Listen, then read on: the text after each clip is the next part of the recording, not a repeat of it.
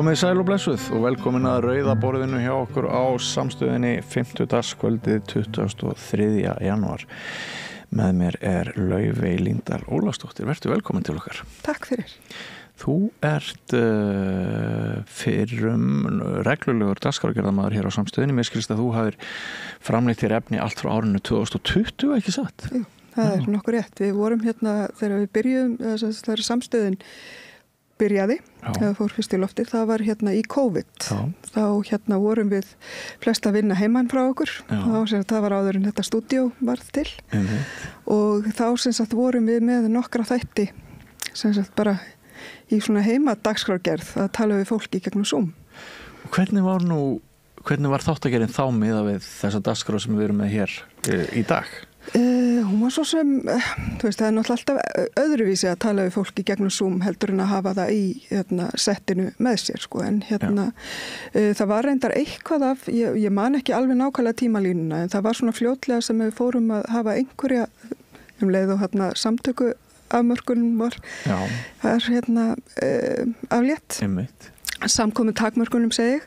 En sem sagt, þannig að það var svona eitthvað, en Gunnar Smári var eitthvað í stúdíóinu með rauðaborðið fljótlega eftir það. En annars vorum við bara eins og ég segi í gegnum Zoom, en þetta var náttúrulega bara dagskrárgerð. Við vorum með viðmælendur náttúrulega bara allan bæ og all land og allan heim. Jafnvel, sko. Ég man og líka við vorum ekki bundin við bara að vera með á íslensku þá, af því að við vorum ekki útvarp á sjónvarpi. Þannig að við vorum, ég tók einhver tíma viðtal við fólk sem var, einn var í Belgíu og annar í New York og þannig að þetta var svona, þetta var fjölbreytt og skemmtilegt. En ég sem sagt var ein af dagskrárgerða fólki að þætti sem heitir Hinn Reykjavík og var borgarstjórnarflokkur sósíalista. Þannig að við Sanna vorum sem sagt saman með þann þá? Já, þannig að við vorum stundur saman og stundur sitt í hverju lagi, þannig að við vorum að dekka alls konar mál sem snúa að borginni og borgarbúum. En í grófum dráttum heyris mér að sko þótt við förum 5 ára aftur í tíman, þá hafi svona verið kjarni stöðvarinn eins og hann birtist í dag, hann hafi kannski verið svipaður, þetta umræðum samfélagsmál, þetta umræðum listir, menningu, alþjóðamál og fleira. Og þú varst flink í því að taka viðtöl á Zoom og þú ætlar einmitt að sýna okkur á þessu ennþá flink að taka Zoom viðtöl í þættinum í kvöld, ekki satt? Jú, ég allavega vona að ég sé ennþá flink, það gekk ágætlega. Ég var að tala við gamla vinkonu mína, Rósu Guðmundsdóttur, sem er núna búsett í LA. Og ég ætlaði reyndar að taka benda á hana sem viðmælanda fyrr, en svo var mér líka falið að tala við hana. Gróður elda fórnalamb. Já, akkurat, býr þarna bara rétt við túnfótinn á þar sem eldarnir voru. Og þannig að hún segir okkur þarna frá svona hvernig ástandið er og var það því að eldarnir eru ekki sloknaðir, það er ennþá að brenna svona hér og þar.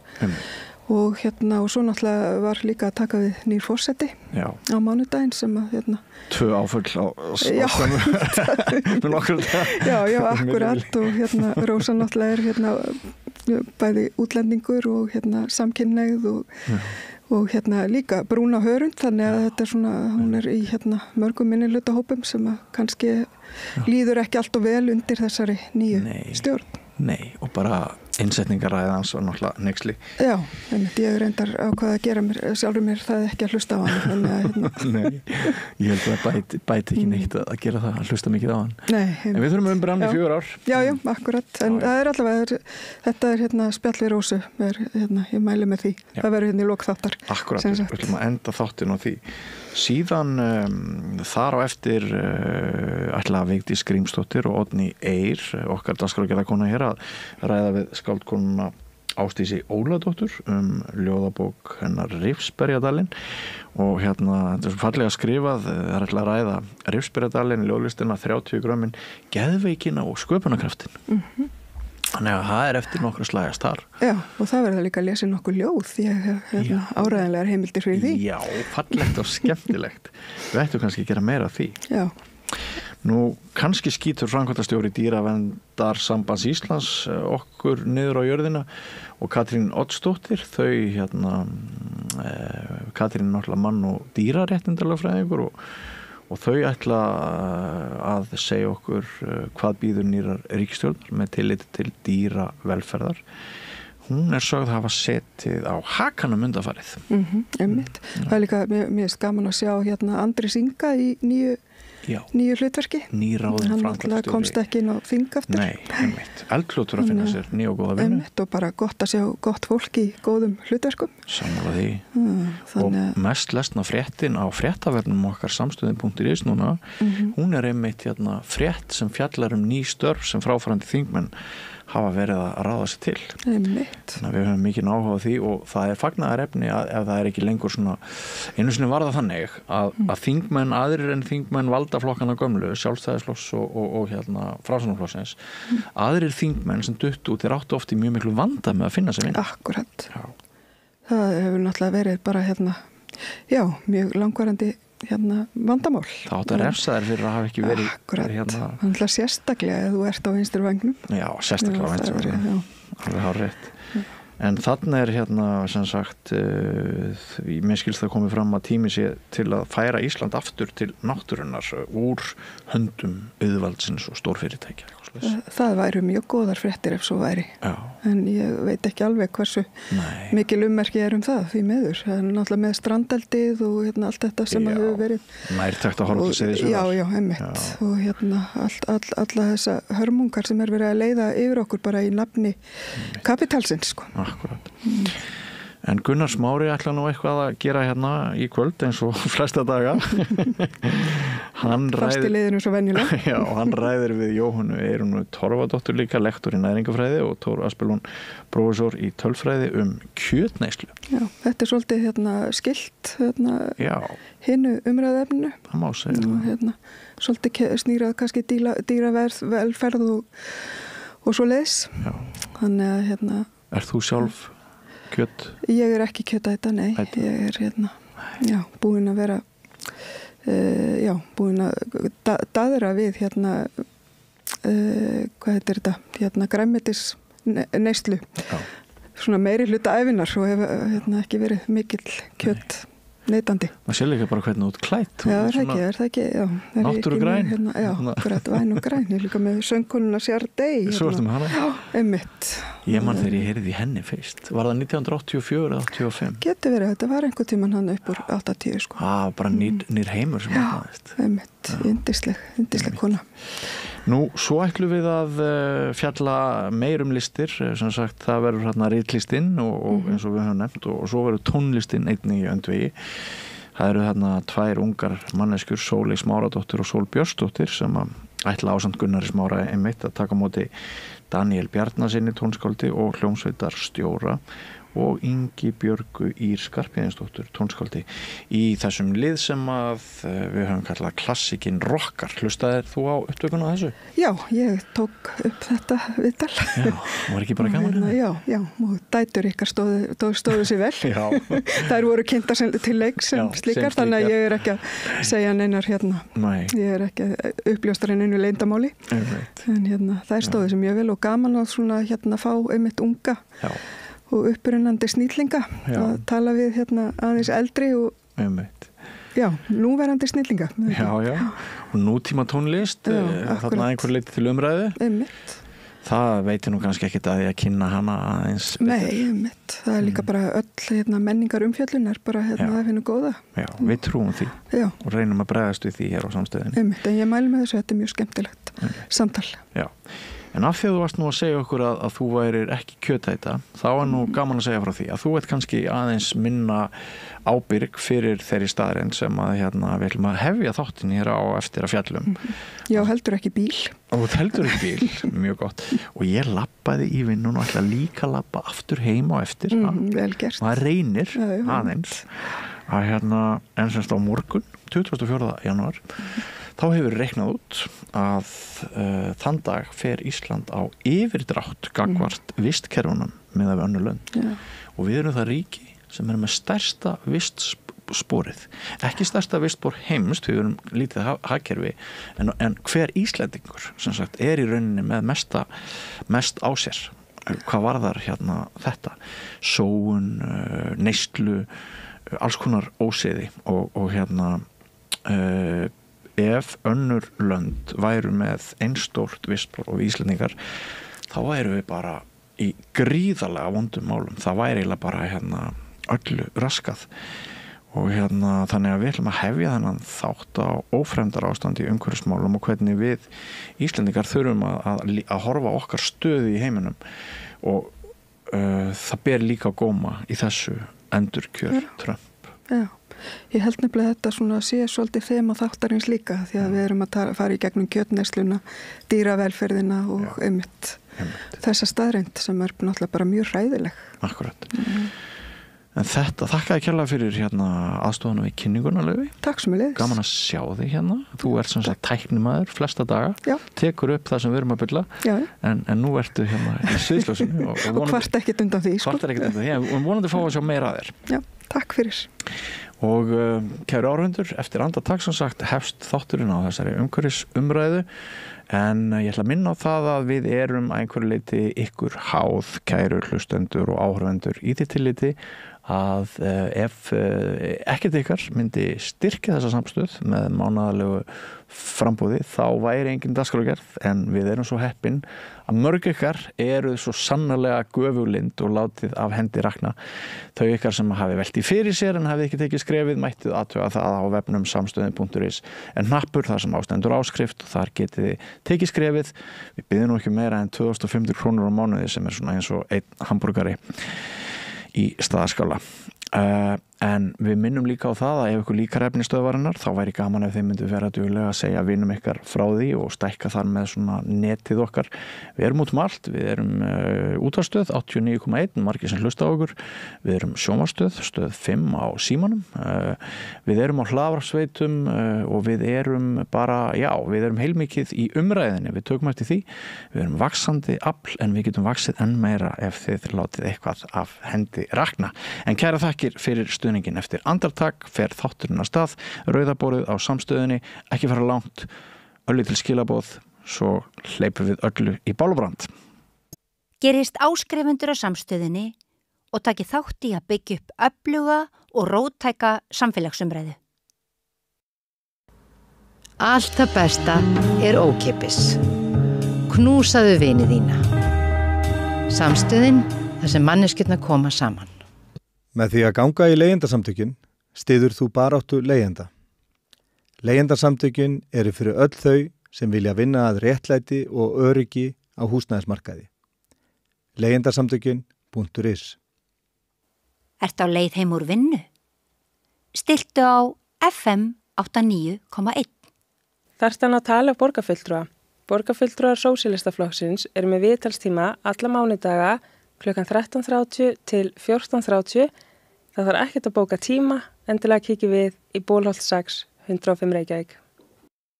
Segðu það á samstöðinni. Samstöðin er í eigu hlustenda, áhorfenda og lesenda. Sláist í hópinn og gerist áskrifendur.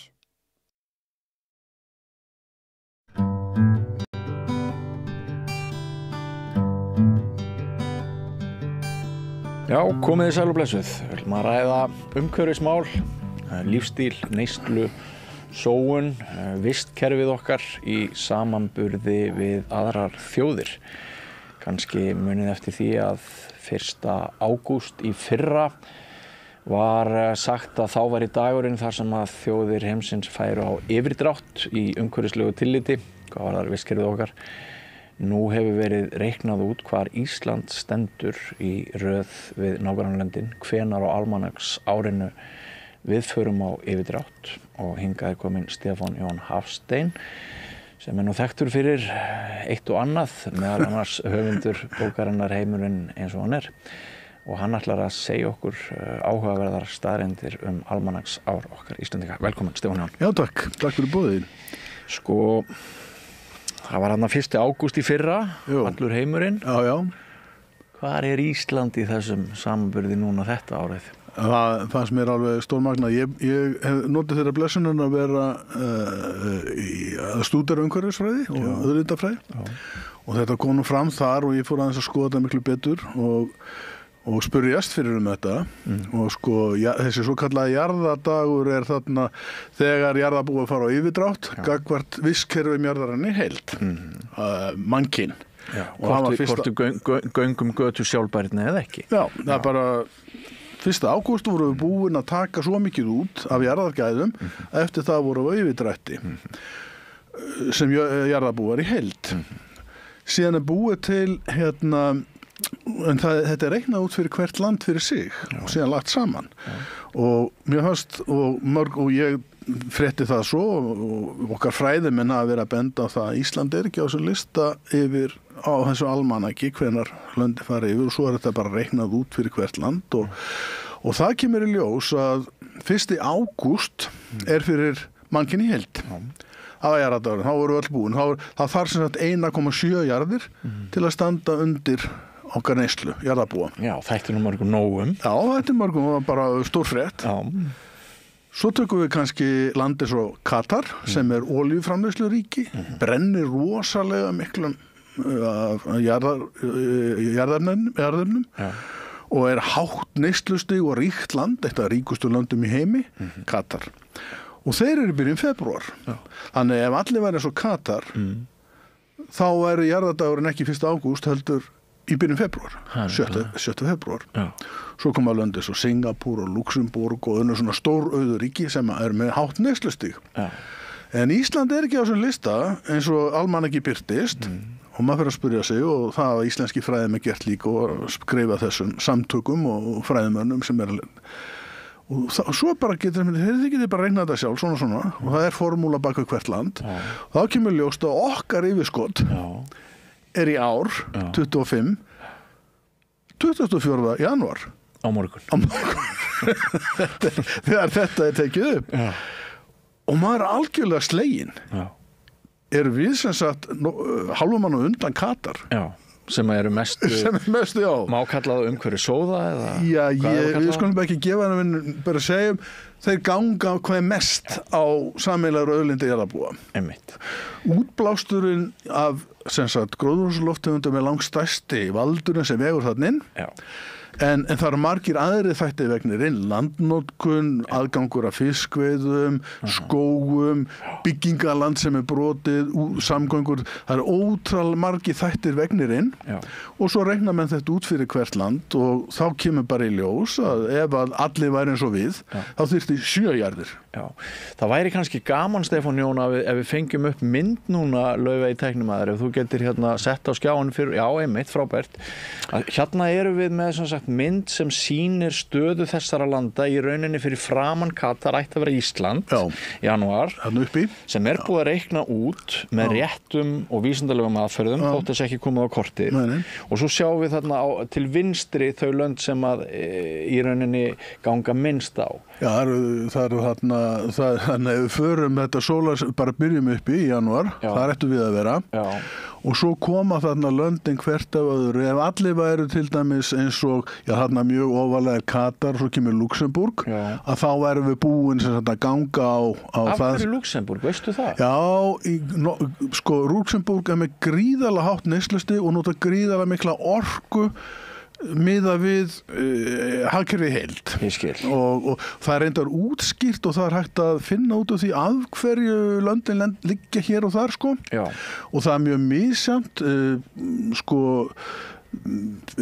gegnum sneitt má segja að við tökum svona bara ríkulöndin þá þyrfti svona 4 jarðir til að standa undir þeim Bandaríkin Kína í mínus og margir aðrir þannig að þetta svona gegnusneitt og það gaman að stúdera þetta ef fólk fer inn á slóðina, ég skal bara lesa hana hér það sést nú hana Global Footprint Network ef fólk fer inn á þetta og þetta gríðarlega áhugaverð og bara skemmtileg heimsókn inn á þessa síðu þetta sem sagt mjög strangvísindalegt og fræðilegt og þetta mér minnir þessi York háskóli sem vistar þetta hjá sér en samtökin Earth Overshoot Day og Global Footprint Network þau standa bak við þetta og hafa gert mjög lengi og þarna sko sjáu auðvitað að þau raðast aftarlega árinu, þau ríki sem hafa minnst milli handa, neyta minnst og annað slíkt og þau ríkur þarna eftir því að neyslustig svo hátt. Útblástu gróðurhúsalofttegunda, matvælaframleiðsla eða matvælaneysla er mjög mikilvægur þáttur í þessu líka og það útskýrt alveg hreint inn á þessu síðu að tekið dæmi af Sviss mann ég hvernig getur Sviss lent á nákvæmlega þessum degi og þeir bara segja frá því og þá getum við skilið hvernig þetta gert og ég leitaði aðstoðar fræðimanns upp í háskóla að því ég treysti aldrei mínum útreikningum og jú, það 24. janúar í ár, það var 20. janúar í fyrra það þýðir ekkert ástandi að batna neitt verulega við bara lendum þarna núna það alltaf verið að svona uppfæra það stendur á einhverjum vöruflutningaskipum getur þessna gert það og þetta svona þetta svona yfirskotið, yfirdráttardagurinn svo annað hugtak sem mjög áhugavert og það sem sagt það í raun og veru neikvæðaliðin, það að segja gagnvart eigin vistkerfum hvert land þetta reiknað út af fyrir sig og þá spyr maður að segja hvernig stendur Ísland gagnvart eigin vistkerfum gætu vistkerfin þetta biocapacity á ensku og getum kallað það burðarþol vistkerfana eitthvað slíkt eins og gengið á og ekki bara það sem við tökum heldur úrgangurinn sem við kostum frá okkur þannig að við búum ekki í hringrásarhagkerfi þannig að við leggjum tvöfalt álag á náttúruna það við tökum og það sem við flegjum og þá væri Ísland mjög neikvætt burðarþol landsins vistkerfa landsins myndi aldrei standa undir lífskjörum á Íslandi við flytjum alveg gríðarlega mikið inn og þá segir mér hvað að því við flytjum út fisk og við flytjum inn nauðsynjar á móti nema að jöfnuðurinn ekki þar og það að því að við útvistum svo mikill til dæmis losun gróðurhúsalofttegunda allt drasli sem við flytjum inn frá Kína það fer ekki á reikningin hér nema það sem gert með sérstökum útreikningum og þegar það tekið inn þá finna menn það út allt raslið ef sem losað og mengað við það að flytja inn það sem við neytum væri tekið inn, þá Ísland mjög neikvætt og við okkar land, okkar vistkerfi gæti aldrei staðið undir þessu og þetta líka áhugavert að skoða og við erum mjög ofalega þarna og það sérstakt að sjá það á þessum lista þeir sem fara langt umfram burðargetu sinna vistkerfa það eru lönd eins og Nauru efsta sæti og það spyr allir hvað það? Það lítið klettaeyja í Kyrrahafinu sem hefur bókstaflega talað enga náttúruauðlindir. Þeir eru búin að klára þeir áttu hauga af gúanúi sem seldu og nú það búið og nú þeir með fanganýlendu fyrir Ástralíu. Þannig að þeir eru efstir á listanum og ég man ekki Kyrrahafseyja önnur kemur nú með 2 svo Færeyjar og Ísland. Færeyjar verri en Ísland. Já, en það bara sáraldið munur sko. Þetta bara sömu skilyrði. Gríðarlega hátt neyslustig og vistkerfin eru þannig að þau rís ekki undir. Men það alveg hægt að ræða svona fram og aftur. Að segja það að Íslendingar með ekki eiga sjónvarpa því get ekki Nei, það ekki verið að tala það. En það sem gerist náttúrulega að eftir því sem að baráttanum gæðjarðar harðnar og það það sem að gerast núna, þá náttúrulega verður ólífvanlegra fyrir þá sem ekki geta stilt neyslustig sitt svona nokkurn veginn til jafns við það sem að burðarþol vistkerfan og við myndum vilja það að við getum lagt fram ýmislegt til heimsbyggðarinn og fengi ýmislegt á móti, það enginn að tala ekki frá sér verslun og annað slíkt. Það bara verið að tala það að við stöndum svona nokkurn veginn í jafnvæginu og það bara ekki hægt að segja það að hagkerfi hér sem mjög hagvaxtardrifið standi undir sér. Það nú það sem maður kemur inn á og ég er alls ekki að reyna að segja sko það vera til einhver Íslandsskömm. Nei. Ég skal segja það. Það eru sérstakar aðstæður og sérstakar sögulegar aðstæður sem leiða til þess að við erum hér og við búum við mikla svokallaða velsæld. Hún velsæld að mörgu leyti en það líka ýmislegt að. Það sem að til dæmis ég velti fyrir mér í þessu sambandi þegar maður skoðar þessa tölur og hvernig þessir útreikningar koma út fyrir okkur og marga aðra. Við gætum gert svo miklu betur að því hér mikil sóun. Og það hægt að nefna mörg dæmi það hvernig við gætum stilt okkar hagkerfi miklu gert að miklu náttúruvænna. Það er alveg og eitt er ofneysla og annað er sóun. Já. Og það er þetta sem er, og þess vegna ráðleggi fólki að fara inn á þessa síðu og skoða þetta hvert fyrir sig. Takið ekkert mín orð trúanleg, veltið þessu bara fyrir ykkur, það er mjög áhugavert að fara inn á þessa síðu. Þannig er til dæmis, þú getur farið inn og aðtóð þinn eigin lífstíl upp í próf. Hvað myndi þurfa margar jarðir ef allir verið eins og ég? Björn Þorláksson, ég Stefán Jóni Búnað, ég get alveg sagt þér að það er cirka 4 til að vera eins og ég. Ég er svona eins og Bandaríkjamenn. En meðal Íslandingur líklega 7, eða meðaltali fyrir Íslandi 7.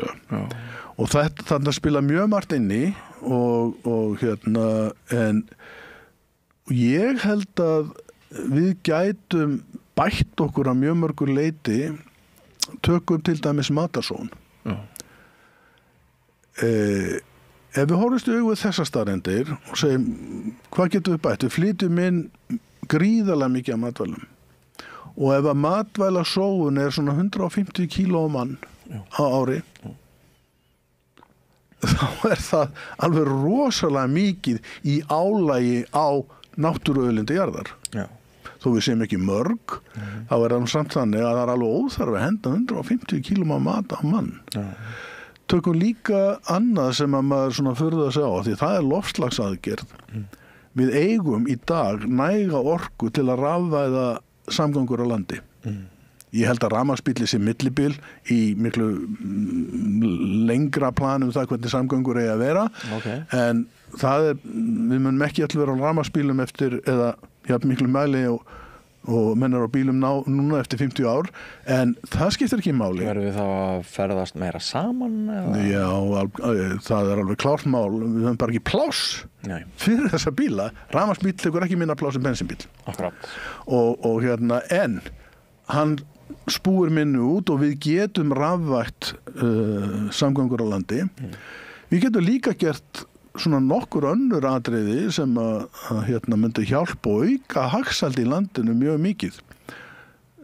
Svo í klári samgöngur á landi, við kaupum olíu og bensín og olíu fyrir samgöngur á landi fyrir cirka 100 milljarða ári. Væri nú ekki gott að geta sleppt þeim reikningi? Jú, það væri mjög fínt. Og dreigðu losun samtímis. Og það er að gera þetta í kvelli. Tökum matarsóunina, fólk veit þetta og jafnvel stórmarkaðarnir vita þetta og þeir aðeins byrjar að gefa börnum skemmta ávexti svo það sé ekki eitthvað svona allt í lagi og lækka verð á því sem er komið á dag, síðasta söludag sem er fínt, en það er svo miklu meira sem þarf að gera. Og við erum til dæmis bara 2 lítil atriði sem að myndi samskipta máli held ég, að því að nú er búið ákvað að hafa gjaldfrjálsar skólamáltíðir á Íslandi. Ef að þær eru skilgreindar út frá næringar og umhverfissjónarmiðum og gegn matarsóun. Það er frábær hugmynd. Þetta er þessi skólamáltíðarbandalagið okkar í Aldin, eldri umhverfisverndarsamtökunum. Við höfum bent á þetta meira sig hér á stöðinni. Líka hvað væri æskilegt að allir skólar á Íslandi, ekki bara 30-40% væru með grænfána landverndar sem er sett umhverfis átak til að valdefla unglinga í því að vera umhverfissinnaður, umhverfisvænni í umgengni bara hvert við annað og heima hjá sér. Það þarf nýjan svona samfélagssáttmála, hvað er á bakvið staðhæfinguna hjá típiskum íslenskum unglingi, það er ekkert til í ísskápnum. Já, það er en það er ekki bara það. Nei, ég veit það. Það er líka hitt sem að lækna að því að það eru læknadagar, þeir að vera að benda að 70% Íslendingar offeitir, 30% barn og unglinga og þetta býr til sjúkdóma. Og þannig að það sem að ég bara segja með þessum dæmum er að ofneyslan er ekki siðferðislegu réttur Íslendinga, þetta háir okkur. Akkurat. Við bara sleppum umhverfisþættinu og segjum, bara það að umgangast náttúruna betur því það við erum umgangast sjálf okkar eigin heilsu betur. Mæltu manna heilastur. En þú nefndir siðferði og ég sá ekki betur en það væri Úrúgvæ sem að rekur lestina þarna á þessu korti og það eru náttúrulega ekki síst þessi fátækari ríki sem sem að hérna verða svo fyrir mestum áhrifum af loftslagsbreytingum og sko réttlætið er ekki neitt. Nei, og þessin nú talað í þessum loftslagsumræðum öllum að það þurfi að vera réttlæti. Eitt þáttur í þessu eitt ekki bara tæknilausn. Nei. Ekki orkuskipti, það þurfi að vera réttlæti. Já. Ég get sagt ég var á Madagaskar í fyrra. Já, ég var hérna að koma frá Máritíus. Máritíus, rétt nágrannað þarna. Eyjunni. Madagaskar, Máritíus ríkt land miðað við Madagaskar og bara hefur náð miklum árangri með túrism og öðru slíku. Madagaskar þannig að það eru 30 milljónir manna, býr helmingurinn við vannæringu og 80% undir fátæktamörkum. Nú það svo hátt, já. Madagaskar það land sem hvað verst leikið vegna loftslagsbreytinga. Það í Indlandshafinu og á við mjög mikla veðrabreytingar, loftslagsbreytingar stríða sem hafa áhrif á næringarástand og efnahag landsins. Það rosalega erfitt fyrir mann sem kemur frá Íslandi, sem að koma sendinefnd frá Íslandi á vegum utanríkisráðuneytisins og segir við Madagaskar, við ætlum ekki að vera með í átakinu gegn loftslagsbreytingum af því að við stofnum hitaveitu fyrir 70 árum. Og við erum svo umhverfisvæn af því að við notum endurnýjanlega orku. Þannig að við erum bara stikkfrí. Og allir því að horfast í augu þetta fólk og segja já, það bara ykkar mál. Þið takið bara á þessu eins og þið viljið, en við ætlum ekki að vera með. Fara svo yfir í Kyrrahafið og hitta fólk sem ríki eins og Palau, Vanuatu, Tuvalu og fleiri. Þetta smá ríki sem fæstir vita hver og ég búin að þurfa að fletta þessu upp. Og þarna eru menn þegar byrjaðir að flytja þorp vegna hækkandi sjávarstöðu og þessi í Kyrrahafsríkin, Eyjaríkin, þau hafa sögulega losun á heimsvísu 0,0004%. Það þeirra framlag til að taka af loftslagskvótanum. Afrika í heild, þar með Madagaskar, með 4% af losun, sögulegri losun af gróðurhúsaloftegundum fyrir 20% íbúafjölda jarðar.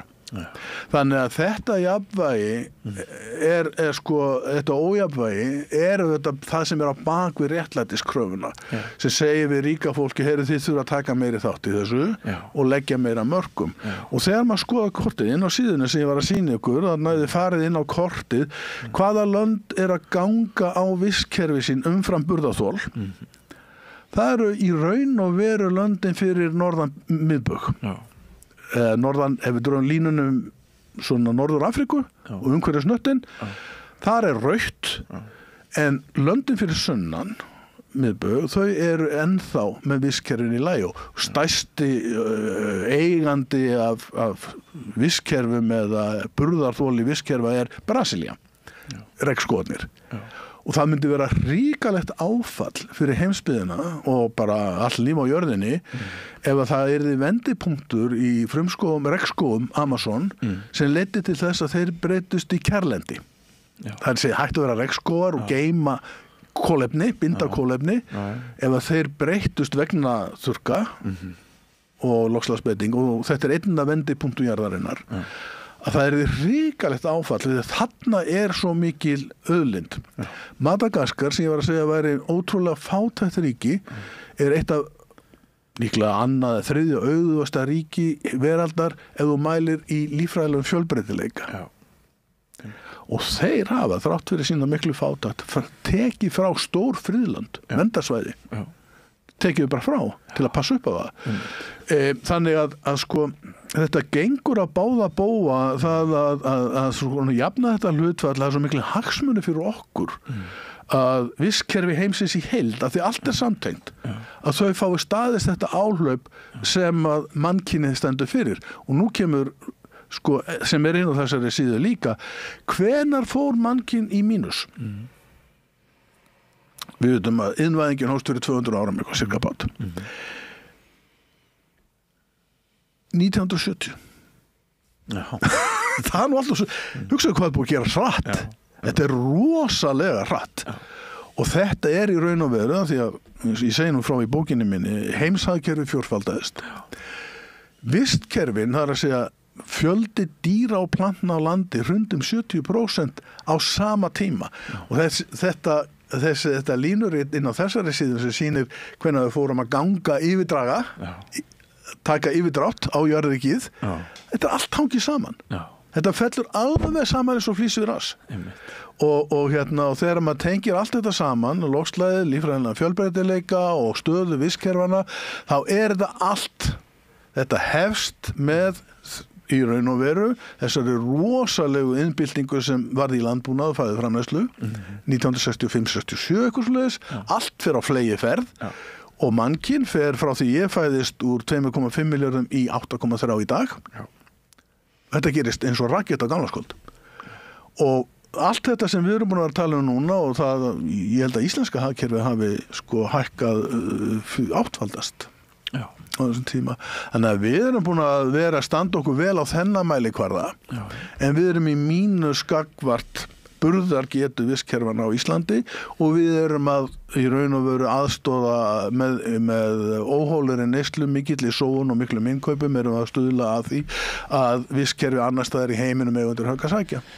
Ég man þá tíð, þótt ég sé yngri en þú, sennilega því að ég elst upp á, frumstæðari slóðum. Ég man þá tíð bara þegar ég er barn í Mývatnssveitinni að öll matvælaframleiðslan á sér stað innan heimilisins og það er ekkert keypt. Það er nýkomin búð en það er tregða að skipta við þessa búð. Og ég hef stundum velti fyrir mér hvort það hafi verið til umhverfisvænni maður en faðir minn sem var gjörsamlega sjálfbær með allt. Hann er líklega keypt olíu á traktori. Jú, reyndar við þurftum að kaupa olíu, það er alveg rétt en svona, maður ríkir aðeins þegar maður segir sjálfbær með allt. Annað sem ég velti fyrir mér það er því þú ert nú svo mikill veiðimaður. Það er þetta með maðkaveituna. Þessi snilld að við förum út á vatn og við veiðum silung. Við borðum silunginn en slógið úr silungnum er grafið í jörð. Það úldnar svo þetta sló og þegar kemur vetur þá förum við með stunguspaða og við tökum nokkra torfur á þessum slóðum, förum með torfið inn í hús niður í kjallara þar sem var svona öðruvísi gólf og það var svona ekki kjallara eins og þú myndir hafa í venjulegu einbýlishúsi í Garðabænum í dag kannski.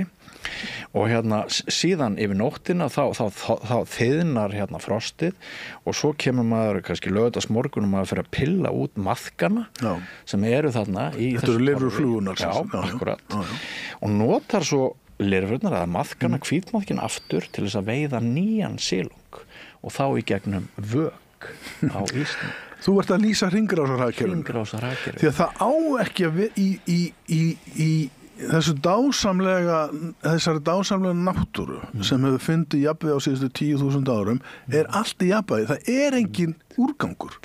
Það er allt nýtt. Og þetta er í rauninni þetta er svo fallegt. Já. Sumir segja þetta er ógeðslegt, þetta er viðbjóður en það er líka svo ofboðslega hrein fegurð í þessari hringrás. Nákvæmlega og það er þetta sem við viljum stefna að og verður nú seint held ég en það er að öll jörðin sé hringrásarhagkerfi og allt nýtt og engin úrgangur og þess vegna er náttúrulega mjög gott að við erum þá mist okkur til farin að vinna úrgang flokka og gera þetta betur en við gerðum. Jafnvel vinna, menn eru farin að tala um að nýta varma frá atvinnustarfsemi, endurnýtan, við verðum að gera á Akureyri núna og víðar og það sem er líka jarðgerð er komið núna og þess vegna á ekki að vera að bölva þessar flokkun og vesen eins og við köllum það, því að þetta er eina vitið. Við þurfum þetta að minnka úrgang og maður nú búin að sjá og heyra viðtölu fólk sem vinnur við flokkun hjá góða hirðinum. Það er yfirþyrmandi álag af hlutum og fötum sem fólk er að henda. Ef þú tekur textíl sem Íslendingar flytja inn og henda, það er yfirgengilegt og það þarf að flytja mikið af þessu út aftur til að endurvinna Þýskalandi, einhvers staðar víðar. Hugsaði hvað þetta kostar okkur mikið en það er vegna þess að ef maður kaupir hjá Boost sem einhverja netverslun peysu sem maður svo ekkert ánægður með og hendin í Rauðakrossin og þeir geta ekki nýtt og þurfa að flytja hvað komin flutningskostnað til Íslands, flutningskostnað til Þýskalands, endurvinnsla eða brunið eitthvað slíkt. Þetta orðið yfirgengilega dýrt og það nú þetta sem ég að frekar að tala fyrir núna þegar við skoðum svona tölur eins og álag Íslands á vistkerfin að við getum alveg það svo auðvelt fyrir okkur að breyta til betri vegar. Og það hálfgerður aumingjaskapur núna þegar stórt hagræði átak en að ríkiskeina við höfum miklu meira inni í að hagræða þjóðfélaginu til betri vegar og til meiri velseldar, hagsældar og heilsubetra lífs og allt. Þannig að benda á þessar tölur bara segja okkur það að fræðasögurnar af Íslandi að við séum svo óbúslega umhverfisvæn og góð eru því miður rangar. Já. Við kunnum að búa yfir mikill í grænni orku en í hvað erum við að nota hana? Endurnýjanleg orka heitir það. Já. Því að græn orka við erum ekki með mikið af henni. Nei, endurnýjanleg orka, já. Og það ég með búin, maður lærir alltaf eitthvað að tala þessa spekinga. Já. En ein spurning að lokum, Stefán, við erum nú að þurfum að fara að ljúka þessu áhugavera spjalli.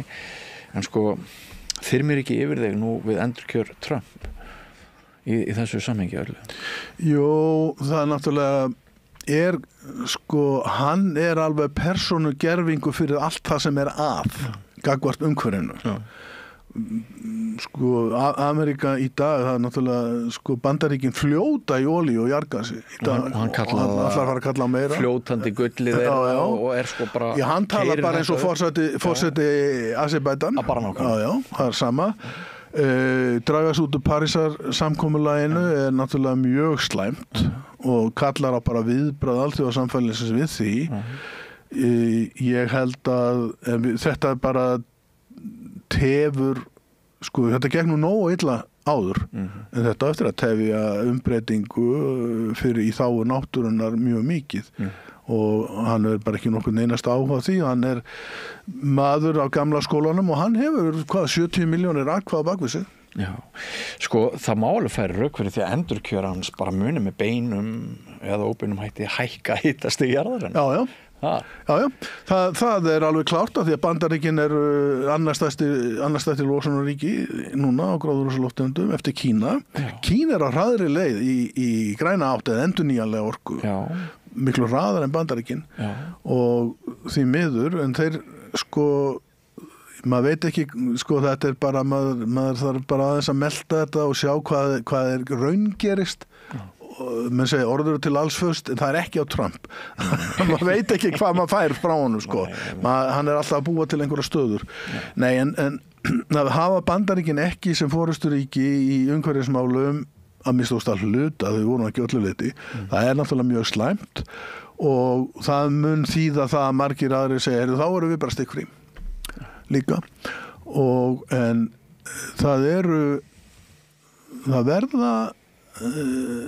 það verða sjálfsagt miklir umbreytingatímar, ég ekkert vissum að það sem að gerast í heiminum í dag síðasta ár var að heitasta sem hefur mælst. Það nú komið, það algjörlega staðfest. Liggur fyrir. Sjórinn aldrei heitari, hér við Ísland aldrei heitari, aldrei súrari og það kom þessi viðvörun frá 40 heimsmeisturum í loftslagsfræðum til Norðurlandaráðs og Norrænu ráðherranefndarinnar í fyrra. Það gæti orðið vendipunktur í straumakerfinu sinna við Ísland ef að þessi hlýnun heldur áfram og þá verður Ísland ég segi ekki óbyggilegt en það verður ansi hart í ári hérna og það eru vísbendingar það að fiskistofnarnir okkar séu að láta undan sig út af þessu en það algjörlega klárt, það augljóst að sjófuglarnir að hrynja. Það hrun í sjófuglastofnum á Íslandi. Og það sem við ættum að gera núna að spýta fé í rannsóknir alveg út og suður. Hvað var það alltaf fiskistofnana, lífæðina, hvaða breytingar umhverfisáhrifin að hafa á okkar? Ég held að það sé alveg viðurkennt að Hafrannsóknastofnun hefur verið allt of mikið stilt inn á stofnstærðarrannsóknir í þágu fiskveiða en ekki hafrannsóknir. Erum ekki bara undir handar í aðri útgerðar? Pólitíkin ákveður þetta. Jú. Og menn hafa bara lítið á hafið og þetta svolítið svona okkar, það efni annan þátt, hafið. hafið er matarkistan okkar. Hafið er því miður samsett úr mörgum mjög flóknum vistkerfum og sú nálgun hefur ekki fengið að vera ráðandi á Íslandi að því við erum alltaf að sækja gull í greipar hafsins og hugsaum ekkert hafið öðruvísi. Og þetta er grundvallar miskilningur sem er í raun og veru lýsing á okkar viðhorfi til móður náttúru í heild. Já, ég af því að bara svona rétt í lokin það var svo hressandi fyrir mig að fylgjast með fiskveiðunum á Máritíus hjá þessu Afríkufólki þarna í Indlandshafinu. Þeir voru með litla báta, engar árar, eitt prik sem þeir notuðu til þess að stjaka þetta var grunnsæfi og það hefði verið nóg að það hefði verið 2 borð en þeir fóru 6 eða 8 af því að þeim var svo gaman og þeir spjölluðu svo mikið og kveðjurnar þeirra að morgunni áður þeir eru út, þær voru svo fallegar það var alveg tekna 20-30 mínútur bara í fallegar kveðjur og spurningar bara hvernig nóttin hafði verið og hvernig þeir hafði vaknað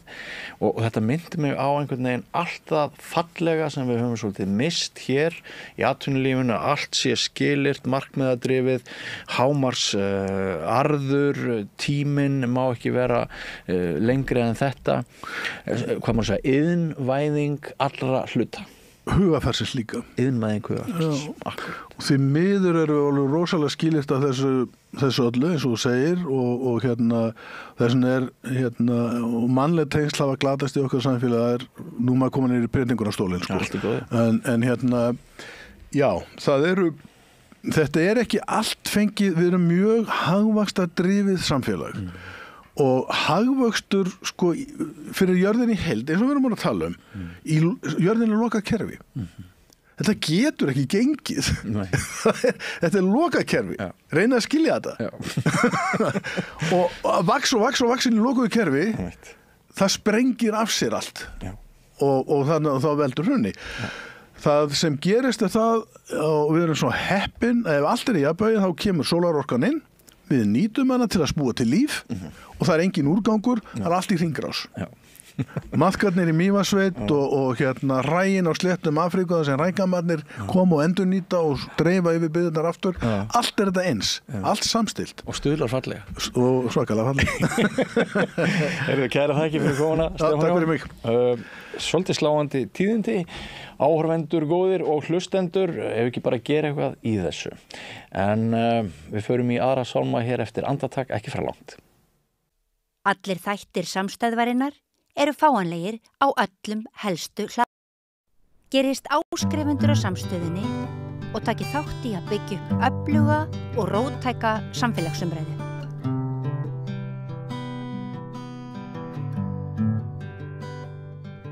Já, hérna er nú að komið að dagskrárið, mér minnir að við kallum þetta klassíkin rockar, sem aðstæðan nafn en alltaf.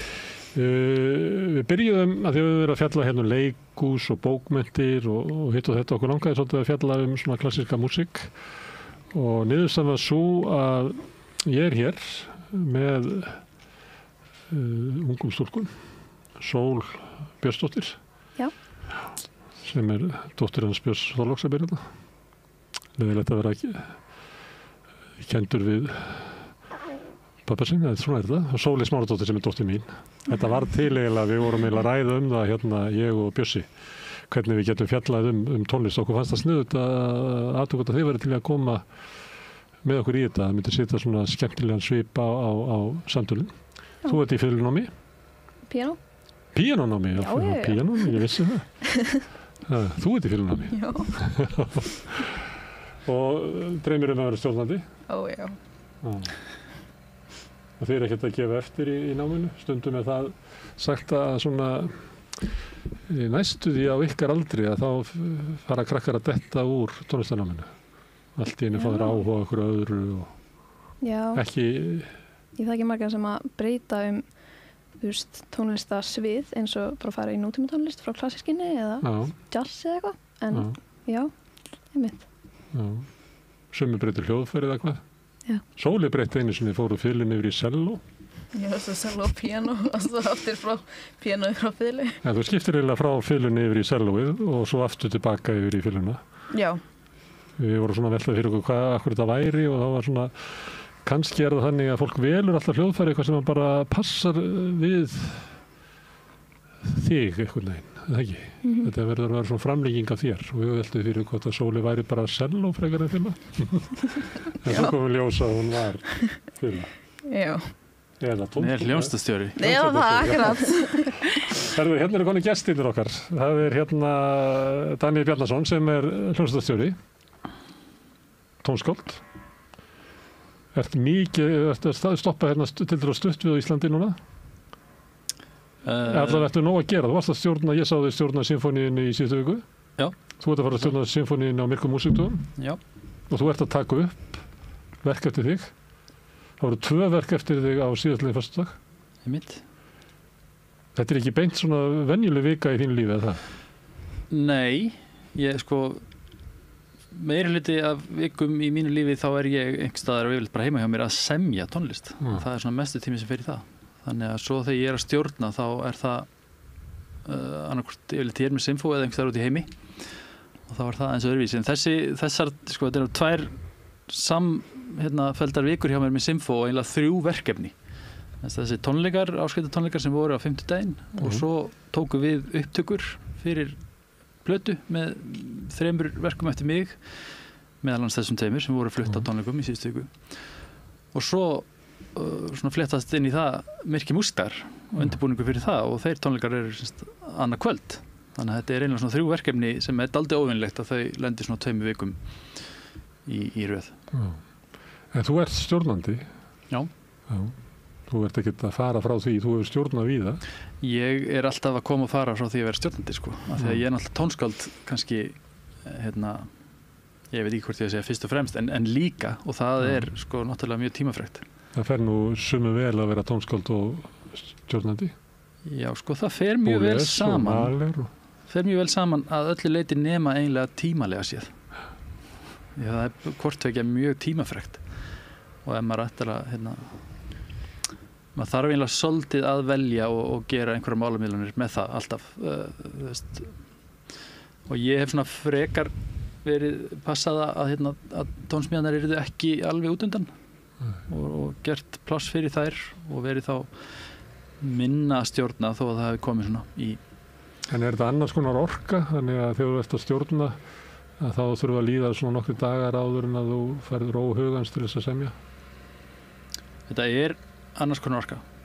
Að semja, eins og Ingibjörg veit, er svona frekar introvert verkefni og maður er í svona þannig orku mikið inn í sínum eigin haus bara eins og maður er alltaf þegar maður er að skrifa og rithöfundur og aðrir þekkja þetta sem er að skapa en þegar þú stendur fyrir hann hljómsveit og ert búin að undirbúa það þá er það rosalega extrovert starf. Þú getur ekkert verið mjög þó þú sért introvert í eðliðinni þá þarftu að vera með ákveðin presence í því að stjórna og það er... Og fá fólk til þess að fara að þína leið. Er enginn svona stjórnandi sem er búið til svona stjórnunarnámskeið að flytja eitthvað því sem maður lærir á pallinum? Já. Hvernig það geti nýst deildarstjóra í sjó og hvernig hann á að stýra sínum hóp? Jú, þetta er bara rosalega mikið það sama held ég Þú ert náttúrulega þó þetta snúist fyrst og fremst tónlist þá er þetta margir þættir sem starf hljómsveitarstjóri kemur inn á og það er ekki síst mannleg samskipti og að lesa aðstæður, að lesa bara tilfinningar og svona stemningu í hóp og líka bara að eiga við einstaklinga og reyna að laða það besta út úr fólki. Og menn hafa notað ólíkar aðferðir við það, sumir eru þessu harðstjórar? Já, það er eiginlega ekki lengur hægt held ég Það er ekki þolmaði fyrir því. Í þessu frekar en á öðrum sviðum. En það er auðvitað aðeins misjandi eftir löndum og eftir svæðum og kannski heimsálfum.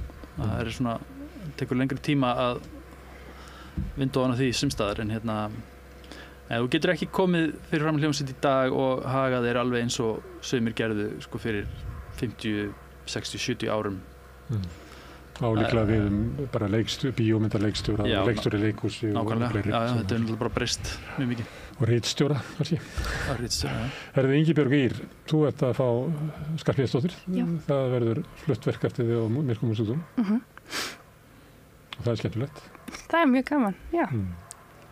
Viltu segja okkur frá verkinu? Já, ég með 3 verk en þú ert vantilega að tala hérna Sinfó. Já, það verki Balaena sem að ég samdi fyrir Kammersveit Reykjavíkur upphálega og það var flutt á Myrkumúsíkdögum 2023 og svo var ég beðin að stækka það fyrir sinfóníuljónsveit fyrir hátíðina núna. Já, ekki mikið meir það að segja held ég. Þetta sem sagt, Balaena hvalur á latínu og ég fékk ég sett mig í samband við sjávarlíffræðing sem heitir Edda Elisabeth Magnúsdóttir við HÍ og hún sendi mér alveg 2 tíma á upptökum frá alls konar hvölum, búrhvölum, steypireyðar og ég ákvaði nota bara hnúbaka í skipti og hlustaði á þetta allt og nóteraði þetta niður eins og ég gat og svo eru sem hljóðfærin að spila bara það og hermitónlist. Já. Fyrst ætlaði ég að gera tónverk fyrir kammersveitina þar sem ég ætlaði að hafa einhverja rafhljóðmynd með upptökum af hvölum og ég var að segja einhverjum frá þessu og þeir segi, hvað það eru allir búin að gera þetta? Ekki þú gera þetta líka og ég já, ok. Og svo fyrir ég að hugsa, en það enginn búin að láta hljóðfærin gera þetta. Mér finnst það áhugavert. Þannig að, já, það það sem að En ef ég fer inn á YouTube og googla hvalaljóð þá þetta svona Já. Svona sound sem svolítið búið að vera í tónlistinni svona. Já. Nútíma tónlistinni. Veit ekki alveg það sem svona hljómsveitin eiginlega andandi svona. Já, algjörlega. Veit ekki alveg sem að það fer inn á YouTube og googla hvalaljóð hvort það fáir alvöru hvalaljóð eða hvort þetta sé eitthvað. En það svolítið merkilegt af því það vísindamenn eru búin að kortleggja þetta og þeir eru, og ég held að ég sé ekki að bulla, að þeir eru, það eru lög og ég held að einhvers staðar hafi verið talað hittara, lög sem að þeir, og það eru erindi og vilja og eitthvað svona. Kannski það bara keyptur í mjólk og leiðinni heim, eitthvað svona svoleiðis praktík, ég veit það ekki. Getur verið. En þetta aðalega, það aðalega karldýrin sem að syngja og þá í einhverjum svona magaleit, eitthvað svoleiðis. Þannig að, já. Og það eitthvað við hvalaljóðin sem að það svona mystík í þessu og okkur finnst, mannfólkinu. Oft þetta svona æðri hljóð, eða það ekki? Þetta náttúrulega rosalega fallegar og þokkafullar verur og kannski hafa orðið svona tákn fyrir einhverja svona, þeir eru, einmitt stórir og eru þeir ekki orðnir einhverju tákmynd fyrir svona visku og fegurð og ég veit ekki. Geti spilað inn í. Göfugar skepnur. Já, einmitt. Kannski líka á þetta stærðinni eins og á við tré. Okkur finnst það, svona gamalt tré sem að hleypir vindinum í gegnum sig en stendur óhaggað. Það eitthvað svona kyrrð. Finnst ykkur þetta spennandi, Stálfur? Já. Sinfóníuhljómsveitin að spila og þykjast vera hvalur? Já, ég mjög forvitin að vita hvernig ferlið þegar þeir eru að semja svona tónlist. Byrjar þetta með bara einni hugmynd eins og einhverjum sérstökum dýrum sem að þróa síðan í eitthvað meira, eins og bara heilt verk eða hvað? Já, það fyndið þegar ég er að reyna að segja hvað ég er að hugsa, sérstaklega þegar það svolítið liðið frá því ég samið eitthvað þá ég löngu búin að gleyma því hvað ég var að hugsa. En yfirleitt þetta bara einhver svona hugmynd og kannski heyri ég eitthvað í einhverju tónlist eða lesi eitthvað í bók og þá fæ ég einhverja hugmynd að einhverju stemmingu eða einhverju og eldi það svolítið og svo þróast það út í eitthvað annað og svo kannski hleður það án og sig og... Er þetta í fyrst skipt sem þú gerir svona verk sem að fer svona mikið í að herma eftir einhvers konar hljóðheimi eða þannig, eða? Ég held það, já.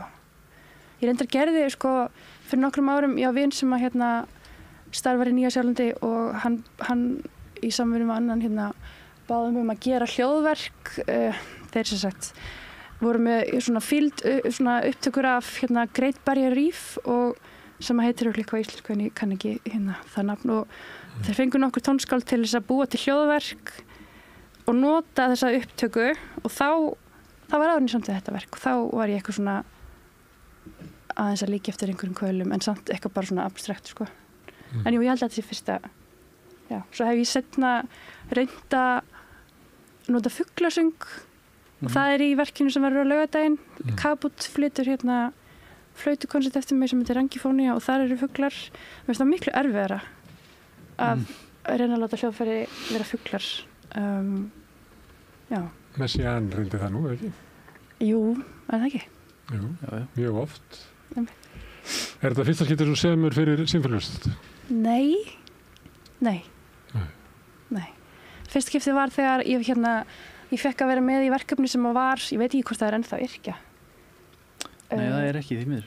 Það var rosalega sniðugt og frábært fyrir mig. Það var svona samvinnuverkefni tónverkamiðstöðar sem var þá og Sinfóníuhljómsveitar Íslands og það var svona vinnustofa og ég fekk og þetta var svona, það var mjög svona vernda umhverfi. Við fengum ég og Anna tónskáld fengum að vinna sem sagt, fengum alveg ár og til þess að vinna og svo, við fengum að vita þetta einhvern tímann snemma á árinu og svo í ágúst þá gátum við hitt hljómsveitina og kynnt hugmyndir okkar fyrir henni og þeim og svo leið hálft ár og svo var verkið okkar flutt á Myrkum músíkdögum og ég held að það hefði verið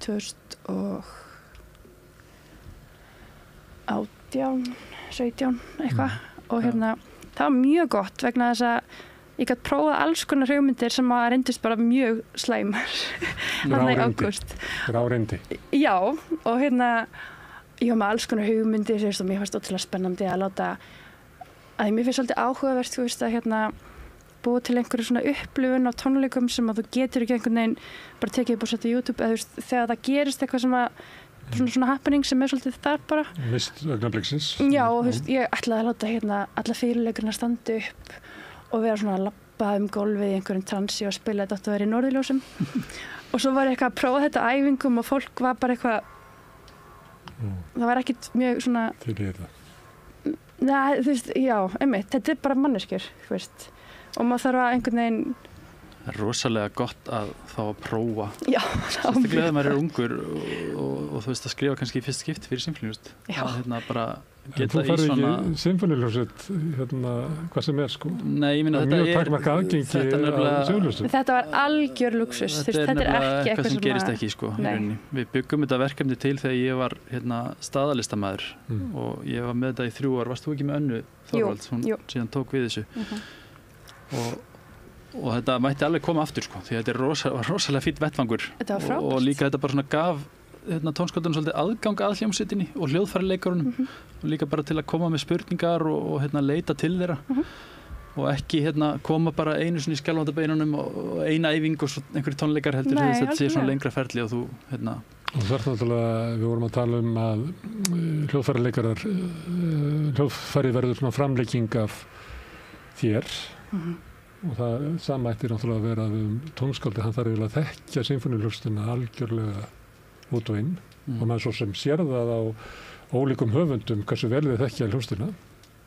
Já, Mahler er góður í því að spila hljómsveitina, Sjostakovits og svo eru aðrir sem eru kannski ekkert eins afburða góður í því.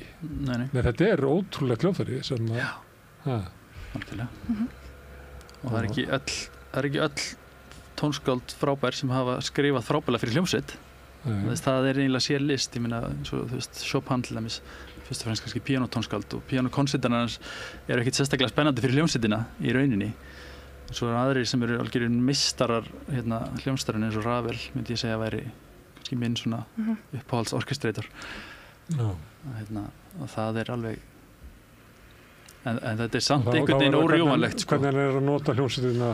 Já, bara hvernig hann skrifa fyrir hljómsveitina. Það er líka svo gaman með Ravel að það er svo mikið að því sem hann gerði var sko píanótónlist sem hann síðan skrifaði fyrir hljómsveit. Þannig að það er maður sér sko já, þar tók hann Mussorgsky og svo líka bara Lavals til dæmis og þannig að það er svona þessi tenging milli hvernig hann vann þetta hjá píanónu og svo hvernig hann umbreytir því yfir í sko útsettur fyrir hljómsveit. Og það er ekki alltaf sem að maður sér það svona skýrt hjá öllum tónskáldum. Hvað gerist í þessari umbreytingu? Já. Sólveig, þú hefur verið á stjórnendanámskeiðum og þá ferðu Sinfóníuhljómsveit Íslands til að stjórna? Já. Þannig að þú skilur hvað það hlýtur að vera stórt raunverulega fyrir tónskáld að fá Sinfóníuhljómsveit til þess að pröfukeyra hugmyndir sínar. Já. Já. Skiptir örugglega mestu máli. Þó ég veðja, sko, ég hef samið 1 verk og ég hefði viljað að ég samdi þetta ekki fyrir heila symfóníu, en það skiptir mér rosalega miklu máli að fá alveg nokkrar æfingar og fá að heyra, sko, verkið spila ekki bara einhverja eina eins og þú sagðir, sko, að pröfa að heyra og hljóðfæraleikara.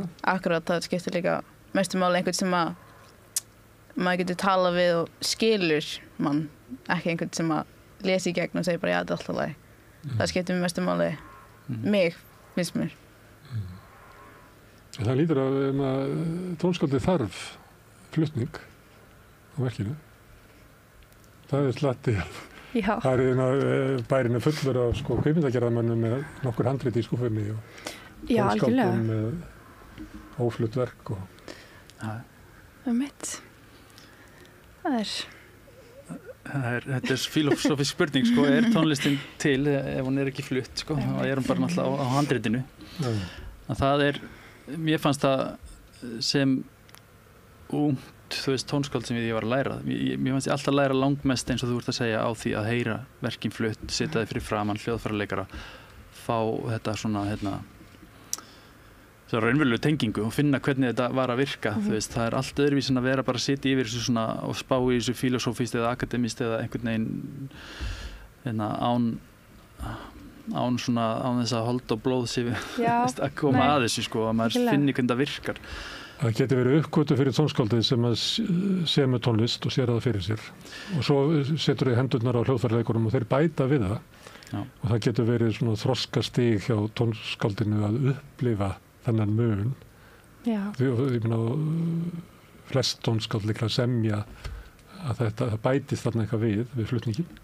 En svo náttúrulega getur maður séð fyrir sér tónskáld sem að vilja fyrirleikarnir standa upp og snúi sér í hring, spili alltaf sömu nótuna og hljóðfæraleikarin hugsar, veist hvað, ég er búin að vera 35 ár að ná færna á þetta hljóðfæri og tónskáldið lætur mig spila sömu nótuna 18 sinnum hérna í röð og svo ekki með. Þetta er eiginlega bara ekki bólegt. Þetta þú þarft þá bara að vera með mjög sterka sýn og hugmynd sem þú getur fengið hljóðfæraleikara með þér í lið að gera alls konar hluti ef að þeir bara treysta þér og skynja að þú sért einhvern veginn búin að hugsa þetta og þú sért að meina þetta sé eitthvað sem skiptir máli og þetta sé ekki bara eitthvað bull eða sért ekki að hafa það á einhverju fíbli eða eitthvað svona, það gera lítið úr þeim að þetta sé eitthvað sem þú trúir á og þá kemst það sér langt held ég þannig að það er þessi svona bara virðing líka gagnkvæma virðing sem verður að vera á milli og þess vegna er líka svo mikilvægt fyrir tónskáld að vera alltaf í kontakt við lifandi hljóðfæraleikara og fá verkin flutt og vera í þannig díalóg því að verkið er eitt þegar þú skrifar það og hugsar það og þú sér það einhvern fyrir þér þegar komið í hendurnar á einhverjum öðrum þetta er nákvæmlega eins og bara leikrit í rauninni þú leggur það í hendur á leikstjóra og leikurum og gerist eitthvað og það er þetta líka Stundum gerir þetta ekkert og þá hugsaður maður svona hann spilaði bara nótunar en músíkin kom ekki Nei, en ef þú ert tónskáld þá viltu að eitthvað gerist held ég eða það er kannski sumir vilja helst að þetta sé bara en þá ertu í rauninni að missa af þessu samtali Já, það var líka mjög svona mikil uppgötun fyrir mér, þetta hljómar eins og þetta sé bara eins og ég hef átt að vita þetta en þegar ég fattaði að það er ekki sama hver spilar það sem þú skrifar, ég skrifaði verk fyrir vinkona mína sem hún spilaði, það var bara einleiksstykki fyrir flautu og ég skrifaði fyrir hana og hún flutti það og svo var annar flautuleikari sem tók það og þá var það bara allt annað það var bara eins og algjörlega nýtt stykki og þetta komið svo mikið óvart og mér fannst þetta mjög svona áhugavert að upplifa Sól, heldur þú að þú getur spilað eitthvað verk eins og einhver annar? Hvað minnur með því bara að þú spilar það og bara eldir einhverja túlkun einhvers annars á nærðinni eða kemstu bara aldrei hjá því að spila þetta bara eins og það er alltaf Sól sem er að spila þetta Já, góð spurning ég held að mér finnst mjög gaman að gera verkið á svona mínu og gera eitthvað nýtt úr því þannig ég held að Sól sé bara alltaf að spila komist alltaf í þú sittur uppi með hana Já Er það þannig að það sé hægt að endurtaka maður getur náttúrulega alltaf stælað aðra, sko, en það er spurning hvort maður vilja endilega gera það. Það deyr eitthvað sálinn í því, eða ekki? Ég meina, þú veist, það sem ég er að gera, það er örugglega eitthvað sem ég veist einhvers staðar annar staðar og svo gerist það í mér og gerjast það í mér og verður það einhverju, þú veist, maður er alltaf svolítið svona, eða maður er aldrei að finna pjólebeint þó maður sé að gera eitthvað sem hafi ekki verið gert, ég veit ekki. Nei, ég held að þetta sé rétt hjá Sól, sko, maður situr alltaf upp með sjálf þó maður sé í raun að reyna kanalera einhverjum öðrum eða taka inn áhrif og herma eftir, þá þú getur aldrei algjörlega hermt eftir.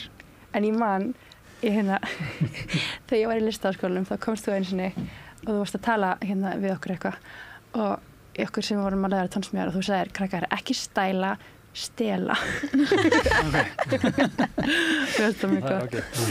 Sko, já, þú veist, ég veit ekki. En þá held ég meina, sko, þú veist, taktu það sem að þú elskar og internalisera það. Algjörlega. Gerðu það þínu eigin. Ekki bara herma eftir því að vita, þú veist, hvað, að því að það er einhvern veginn áferðarfallegt. Þetta er reynda að taka það inn, alveg. Það er að vera góður í því að stela. Þetta er nú einhver sem að segja þetta eitthvað staðar.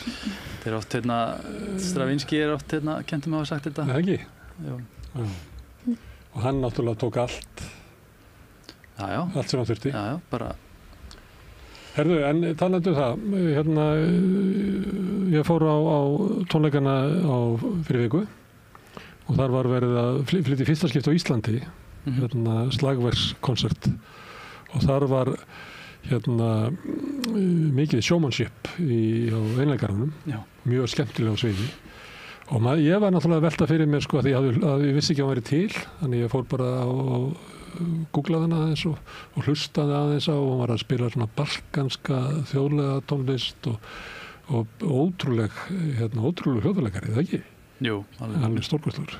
Og ég velti fyrir mér sko hvað af þessu er hún og hvað er hann sko? Hvað hún leggur mikið inn í verkið. Já, hvað mikið er hún og hvað er mikið tónskáldið minnur eða þannig, já. Og það er það sem hún að segja að þú skilar eftir ykkur og svo kemur eitthvað ofan á sko. Kannski hún gerði eitthvað við þetta. Hafðu verið heyrt hann að spila þetta áður? Nei, ég nefnilega, þú veist, þetta er gott dæmi svona, hvað flýtjandinn sko, skiptir gríðarlega miklu máli. Ég skrifaði þetta verk fyrir kennarinn hennar, Martin Grubinger, sem er austurískur virtuós, alveg ótrúlegur slagverkleikari. En hann, flutti þetta verk bara margoft út allt, en ákvað síðan, hann var leinda búin að ákveða það þegar hann var fertugur og hann ætlaði að leggja kjöðan á hilluna. Þannig að þetta var síðasta verkið sem hann spilaði með hljómsveit í París í fyrra. En hún er búin að taka þetta verk aðeins upp á arma sína. Að ég gerði þetta með honum, ég hafði ekki gert þetta með henni áður. Og það er bara, þú veist, já, þetta er bara kannski, ég veit ekki hverju, þetta er einhvern veginn það sama, en þetta er samt allt, það er allt öðruvísi, þú veist, þegar hún gerir hlutina alla á sinn hátt. Líka meiri sér velur aðeins öðruvísi hljóðfæri, aðeins öðruvísi kjuða. Hún, þú veist, þetta er sama verkið, en það er þessi blæbriði sem eru öðruvísi og það er einhver presens sem er öðruvísi og það er margt líkt með þeim en líka margt ólíkt. Og þú veist, þannig að verkið er einhvers staðar, þú veist, það er svona rauði þráðurinn þetta í gegnum þetta allt, það breytist í rauninni ekki en allt hitt breytist. Og svo er þetta skemmtilegt að því að þetta er eiginlega eins og leikhús að því hún fer svo mikið á milli og líka hvernig hún heldur á kjöðunum og allir spenntir að fylgjast með því hvaða kjöðun kemur næst og svona. Þetta er öfurlega slagverkskonsert, þetta er ógeðslega skemmtilegt sem það leikhús. Þetta er nefnilega mjög mikið leikhús sko. Alveg svakalegt. Sáu þið þetta? Nei, Sóli kom ekki með mér. Sástu þetta? Ég komst í mér ekki. Æ, þið mistu það með það eitt af því skemmtilegasta sem ég séð í Hörpu bara lengi. Já. Og falliði tónleikar byrjuðu á hörpuleik til minningar Jón Nordal sem þess mjög fallegt. Já. Ég satt og var að hlusta á það og svo allt í einu leit ég svona við af því að ég sá hann oft sitta þarna á sama staðnum. Ég veit það ekki. Fannst allt í einu svo þar í salum sko. Já. Mér fannst það mjög fallegt stund sko. Já. Ég hlustaði nefnilega á Inferno og Feast Já. og mér finnst þetta bara æðislegt, bara til hamingju. Já, hlustar það bara á YouTube eða eitthvað? Bara, já, YouTube og Spotify og bara, mér finnst mjög skemmtilegt og sérstaklega áhugavert bara að hlusta á svona nýja tónlist. Bara þetta mjög nýtt og bara mjög áhugavert. Já, gaman að heyra. En hann líka á YouTube Slagverks. Já, sko, það eru einhverju upptökur með honum Martin Grubinger að spila hann á YouTube. En hérna og svo sko hittverkið sem var á þessum tónleikum Fragile Hope sem ég samt í minningu Jóhanns Jóhannssonar það var tekið upp með Sinfóníuhljómsveitinni í Gautaborg en svo útgáfa í sko breyttinni talsvert og ég reyndar vissi ekkert að þau ætluðu að taka þetta upp og gefa þetta út sko, það var eiginlega komið mjög mikið óvart. Það slapp út á það slapp eiginlega út sko án svona minnar hérna já, ég var ekkert sérstaklega svona ég let það nú bara slæta en núna ég búin að breyta verkinu svolítið. Þetta einhverjum endan útgáfa sem var þarna og við vorum að taka það upp núna í þessari viku þannig að það kemur út seinna. Þegar ég hlusta á það og ég þekki hann ekkert svo sérlega vel en stundum fannst mér að var ég svona eins og soundaði stundum eins og hann. Var þetta? Já, það alveg meðvitað sko. Já. Það svona, ég held að sé hérna, hvað þetta kallað, það sem svona 2 hringir overlappa? Sniðmengi. Sniðmengi, já. Sniðmengi. Ég held að sko það sem ég og Jói mættumst, það var alveg talsvert svona stort mengi þó að við höfum í rauninni verið líka mjög ólíkir og ég kannski leitaði svolítið í þetta fyrir þetta verk, þetta svona sameiginlega svæði okkar sko. Og svo vitna ég í verk eftir hann Ódi Adamo á einum stað, óbeint. Þannig að maður skynjaði það og ég ekki það vel að mér en maður heyrir stundum eitthvað meira en maður veit. Já, einmitt. Það hægt. Það hægt að bara eins og minningar virka og þá getur maður fundið fyrir svona tengslum á þess að geta bara beint sett puttan á það. Svo endaði þetta á einhverju sem að hljómsveitir hlýtur að finnast gaman að spila? Tchaikovsky, já. Það alltaf gaman að spila Tchaikovsky. Það skemmtilegt verk, finnst þér ekki? Já, bara svo skemmtilegt. Já. Flott, það fer niður til heljar. Það svona, Tchaikovsky hefur svona sérstakann sess í sögunni, hann svona, stundum finnst mann ekki alveg njóta sannmælis, því að hans örlög voru það að hann músíkin hans hélt upp í ballettheiminum í 100 ár eða eitthvað og það náttúrulega svo mikið notaður og eitthvað svona, svo mikil fyrirferð á hann þarna, þannig að hann eiginlega fær ekki að vera alveg með í hinnu eitthvað neginn, en hann náttúrulega ótrúlegur að hæfileika maður, Tchaikovsky. Skemmtilegur. Já, bara stórkostlegt tónskáld og líka einn af þessi skrifar frábærlega fyrir hljómsveit og melodíu snillingur. Já. Svolítið alltaf eins og því að semja fyrir hljómsveit Hersins eitthvað neginn. Já, hann alveg með það element, þetta svona fanfare og mikið drama og brass svona kórala oft en lýriskur líka og gerir svona fallegustu augnabliks bara sem maður heyrir einlega sko. Mikið skáld. Mikið skáld. Hvernig finnst ykkur Tchaikovsky? Bara mjög flottir. Geggjaður. Fiðlukonsertin sem fiðluleikari. Þá ég elska fiðlukonsertin og að spila fiðlukonsertin. Erfiður. Bara alveg galið. Ég byrjaði á honum, þetta er búin að taka mörg ár sko. Ég byrjaði á honum þegar ég var held ég 14 og eftir svona mánuð þá bara skildi ég hann eftir og ég bara einhvern veginn að byrja eftir núna svona á fyllu þá. En það ógeðslega skemmtilegt. Mér finnst ekki að vera 1 mínúta sem að manni eitthvað svona, manni byrjar að leiðast. Það má ekki færa til eina nótu, þetta er fullkomið hjá honum. Mér finnst það aldrei, sko.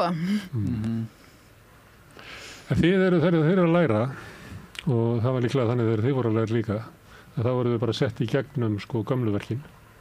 Hvað spiliði mikið af nýrri músík og þá er ég að tala músík sko af fólki fætt eftir 1970. Já. Af því að stundum eða þegar við nefndum Stravinsky og svona í svona, ég held kannski ég ekki gátt að segja ennþá þannig að það var nútíma hlutin af svona verkum sem voru spilar í symfóníin hérna heima. Ég gerði það nú einu sinni, ég tók nokkur ár af verkunum hérna heima og barða saman við svona helstu hljómsveitir í heiminum. Já. Og okkur vantar nýrri músíkina, það hallar mjög. Ég veit ekki hvort að segja núna þannig, ég held ég að vera að gera þetta fyrir svona 8 árum eða eitthvað.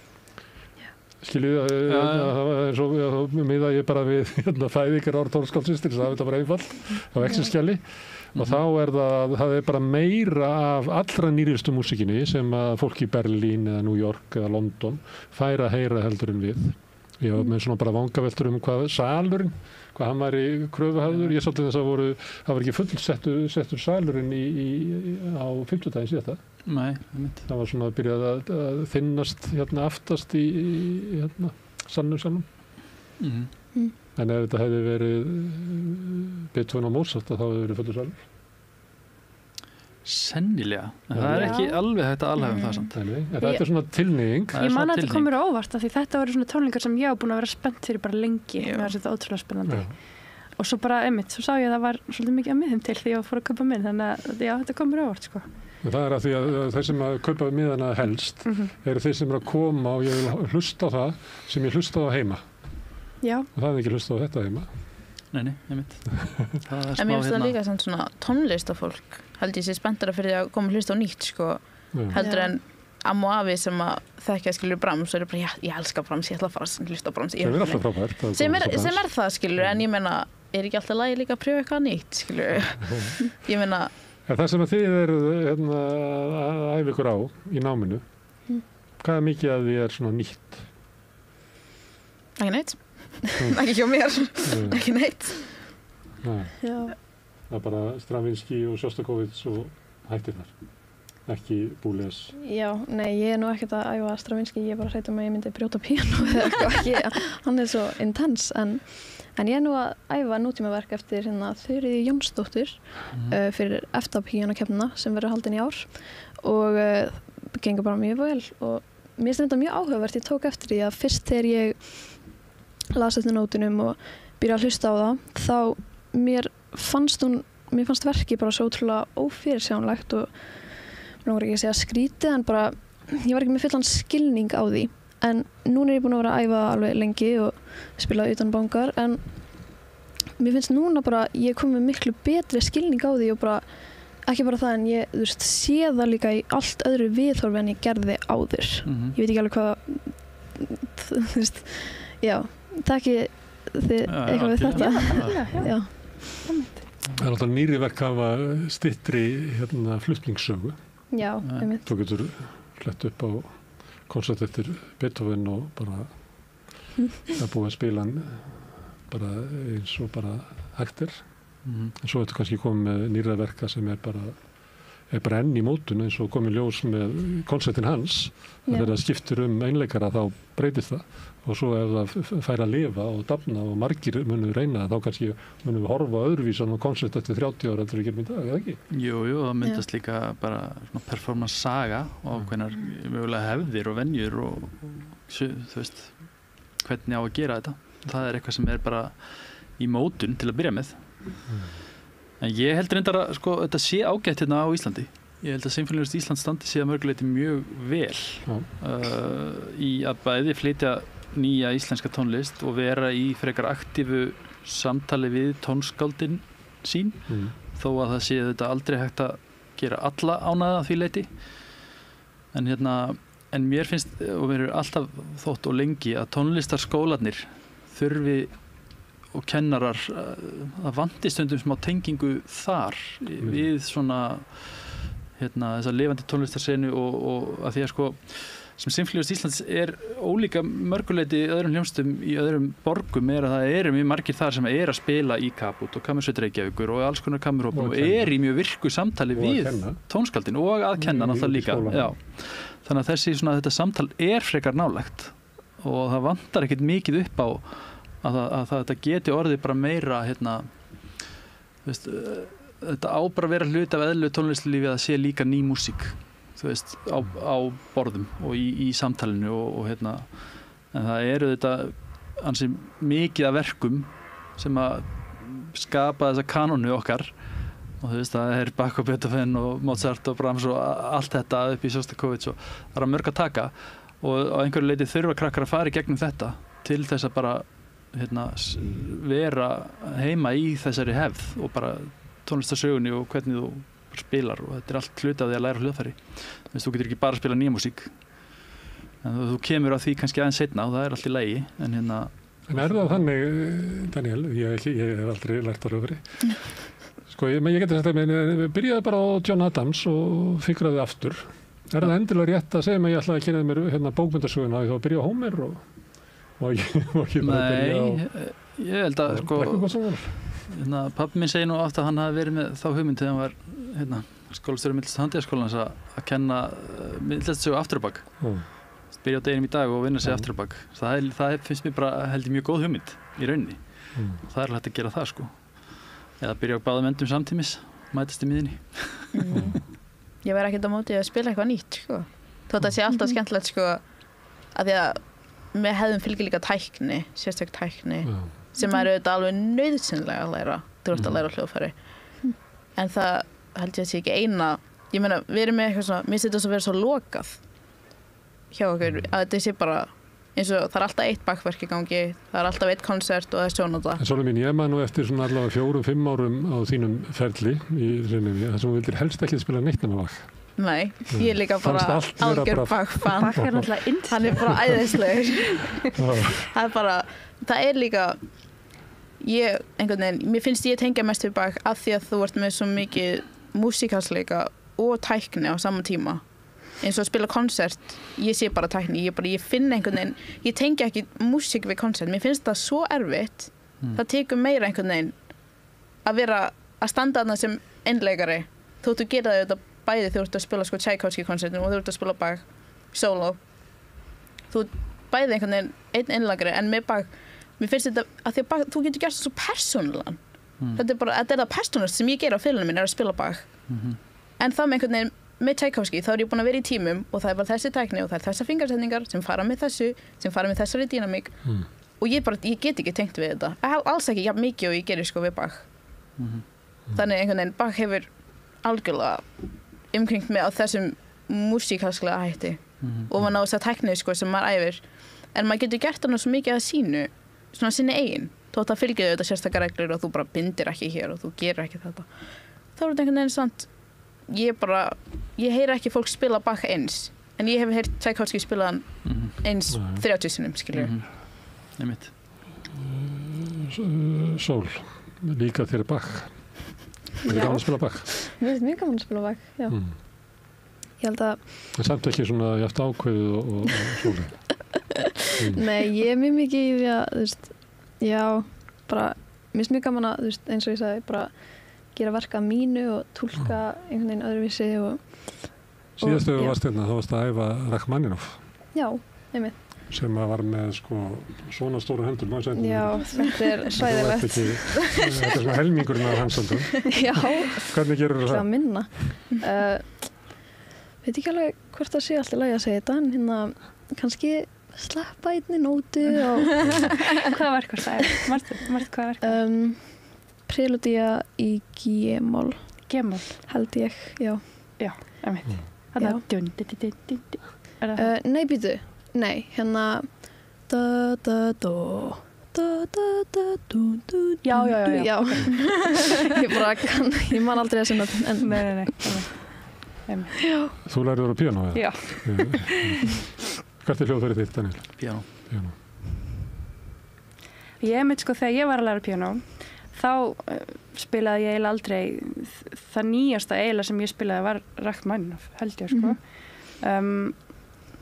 en svo reyndar ég fór í 1 ár í einleikarannám áður en ég fattaði að þetta væri ekki fyrir mig og þá var ég í Noregi og þá var ég svolítið að spila eftir norskt tónskáld sem var fæddist einhvern tímann á 20. öldinni og ég man að mér fannst það rosalega svona framandi bara einhvern veginn svona tónmál svolítið eins og þú varst að lýsa áðan með verkið hennar Þuríðar þú veist að þetta var, þú kannski fattaði það bara ekki alveg strax en svo einmitt þegar maður var búin að spila í smá tíma þá einhvern veginn svona þá fór maður að fatta það og ég held að það sé þú veist að því að við erum svo mikið að spila Mozart, Beethoven, Rachmaninoff eitthvað að það er bara eitthvað þá svona sem við erum búin að kynnast og þetta er tónmál sem er kunnulegt en svo þetta sem er nútímalegra eða samtíma tónlist það er bara eitthvað sem maður þarf að setja sig svolítið inn í maður þarf svona aðeins að venjast eða þú veist já. Sko frábært með slavisleikarinn eins og sólistinn Vivi Vassiljeva sem var á 5.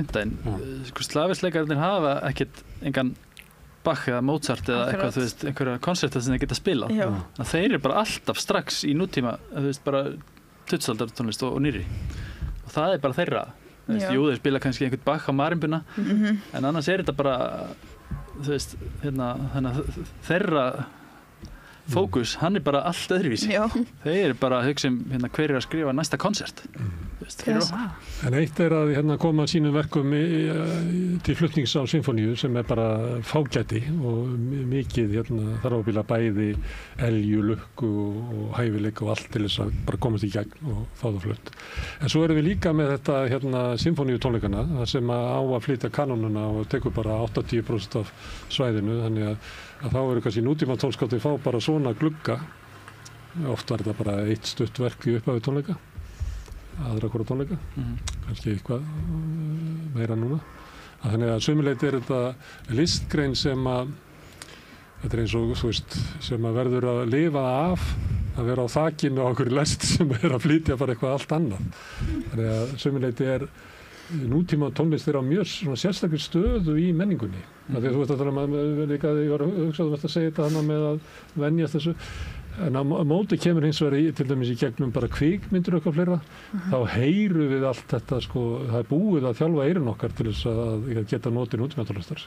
Þegar við raunverulega held ég hlustum miklu meira á hann heldur við áttum okkur á, eða hvað? Jú, ég held það sé rétt, já. Eins og ég reynda með spurningu handa þér þegar þú stjórnar eftir Jóhann Jóhannsson, Prayer to the Dynamo, eftir hann. Já. Ég mætti á allar æfingar af því og mér fannst ég held að þetta sé fyrsta sinn sem ég var virkilega að fatta að þetta væri eitthvað nútíma og ekki, af því að mér fannst þetta ekki hljóma þannig. Nei, einmitt. Af því að þetta ég tók þessu svo einhvern veginn persónulega þessum köflum, en samt fyrir þig að stjórna og vera síðan með tölvu, raf, hljóð, ég bara, hvernig virkaði það fyrir þig Já, þess það var bara hluti af verkinu nánast eins og eitt hljóðfæri, það bara í hátelurunum og það var manneskja út í salirunni sem var að bara kjúa inn með bara skorið og bara þú veist, þegar hún sá að hérna einn þá kveikt hún á það var í rauninni einfalt og svo bara fellið það inn í verkið og þetta frekar minimalísk elektróník í þessu verki hjá Jóa en samt gerir rosalega mikið en það líka bara þetta orð nútíma tónlist þetta þarf bara líka að fá að vera alls konar þetta getur verið Jóhann Jóhannsson, þetta getur verið tónlist eftir mig eða Ingibjörgu, þetta getur verið úr einhverju kvikmynd eða getur verið eitthvað rosalega avantgard, þetta þarf alltaf að vera til einhvern veginn og þetta á bara alltaf að vera á borðum í einhverju eðlilegu samtali og eðlilegu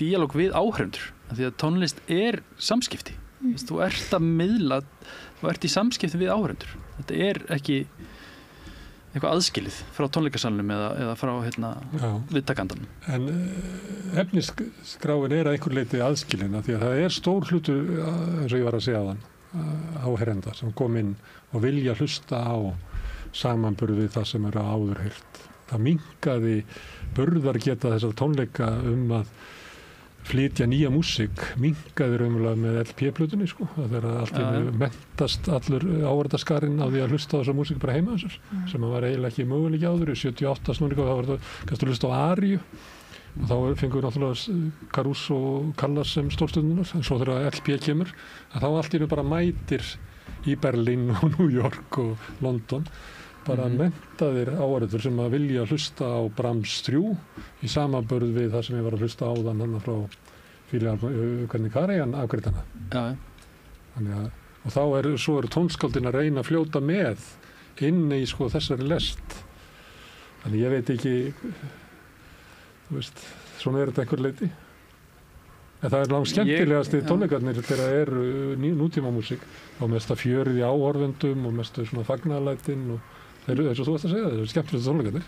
Já, ég finnst það allavega, ég er ekki viss að mamma mín væri sammála, en mér finnst það líka, svo finnst mér það líka svolítið áhugavert, mér finnst að því að fjölskyldan mín rosalega duglega að koma á tónleika þegar þú veist, eitthvað eftir mig flutt og svo ég stundum að spyrja, já, hvernig fannst þér þetta og kannski líka heitt sem var á tónleikunum og þá þau stundum svona, já, ég veit nú ekkert tónlist, og mér finnst það alltaf svolítið leiðilegt því að, þú veist, ef þú hefur eyru þá getur þú haft skoðun, eða skilur, mér finnst fólk oft svona svolítið feimið við að mynda sér skoðun ef það ekki hámentað eða þannig sko. Þannig að mér finnst það já, það svolítið synd sko. Já, ekki synd.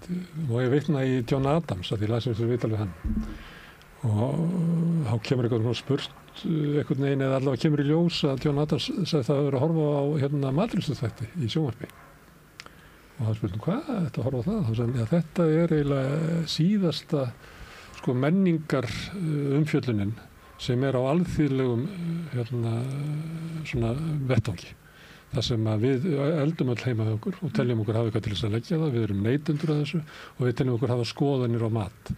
Við erum löngu búin að missa þetta út úr tónlistinni, út úr myndlistinni, út úr leiklistunum og bókmenntunum, það eru bara sérfræðingar sem afgreiða þetta og þetta frjálsa tal sem að við myndum vilja að mammaðinn og fleiri myndu segja bara hvað þeim fannst, að það eiginlega búið að segja okkur að við megum það ekki að því að þetta ekki ekta hugmyndir. Mér finnst þú gaman að nefna þetta þegar John Adams sagði þetta sko. Já, ég meina auðvitað auðvitað þeir sem eru hálærðir í tónlist hafa auðvitað skoðanir og meiningar og allt það en mér finnst það líka bara áhugavert að heyra hvað manneskja sem ekkert einhvern veginn inn í sig, hvernig hún upplifir þennan hljóðheim og já, en svo ég líka stundum að reyna þegar ég að reyna að útskýra af hverju mér finnst eitthvað áhugavert sem að þau eru bara eitthvað klóra sér svolítið í haustum þá hugsa ég oft, já, ef ég væri kokkur og ég hefði kannski ég hefði ákveðið að vera kokkur af því ég elskaði að elda þennan rétt. Eftir 10 ára á því, þá var ég löngu komin, þá var ég ekkert ennþá að gera þennan sama rétt, þá var ég kannski búin að smakka alls konar og komin langt frá því, og þá var ég jafnvel kannski að smakka mat sem þetta ekki endilega góður, bara til að fá alls konar brauð, ég veit ekki, Já, ég veit. Það í matreiðslusögunni, það í Frakklandi, þá gerist það á 30 ára fresti að menn sem hafa elt þetta eru komnir með eitthvað svona rosalegan turn af einhverju sérstökum rétti sem eru að framreiða á Michelin-stað fyrir eitthvað ríkan kall og þá allt í nú rennuðu fyrir mér, þetta bara eitthvað rugl og þá fara menn aftur og reyna að finna ræturnar og fara að elda eins og amma eða eins og var gert út í héraðinu, þannig að eldamennskan hún fer í gegnum svona samskonar. Það þannig í tónlistinni líka sko. En þetta ekki eins og Arvo Pärt? Já, þetta bara eins og Arvo Pärt, jú, nákvæmlega. Það bara aftur í ræturnar og einhvern veginn að finna kjarnan. Ég veit ekki, ég heyrði einhverju sögu, ég veit ekki hvort hann sönn.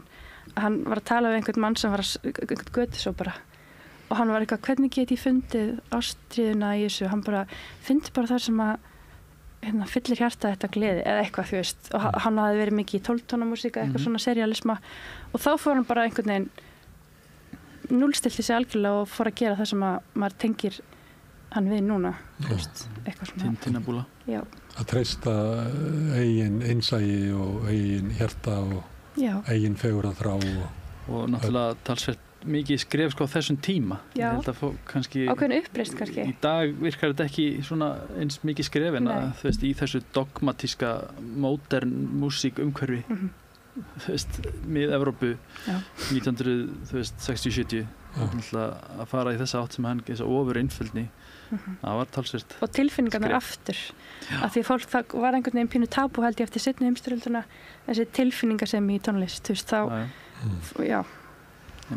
Stelpur, Arvo Pärt, hvað má bjóða okkur hann? Hefur þið spilað hann? Nei, ég bara kannski ekki með þið. Nei. En það kannski... Hann flottan fyrirkonsert, doppelkonsert. Ég hef ekki spilað þetta. Kíkja það kannski. En ég, eitt sem ég hugsaði þegar ég var að horfa á tónleikana fyrir viku. Það fannst mér, var ég að horfa á hvernig var ég að stjórna. Og því að ég man ekki hvernig, það langt síðan og stjórnaði fyrst symfóníuhlustinni 2009 Háskólabíói og allt verið fyrir maður Já, aðeins yngri En mér fannst svona ég hugsaði, henni svona að því að maður svona pæla svolítið í svona hreyfingum og svona ég finnst það að vera svona mér finnst þú svona ákveðnari og... þetta ekki svolítið góð líkansrækt? Stjórna hljómsveit? Já, það getur alveg verið það sko Ég hugsa stundum þegar ég er að horfa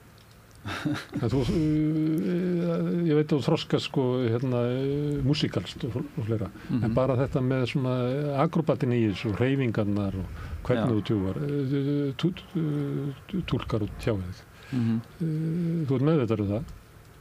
Já, það er náttúrulega bara eins og dansari hluti starfsins sko, að miðla gegnum hreyfingu, þannig að maður þarf að hugsa það.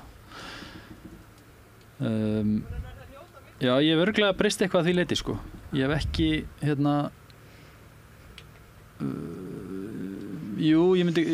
það meðvitað því að ég alltaf í rauninni að hugsa það, hvernig ég get svona kjarnað einhverjar hreyfingar eða verið skýrari og líka dramatískari kannski og þú veist, bara svona einhvern veginn náð alltaf meira og meira fram með þau tól sem maður hefur sko, á þess að fara of langt. En þetta líka rosalega mikið bara æfing og þjálfun og þar sko, það finnst mér oft dálítið erfitt af því að ég stjórna kannski tónleikum eða 2-3 vikum og svo líði oft 2-3 mánuðir þar sem ég að semja áður en ég fer aftur að stjórna og það alltaf dálítið erfitt að byrja aftur. Þetta svolítið eins og íþróttamaður sem að lendir í meiðslum og þarf að byrja aftur að þjálfa sig upp. Þannig að fyrsta vikan eða fyrstu æfingarnar, þá maður aðeins aftur að svona ná riðinu af sér einhvern veginn og venjast bara líkamannum og hreyfingunum aftur og síðan kemur það og svo náttúrulega allt hitt bara sem snýst presence, samskipti, þekkja tónlistina, ímyndunarafl, þú veist, og það eru margir þættir sem koma að þessu og helst á hreyfingin að vera svona ekki mikið brú á milli sko, tónlistarinnar og hreyfingarnar. Ekki hugsa. Og ég hef sko nálgast svolítið þetta af því að ég hef stjórnað svo mikið mín eigin músík og það var svolítið lykill fyrir mig inn í hljómsveitarstjórnina að vissu leyti og reyndist mér vel að geta nálgast allt eins og ég væri tónskáldið eða svona með sama huga. Það skilur hvað ég meina. Það svona En að ryðga, ef þú færir í 10 daga pásu frá píanónu, hvað er lengi að vinna það upp? Ég reyndar fór í frí í 12 daga og ég bara kom heim og var ógeðslega spennt að spila píanóið og byrjaði að æfa skala og hætti eftir 5 sekúndur. Þetta nefnilega mjög krefjandi, finnst mér, þú veist, ef að þú sleppir einum dag af því að æfa þig, þá einhvern veginn bara svona, ég veit ekki alveg hvernig ég útskýra, það bara eitthvað sem breytist, þú einhvern veginn, já, þú verður eiginlega bara alltaf að Ég man ég var með svona bolta sem ég kristi til þess að halda puttunum sterk. Já, ég fann fyrir því í gær. En Sóley fór í axlaraðgerð og mátti ekki spila fiðluna í 3 mánuði? Í 3 mánuði, ég byrjaði í gær. Já, wow. Tók 2,5 tíma, slátraði. Ég var svo spennt. Ég tók fiðluna og ég var svo, fingurgófnir alveg orðnir rosa mjúkir, þannig mér sveið alveg eftir æfingarni í gær, sko. En ég fann alveg að ég datt út á sumum stöðum, sko.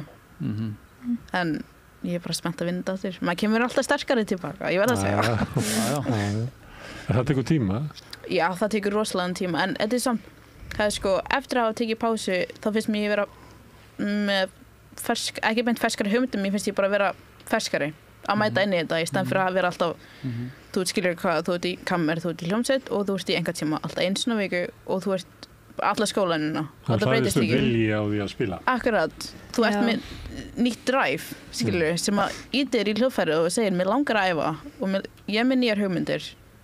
Svo þessi gamla verkið, skilur, Sigurðarvæsen sem ég er búin að vera að æfa í 3 mánuði, eitthvað svona. Það er skemmtilega að koma að fiðlunni, einhvern veginn.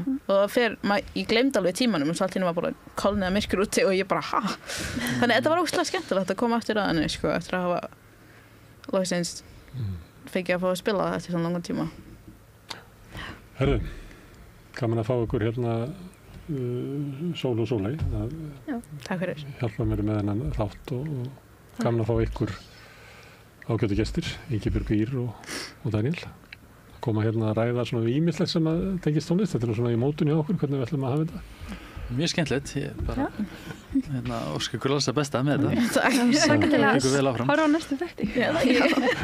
Ekki, takk. Kæra þakkir, en við höldum hérna áfram á Rauðaborðinu og það næsti kafli hérna eftir augnablik.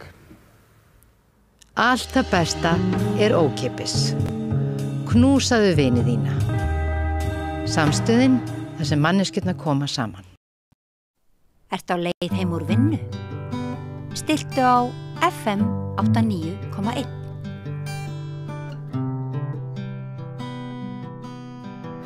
Já, við ætlum að vera með matrisþátt, nei ekki alveg, við ætlum að tala um mat og við fengið hingað fólk til þess. Hérna Jóhanna Eyrún Þorvaldsdóttir, hún næringarfræðingur og lektor í háskólanum og Tór Aspelund, prófessor í tölfræði, starfur í HÍ og líka í hjartavernd.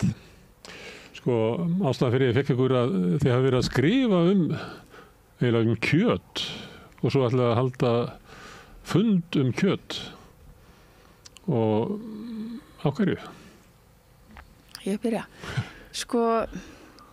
Þetta kannski bara, þetta byrjar allt svolítið mikið 2019 þegar að gefin út skýrsla sem að við köllum oft bara Eat Lancet. Það er svona skýrsla sem í raun og veru, það er afrakstur 3 ára samstarfs margra vísindamann í heiminum sem eru bara að segja, heyri, halló, nú erum við komin að einhverju svona þolmörkum jarðarinnar, mannfjöldin er alltaf að aukast og við erum náttúrulega dálítið hrjáða af svona langvinnu sjúkdómum. Nú þurfum við aðeins að skipta gír. Bæði jörðin og við erum veik út af kjötati? Já, sem sagt, þetta er auðvitað heildræn nálgun en kemur auðvitað í ljós að kjötið er ansi stór þáttur í sérstaklega hnattrænni heilsu og auðvitað líka kemur inn á heilsuþætti. Og þetta kemur 2019? Já. En það er ekki allir sammála þessu? Já, það fyrir eftir hver endapunkturinn er oft. Þannig að ég held að við gleymum ofta að ræða fyrst. Við vitum mann daginn sem borðar bara kjöt. Já. Hann hefur ekki lesið þessu skýrslu, við ætlaðum ekki tekið mark á henni. Nei, ég meina, sumi gera eitthvað í stuttan tíma og svo getur maður kannski bara verið þannig í stuttan tíma. Við erum svona að horfa meira á heildamyndina, hvernig varst ár eftir ár. Þannig að þetta er eitthvað sem er dálítið í gangi núna, já, og við vitum ekki endilega af hverju. Hver er rökin á bakvið það? Á bakvið það þess að auknu kjötneyslu? Já. Þið voruð varfið það svona einhver stemming fyrir því að við höfum bara borðað meira kjöt. Já. Þetta er í svona ýmsum kreðsum, keto sem að ég held að sé nú aðalega nota bara sem megrun, eða ekki? Það fór einhver og borðaði ketofæði og mjólkaði og aðrir bara vilja gera það sama, eða ekki? Jú, þú getur líka prófað aðrar aðferðir til að grænast. Borða bara gulrætur eða eitthvað? Já, það er allskist til. En síðan hefur maður líka heyrt þetta sem að maðurinn sem að ég var að vitna til, kom í viðtal og borðaði bara kjöt, hann var að tala um það að þetta var bara gott fyrir kalla sérstaklega, að það verið meiri af svona hormónum og maður er bara meiri karl og áttaði sig á því að svona skömmi sem maður ber fyrir að vera karl og í þessu samfélagi þar sem að konur eru að rísa upp og eru að endurskilgreina karlinn, að maður er bara orðið svo mikill karl að maður bara hristir þetta af sér og verður bara ánægð með að vera karl. Það var svona svolítið megin inntaki í þeirri erindi þessa manns. Já, og ánægður með að vera kannski vestrænn karl líka, er það ekki? Jú, hvítukarl og allt þetta, því að þú viltu verða ríkukarl? Já, partur af þessu vandamáli er að við erum svo rosalega sjálfhverf hérna á Vesturlöndum að okkur finnst bara við að geta gert tilkall til að fá meira og meira, borða meira og meira kjöt og skilja bara hinar þjóðirnar eftir í reik og það var partur af þessu Eat Lancet sem að gleymist líka að þegar þeir voru að tala um hnattræna heilsu og þetta sambland af því vitið að borða baunir og grænmeti og kjöt og fisk að það er einhvers staðar eitthvað jafnvægi og það má heldur ekki segja heiminum, og það er nefnilega mikið punktur, það má heldur ekki segja heiminum að þau er ekki að borða neitt kjöt. Það er enginn af því? Nei, en það var túlkað þannig, skilju, það verður svo oft öfgarnar þegar einhver segir við skulum takmarka kjöt að því við skulum reyna að dreifa byrðunum jaft. Fólk í fátækarlöndunum þarf líka að fá sinn skerf. Við getum ekki bara rækta kjöt og flutta allt í Vesturlanda. Það þarf að dreifa byrðunum jaft og ekki vera með þessar öfgar og muna að við getum ekki verið að raska kúltúr líka og segja fólki að hætta að gera eitthvað sem það búið að gera í mörg 100 ár, kannski alltaf í hófi af því að þau hafi ekki haft endilega efna á því að vera úða í sig kjöti eins og við. Þannig að þetta verður oft svo fljótt einhvern veginn svona umræða og það sem var niðurstaðan í Eat Lancet, bara svo klárum það, að það væri nauðsynlegt að hafa samt þetta kjöt eða þess að mettuðu fitu inn í matnum okkar að því til þess að jafna heilsu í heiminum. Þannig að það var alls ekki þannig að það ætti að gera alla þó að þessi fullir vinningu og ég skil grænmetisætur því það mjög skrítið alltaf að vera að borða allt þetta kjöt, en það var samt ekki hægt að setja þessa stefnu að taka eitthvað kjöt út eða metta það fyrir út, það var aldrei þannig, bara reyna að hafa þetta jafnvægi og það er það sem þetta einmitt snýst alltaf ef maður hugsaður út í það yfirleitt í langflestu, það einhvers konar jafnvægispunktur, einhvers konar eins og kannarnir segja eða sweet spot sem við eigum svona að reyna að stilla okkur inn á, forðast þessar öfgar. En erum við ekki með innbyggt í listinu okkar, í bragðlaukunum okkar, eitthvað svona vísbendingar hvað okkur langar í, ef við erum í svona þokkalega jafnvægi, þá ættum maður að geta að hlusta á það. Ég drekk þegar ég er svangur, ég drekk þegar ég er þyrstur og borða þegar ég er svangur. Það dugar það ekki, verði ég að hafa eitthvað svona, nei, Smári, ekki hlusta á þínar eigin langanir. Þú verður að taka mið af sem að Lancet segir og hún Jóhanna og Tór, hvað er gott fyrir þig? Já, jú, það er alveg frábær punktur að við erum alltaf að reyna að gefa bara eitthvað svona grunnráðleggingar. Þú veist, við erum aldrei að segja nákvæmlega hvernig þú átt að haga þínu mataræði. Við erum bara að segja hvert að vera í grunninum og svo verður auðvitað hver einn útfæra það. En það er reyndar mjög áherslu þetta sem segir ég drekk þegar ég er þyrstur og ég er svangur þegar, þú veist, ég borða þegar ég er svangur. Ef þú ert í jafnvægi, sko. En við þekkjum dæmi að fólk bara drekki of mikið eða drekki of lítið og þetta er svo mikilvægt að þjálfa alveg frá unga aldri að við með hlustum á, við vorum náttúrulega alltaf alveg fyrir að klára diskinn. En þú veist, við erum alveg að reyna að gefa svona upplýsingar. Ég er á börn, sko. Já. Ég segði maður klára diskinn, ef þau skamta sjálf á diskinn. Já, en það er engin siður í því að þóttu er ekki að pína því að borða og eftir að orðin sött. Það áttu bara ekki að skópla svona mikið á diskinn. Nei, og það tekur smá tíma að læra það. Já, það er það sama og fara ekki mjög svangur út í búð. Já. Að þú ert ekki að láta hungri stjórna hvað situr á diskinn, þú getur fengið meira. Nei, það eina sem gerir síðan þegar við eldumst er að þá hættu að finna þorstatilfinningu, þannig að maður má ekki fylgja þessu. Það er að vera svolítið gamall, ég hef alla komið þangað í það. Já, ég er 950 og ég byrjaði að hugsa þetta strax. Já, er það ekki maður er svona aldraður?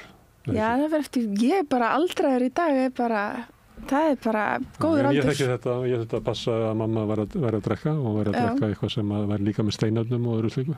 Líka minn, hann byrjar ekki að gefa þorstatilfinningu fyrir að tapa dálítið miklu vatni. Þannig að það er kannski eitt af því fáa sem að bara svona smá útidór frá umræðinu okkar. Þannig að þú vilt segja ef að við myndum vilja þjálfa okkur að hlusta á hvað við þurfum, hvernig fer þetta í mig, er gott fyrir mig að borða 4 kjötbollur í hádeginu og fara svo út að skokka, nei, það er líklega betra að borða eitthvað léttara og þannig að maður gæti þjálfað svona, að því að það hætti að vera þannig, að líka minn segja manni satt. Já, algjörlega. En það er bara hjá svo fáum, kannski. Já, sko, auðvitað það sem við erum að lendi í dag er að við erum með svo mikið áreiti að við heyrum ekki skilaboðin frá líkamannum, en þess erum við að tala um að borða án þess að horfa á síma. Við erum að tala um að borða eins og horfa sjónvarp, þannig að þú finnir hvenær þú stórið sattur. En líka hann er pínu tíma að segja það, sko, og sem við finnum ekki eins mikið fyrir þessum skilabóðum eins og aðrir. Það er ekki borða ein út úr ískapnum, borða í félagi með öðrum. Já, það er, já. Hvað segir Lancet um það? Sem að ég var allavega mikil áhuga maður um mat og eina mínu niðurstöðum var það að matur væri snerting okkar við náttúruna, þess að við að virða það, þessi 3 skipt á dag þegar við snertum náttúruna miklu meira heldur en þegar við förum einu sinni á ári upp á hálendið, ætlum að virða það. En svo var það líka að inntaka á mat er félagslega aðdun. Algjörlega, þeir nefnilega taka tillit til þessa í þessu Lancet, það er menningin og er ekkert að leggja til að taka neitt af fólki. Alltaf þetta er bara þessi megin skilaboð að það þarf að ná þessu jafnvægi í neyslu okkar hérna á jörðinni sem er náttúrulega allt og mikil og muna að dreifa byrðan og jafnar. Og við eigum ekkert einhvern veginn rétt á því að stinga aðra af í öfgum. Við getum bara klárað, þú veist, kjötbyrðirnar og verið hám í okkur og svo framvegis. Og svo er líka þetta með svo góða punktur þetta með, sko, þetta er þjálfun. Þetta er alveg þjálfun. Og við þess er svo hættulegt þegar maður byrja bara að hugsa í einni lausn.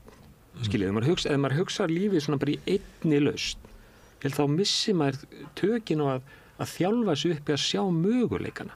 Þú veist, sjáðu möguleikan í grænmeti, sjáðu möguleikan í baunum. Já, baunum. Baunum og hnetum. Ég held að Íslendingar hafa svolítið mistað þeirri lest. sem að það var ekki mikið af bönum og hnetum hérna í nokkur 1000 ár, að 1000 ár allavega. Já, en við einhvern veginn mistum að því, getum við þjálfa það aftur upp, gefið einhvern veginn kent Íslendingum aftur svona aðeins að læra betur á það eins og, ég meina Solla Eiríks, eða ekki? Já, og bara heimilisfræði í dag, það er mikil tækifæri í heimilisfræði. Já. Og ég held að á svona veitingastöðum að þá sérðu oft bönir, oftar. Og líka bara þetta að við eigum eitthvað tíma til þess að geta verið inn í eldur sem er börnunum okkar. Bara getum við verið saman að baka og elda. Það höfum við tíma til þess. Það er hins vegar vandinn sem er kannski hérna í gamla daga, eins og Landsrétt myndi vilja að við værum, að þá var maturinn útbúinn á heimilunum. Það var engin geruninn matvæði, það var ekki flestir sem borðuðu mat í skólanum hérna í Reykjavík í hádeginu voru að borða mat sem var annarkot eldaður í Keflavík eða Selfossi, keyrður í bæinn. Þannig að við lifum inn í svolítið svona klikkuðum matarkultúr. Já, við erum að reyna og svo erum við svo litla fjölskyldur, ég má skjóta að klára það, að kannski það er ekki hægt að leggja á hana að einu sinni byggum við til okkar eigið skýr. Við keyptum ekki geymsluþoli skýr sem að gæti verið í stórmarkaðnum í 4 vikur að bíða eftir kaupenda. Þetta keyptum við bara ferskt skýr og borðum sem er miklu hollara. Já, og við sjáum þetta sérstaklega eins og til dæmis bara svona eyjaklassar í kringum Hawaii. Það sem að þú ert farin að treysta á einmitt matvæli sem eru gjörunnin að því það er svo gott geymsluþol. Þú hefur kannski ekki landið til þess að rækta mikið. Við búum auðvitað við pínu svipaðar aðstæður í Íslandi, við getum ekki ræktað allt eins og hægt í öðru löndum. Þannig að þetta hefur áhrif, hvernig okkar kultúr skapast og hvað er það sem að, ég hef verið að skoða mataræðisgögn frá 1939, menn voru að borða óheyrlegt magn af fiski og kjöti og mjólk. Þannig að auðvitað hefur þetta breyst frá að vera örfáar fæðutegundir í það að við höfum núna nánast allt við hendina og mikið meiri það. Fólki sem ólst upp á þessu, við náttúrulega borðum óheyrlegt magna af lambakjöti og það eru bara, ég held að sé efnaðslegar ástæði fyrir því að þegar Sauðasalan til Bretlands hrundi að þá sátum við uppi með 2-falt magna af kjöt á fjalli, bara á lambafjalli og við átu það. Þannig að við 2-földuðum alveg neysluna og svo náttúrulega borðum við mikið af fiski og mikið af söltu fiski, söltu kjöti. Þetta, veistu það, ég held að þessi kynslóð hafi bætt bara 15-16 árum á lífslíku sínar. Nei. Ekki? Nei, gerir það nú ekki. Haldur. Það var nefnilega við erum sko alveg eins og við erum að horfa á þættina með Vigdísi, hvernig kúltúrin var þetta 1980 og bara hvað er stutt síðan, þú veist, með konur og hvernig það áttu að vera, þú veist, kallarnir gátu ekki boðið inn í kaffi að því að konan væri ekki heima og allt þetta. Og þarna á þessu tíma var einmitt fólk að borða svona rosalega mikið af kjöti og drekka svona mikið af mjólk, mjólk með matnum. Til saltkjötinu. Og þá nefnilega erum við svo búin að gleyma því sem er ekki lengur staðan í dag, að það var svo mikið, og þá var þetta búið að vera faraldur aðeins tíma áður. Og svo mikið, og þetta er bara töluleg gögn dauðsföll á Íslandi, og svo mikið af fólki að deyja úr kransæðastíflu. Kransæðarna voru svo illa farnar fyrir 75 ára aldur. Síðan bara sér fólk, og þetta er nú til dæmis bara eitt að þakka við þekkjum nú öll sem aðeins orðin eldri, Óla Ólafsson, fyrrverandi landlæknir. Ég meina, hann ítti af stað með ásamt fleiri brautryðendum hjartaverndar rannsókninni 1967, af því að þá var þetta náttúrulega byrjið þessi að vaksa þessi faraldur og síðan það tekur alltaf svo mikið tíma, skiljið, þetta byrjar að snúast við, það byrjar þessi áróður, nú skulum við breyta mataræðunni, hægt og rólega, texta breyti þessu og eftir 1980 þá byrjar þetta að snúast við nefnilega og svo er þetta bara áfram til bóta, fæðuframboðið verður betra og dánartilfellum vegna kransæðasjúkdóma fyrir fólk á besta aldri. Viðbrögð heilbrigðiskerfisins er líka betra. Já, en það kemur seinna nefnilega. Því að þessi lyf og þessar flottu hjartaaðgerðir kom ekki fyrir en seinni hlutan á tímabilinu. Nálagt svona upp úr 95 kannski er þetta orðið svona massíft og svo upp úr 2000 jafnvel, sko. Þannig að þau koma svona seinni inn, þannig að svo mikill árangur til að snúa þessu við þarna í kringum 80 pluss mínus 10 ár vegna lýðheilsu aðgerðina. Það nefnilega erum við aðeins búin að gleyma hvað þetta var mikið kúltúrbreyting að fá fólk til að reyna að snúa sér að öðru og svo bara hrynur þetta niður þessi dánar tilfelli undir 75 ára aldri og núna þetta bara orðið sjaldgæft og það auðvitað, maður ekki gleyma líka læknisfræðinni og inngripum hennar sem hafa líka haldið áfram að gefa ennþá meira vægi síðust ár en þessi viðsnúningur næst vegna lýðheilsuaðgerða og núna þetta bara fáheyrt það gerist auðvitað því miður og það sorglegt en að fólk deyju kransæðastíflu fyrir 75 ára aldur þannig að þetta rosaleg áminning til okkar að passa okkur að snúa ekki aftur einhvern veginn í þessa átt sko. Við getum ekki séð við getum ekki eins og rannsaka lengur dauðsföll vegna kransæðasjúkdóma hérna á Íslandi að þau eru orðin svo fá við fáum ekki marktækt úrtak við fáum ekki marktækt úrtak, við verðum að stúdera þá svona víðari skilgreiningun á hjartasjúkdóma. Það sem þú ert að vísa til hérna svona áróður hérna varum fæðurhringin þetta ekki svona það tímabil þess að var ekki áherslu á hann fæðurhingur var Laufey Steingrímsson var svolítið og mitt smyrja minna á brauði og minna salta mat og við sjáum það allir gögni hérstanda hvernig hérna efri þrýstingsmörkin hafa lækkað í Íslendingum við sjáum hvað farið niður krabbamein í maga síðan 1955 þannig að við erum að sjá svo margt gott sem hefur gerst. En það ekki svolítið næringarfræðinni af því að hún kannski ung fræðigrein ótrúlega flókin hlut ég veit ekki hvað manninu hefur tekist að búa að endur gera meldingu mannsins ég held að það sé ekki hægt að við skiljum það ekki nóg vel þið eru alltaf ráðlega með ekki bara smjör allt í einu allir fara að borða makarín svo hérna 3 kortur seinna eða 15 árum þá þið borðið of lítið að smjöri þið eru bara meira smjör eða hvað?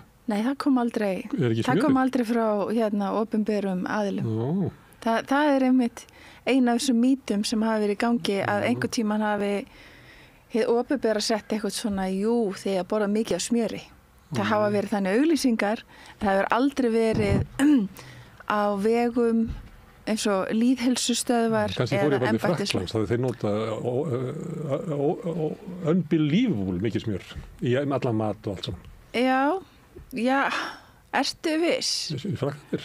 Já. Af því að hérna við höfum náttúrulega verið við vorum með rosalega háa neyslu á mettaðri fitu og þetta hefur verið að lækka talsvert hjá okkur og það er bara talað ákveð bil, það er bara fínt að vera inn á okkur svona frekar neðalegu bili, þetta er svona svipað sem er sykur þú veist, alltaf að fá smá ekki fara of hátt þarna og þetta hefur bara ekkert breyst, þessar ráðleggingar það er búið að kíkja á þessar rannsóknir aftur við sjáum bara alltaf sömu niðurstöðu. Ég er með eitt ráð sem að ég fer oftast eftir svona komin inn í það aftur núna það er hérna ekki kaupa neitt sem hefur verið saltað eða sigrað fyrir þig. Ef þú ert borðað sigur þá máttu alveg bara baka köku því það er engin sjens að þú notir jafn mikinn sigur í kökuna þína eins og þegar þú kaupir hana tilbúin út í búl. Já. Þá er ég með hugmyndum að við séum með bremsu sjálf. Já. Þeir segja menn sem að byrja að vinna sem kokkar það er alveg slegnir yfir hvað maturinn er saltaði mikið og veit eitthvað. Já, og í matvæla framleiðslu bara ég myndi segja að fólk svona sé að fá í kringu 70% af þessi salti sem það fær, það kemur úr bara mat sem það kaupir, ekki af því að það er að salta sjálft. Þá myndir vera löngu hægt sko að salta áður að ferði upp í þetta magn. Einmitt, þannig að við klárlega saltið er mjög stór faktor í bara ótímabærum dánar dauðsföllum, það er alveg klárt. Sem minnir á hvað þetta er margþætt. Það er svo erfitt að horfa á eitthvað eitt og má ekki gleyma heldur líka tóbaksvörnunum til dæmis bara svo tökum fleiri svona lýðheilsuinngrip sko. Það má ekki gleyma því heldur og líka þessu samstarfi lækna og manneldisráðs og við vorum með frábæra lækna hérna í fórustu eins og Guðmund Þorgeirsson, hjartalækni og Gunnar Sigursson innkirtla efnaskiptalækni og fleiri sem að beittu sér mjög sko í þessum anda og það er til fyrirmyndar og ég myndi óska að væri kannski svona svona sterkari rödd aftur. Það bara annar tími, þannig að segjum þetta byrji svona upp á 1970 gegn tóbakinu, að byrja að hækka það og takmarka hvað það mátt reykja og áróður fyrir því að vera ekki að reykja í bílnum með börnunum og svo hægt og bítandi þá getur reykingamæðurinn hrækin út á svalir og það verður eiginlega óbærilegt að reykja. Þetta er náttúrulega rosaleg aðgerð. Maður velti fyrir sér, einhvern tímann var verið að ræða, ég man ekki að það var fyrir svona 15 árum að setja á sykurskatt og það var bara inngrip í frelsi fólks og eitthvað hlera. Þannig einhver leiti aðgerðina gegn sígarettureykingu byrjuðu fyrir tíma nýfrjálshyggjunnar og einstaklingshyggjunnar og allir sem að því fylgir og hugmyndir okkar frelsi og ábyrgð okkar í samfélaginu. Ef það hefði átt að starta því núna gegn reykingum, ég held að það gangi mér sér erfilega að starta einhverju gegn þessum nikotínpúðum og eitthvað fleira vegna þess að fólk á að hafa svo mikið frelsi til þess að skaða heilsu sína og að það vill. Við sjáum við með áfengið, það er bara verið að auka aðgengi áfengi alveg á fullu í nafni frelsis. Nákvæmlega. Algjörlega, jú. Ég bara sammála þessu, en þetta hefur samt tekist á nokkur stöðum að setja á stað en svo kallega sykurskatt. Bara ansi mörgulöndum í heiminum. Ekki á Íslandi, en þetta ég meina, þú þarft ekki að fara til Noregs til að sjá hvað þetta er dýrt þar, þá þetta sé kannski ekki kalla beinum orðum sykurskattur. Þannig að þetta er líka ákvörðun stjórnvalda að bara í hvað skattaþrep ertu með vöruna.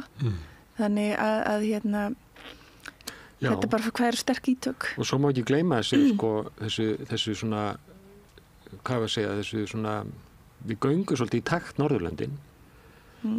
Með þessar aðgerðir Finnar til dæmis, þeir voru með alveg svakalega háa neyslu á mettari fitu kringum 1980 og þeir sett alveg stað svipað átak ég meina, við erum ekkert við fundum ekkert upp á þessu við bara, Dani líka og Svíar og þar í Finnlandi sérstaklega þá eru svona álíka þessi dánartíðni hjartasjúkdóma, kransæða sjúkdóma rundum 80% milli á 25 árum. Það er alveg ótrúlegur árangur, en það er ekkert einstakar árangur. Það gerðist líka í Finnlandi og líka í Svíþjóð og það er allt svona rakið til þessara bara breyttu áherslna, auka fjölbreyttina, draga úr þessari neyslu á mettari fitu og þó við tölum svolítið það, en svo bara líka þetta að horfa út í jafnvægi, auka valkostina og svo framvegis. Þannig að þetta er svona mér í Bandaríkjunum líka, þá mér bara frekar svipaði niðurstöður. Getur verið, Þóra, því þú ert að leggja áherslu á að þetta verður að vera í jafnvægi og við meðum ekki verið að leita svona einföldu lausnum, að aðgerðir okkar til þess að bæta hjartavernd hafi skadað heilsu okkar annars staðar. Nei, ég held ekki Ég held að hann svo bæta ekki það hlutar að líkamannu sem hafi gott að svolítið mettaðir í fitu. Já, allt einmitt. Þú komst akkurat hittir á það. Soldið af henni. Það er nefnilega rétt af máli. Við hefum nefnilega náð að stýra okkur svolítið næði þessum besta stað, Og þessna er enginn að deyja úr hjarta áföllum, enginn í afsakið orðbræði, fáir, sem betur fer. Og síðan megum við ekki gleyma, það eru erfðir. Við ráðum ekki við það. Við ráðum ekki við allt. Það er líka eitt. Og ef það kæmi til sem að er mjög ólíklegt að einhverja hópa væri að fá mjög lítið að mettaðri fitu, þá myndum við klárlega láta vita, hérna þarf að passa að sitja aðeins meira inn í fæðið. Við höfum bara aldrei séð þannig gögn og það er mjög skemmtilegt að ég var eins og með 2 nemendahópa frá mismunandi landi, frá Íslandi og öðru landi og þau voru að gera fæðudagbækur saman og það var svo áberandi, það var svona nálægt Miðjarðarhafssvæðinu, áberandi hvað mikið mettu fitu í íslensku nemendunum borið saman við þau sem voru við Miðjarðarhafssvæðið og það var bara, það er svo miklu meira hefði í Íslandi fyrir þessu feitu mjólkuvörum og því að þetta er bara svo ólíkt og það er bara svona áhugavert að sjá það og við viljum auðvitað ekkert fara inn í, það er rætur, þetta eru bara okkar sterkur rætur og við erum ekki að segja þetta hætta að nota neitt af þessu. Þetta er hluta af okkur og það er það sem Íslandsett ítrekka mjög mikið. Ykkar kultúr, þið haldið honum. Við erum ekki að segja einhverjum á Ítalíu að taka lýsi, menn þetta er bara dálítið sér íslenskt. Nei, og ekki fólkin í Pótalnum að nota ólífuolíu í staðinn fyrir smjör. Það skiptir fyrir það að þú bettur bara úr ólífuolíunni yfir í smjörið þegar þú kemur í Pótalinn.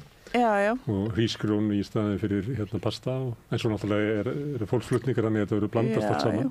Sko þannig var mjög stundar skörp skil á Ítalíu. Einmitt, og eins og Miðjarðarhafsmataræðið bara almennt sem er mjög vel rannsakað og þar sem að ólífuolían er mjög svona sterkur þáttur.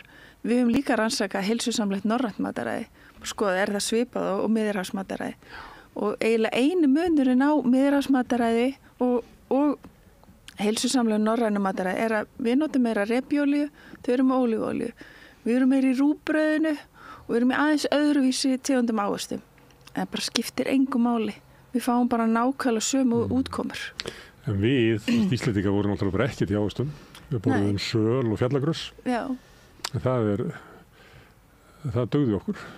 Rétt skrymtum þannig, já. Já, ég lasaði eitthvað staðar okkur sagfræðinga að þegar bylgjan hafði gengið yfir í Evrópu í svona 300 ár og það hafði ekki komið hingað og við lifðum á villibráð og kjöti og mjólkuvörum. Við fengum náttúrulega 7 mínu kartöflum. Þá vorum við hálfum haus stærri en Evrópubúar. Já, við fengum 7 mínu kartöflunum. Það komið senna, það komið 1700. Já, og svo fengum við náttúrulega berinn og rabarbarinn En auðvitað, það er oft talað bara líka eins og með D-vitamin að við hljótum að vera alveg sérstök tegund sem að þoldum frekar lítið, þoldum að lifa með frekar lítið D-vitamin. Þannig að það er alveg, já, og það er það sem að menn gerði áður fyrr, þeir settu bara lýsi yfir fiski sinn. Þannig að það er svona margt dálítið merkilegt í þessu. Þannig að auðvitað... Og grænlendingar borða mikið af lýsi og fitu til þess að vega upp á móti skorta og grænmeti og D-vitamini og sól. Já, það er náttúrulega, það tekur svona smá tíma að finna út, þeir fengur náttúrulega svo mikið omega-3 fitusýrum, grænlendingarnir. Það er líka gaman að rifja upp með D-vitamini ef að hlustendur geta séð fyrir sér svona eitthvað sem gildir í öllu. Það er of lítið til vinstri og þá ertu ekki náhættu á að fá sjúkdómi að deyja. Ef þú ert í hinum arminum og mikið til hægri, þá ertu líki mikið áhættu að fá að deyja. Það er náttúrulega neðri partinu viðinu sem þú ert að stilla inn á. Það er líka með D-vitamin. Það eru auglýsingur á Framsóknarflokknum. Já. Það er ekki öfgar hvorki hægri en vinstri. Nei, ekki öfgar. Og það er líka með D-vitamin, það er svo merkilegt. Og ef þú ferð of hátt í því, þá byrjar það ekki að vera gott nefnilega og þá sér maður aukinn dánatíðni. Ef þú ert, svo við erum ofta meira að hugsa þetta neðrilmerkin eða þið vantar það, sem er heldur ekki gott en það er heldur ekki gott nefnilega þetta ofgnóttin þar, meira segi D-vitamin. Já. Næringarfræðin var fyrst náttúrulega bara uppgötvað það er svona skortur, hvað skortir mann? Við erum ekkert eins mikið búin að setja áhersluna á ef þú færðu mikið. Við höfum alltaf verið meira í og svo er þetta, þannig að núna nú erum við raun og vera að láta alltaf þetta, það eru til efrimörk fyrir fullt af vítaminum og steinefnum, bara alls ekki fara yfir þessi efrimörk. Það er nefnilega ekki þannig, af því við viljum alltaf ná okkur bestun, þetta er gott fyrir mig, ég ætla að fá rosa mikið af því. Meðan að, einmitt eins og Tóra segja, þetta er nefnilega ekki línuleg samband.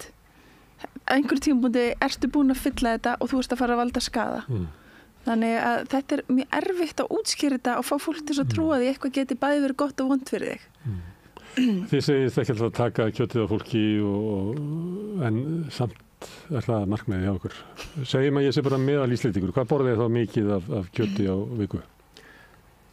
Það er svona rúmlega 500 grömm af rauðu kjöti á viku. Og það er ómikið? Stór hluti. Þú vil taka helmingin af því að mér? Ráðleggingarnar hafa verið þannig að ekki borða mikið ekki borða meira 500 á viku. Sem er meðaltalið? Já. Þannig hefur það er engar öfgar í þessu. Þannig að ég veit ekki alveg hvað. En núna eru nýja norrænar næringarráðleggingar að segja förum kannski svona niður 350. Og við höfum alveg kíkt á hvernig samsetningin er á rauðakjötinu á Íslandi og það er svona kringum 150 grömm sem er mjög mikið unnin kjötvara, sölt, reykt og svona. Þannig að bara ef við myndum minnka það, þá gætum við og myndum ekki auka eitthvað ferskt raukt kjöt á móti. Ef við kæmist á það niður í þessi 350 meðaltali, þetta eru... Að sleppa unnu kjötvaran. Já, að þá erum við raun og veru komin að þessu marki sem við erum að leitast eftir. Hvað er unnar kjöturur? Nú er þorrablótin, það er hrútspungar, það er ekki unnar kjöturur. Þau myndi ekki lokka þannig. Já, en þú borða það hvað einu snári. Já, þeir að tala svona bjúu, pulsur. Já, og nagga. Álegg. Naggar er náttúrulega svakarætt. Og pepperoni, bacon. Þú veist, þetta er við erum bara að tala um að hafa það í algjöru og það er líka svo sterkur evidens tengdur krabbameini í ristlu og endaþarmi. Ok. Unnar kjötvörur, það er þess að þú ert að lýsa svona pulsur og svona verksmiðu unnin matur. En svo erum við með unnar kjötvörur, að því þú nefndir hérna pepperoni og eins og var ég í kjötbúð og lærði að búa til salami og það er bara algjört úrvalsefni sem að fyrir í salami að því annars bara virkar það ekki. Og það kryddað, það hangir og er þurrkað inn í kæli og bara eins og þurrskenka er verkunin á því. Já, það er salt. Það er svona gerjun sem saltið er utan á til þess að geta átt sér stað svona gerjun inn í svipað og gerist með osta og þurrskenkur og eitthvað fleira. Það er lokað að utan og eins og saltfiskur var í gamla daga, þá var hann lokaður utan og gerjaðist það innan og þá fekk maður þetta saltfiskbragð sem er bara horfið vegna þess að nú kaupir maður bara saltaðan fisk en ekki saltfisk. Er ekki eitthvað svona greinamunur þessu því ég er í svona veðmáli við mann sem að vill að við tökum það inn í að við borðum ekki unnar kjötur og ég segi bara nei, ég ætla bara að borða þurrskinku og eitthvað fleira. Ég tel það ekki vera eitthvað tengt einhverju verksmiðu framleiddum pulsum frá Goða. Ég fæ ekki stuðninga verið í þessu. Þetta er erfið spurning en kannski það sem ég myndi segja er að eitthvað sem er silkiskorið, þetta er mjög létt. Þannig að ef þú ert bara að borða eitthvað smá af því, þá er það mjög lítið í stóra samhenginu. Þú veist, en ef þú ert að borða heila máltíð sem bara fyllir þig af unnum kjöturum, þá er það svolítið öðruvísi. Þetta er svolítið eins og við vorum að tala um hamburgarhryggjinn eða hangikjöti. Það er svona, ef þú værir að borða það 2-3 viku, þá getur þú vondumálum. Ok, þú vil taka þetta alveg. Ansjósur, það eru með. Já, en þetta er öðruvísi með Ég geti búið til ítalska mat að þess að hafa ansjósur í búrinu. Já, við erum auðvitað aðeins að skoða aðra vörur en það eru unnar kjötvörur sem hafa mjög sterk tengsli krabbameini í endaþarmi og ristli og kannski eitt af því... Út af saltinu? Menn er ekkit alveg vissir. Það eru svona einhverjar kenningar að til dæmis nítrítið það eru allskis kenningar menn er ekkit alltaf alveg 100% hvað það er sem veldur þessu þetta er bara sem sést ítrekað í rannsóknum allan heim þannig að og þetta er kannski eitt af sem við erum að fara að sjá núna í Íslandi að það hefur aukist rosalega mikið krabbamein í ristlu og endaþarmi af því að við lifum lengur líka við erum hægt að fá krans eða stífluna fyrir 75 ára aldur Þessi hljóta að geta leiðrétt fyrir aldrei eða ekki? Jú, þetta er aldur staðilað en við sjáum og þetta gerist til þessi Noregi þegar fundu olíuna það byrja allt hérna að auka svo mikið krabbamein í ristlu og endaþarmi þú er bara ríkar og þú borðar meira kjöt Svo er önnur rannsókn sem var gerð seinna þessi Pure rannsókn hún var reynda gerð fyrir 2020 fyrir COVID og það er í 80 löndum svona fæðu samsetningar og þá er loksins svolítið verið að horfa til svona annara landa en alltaf þess að Vesturlanda. Hvernig er þetta annars þar sem fólk, og þá er einmitt líka góð áminning til okkar, þar sem fólk fær of lítið og það verður að minna á það og þá kemur aftur þetta hérna. Það er aldrei heldur gott að fá eitthvað of lítið en á samanburðurinn að vera við það, þú veist, ef við ekki reyna að bera okkur sama við hvað er svona best að vera? Hvað er kjörmagnið, svítspotið? Stórmarkaðurinn og það sem að stórmarkaðurinn náttúrulega aðlagar framleiðsluna, flutningin og söluna á mat og umbreytir honum.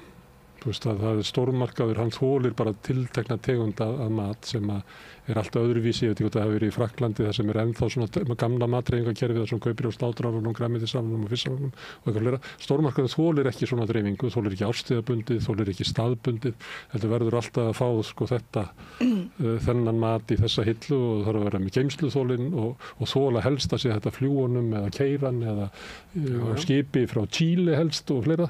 Þannig og þetta er rosalegt kerfi sem er rekið áfram af sko gríðarlegum hagsmunum sem er að vinna svolítið á móti því sem það er að gera. Svo ég var á tímabili í Tógó í Afríku og þá sá maður hversu hratt þessi breyti getur orðið. Ég ætla bara að taka eitt dæmi af tannheilsu.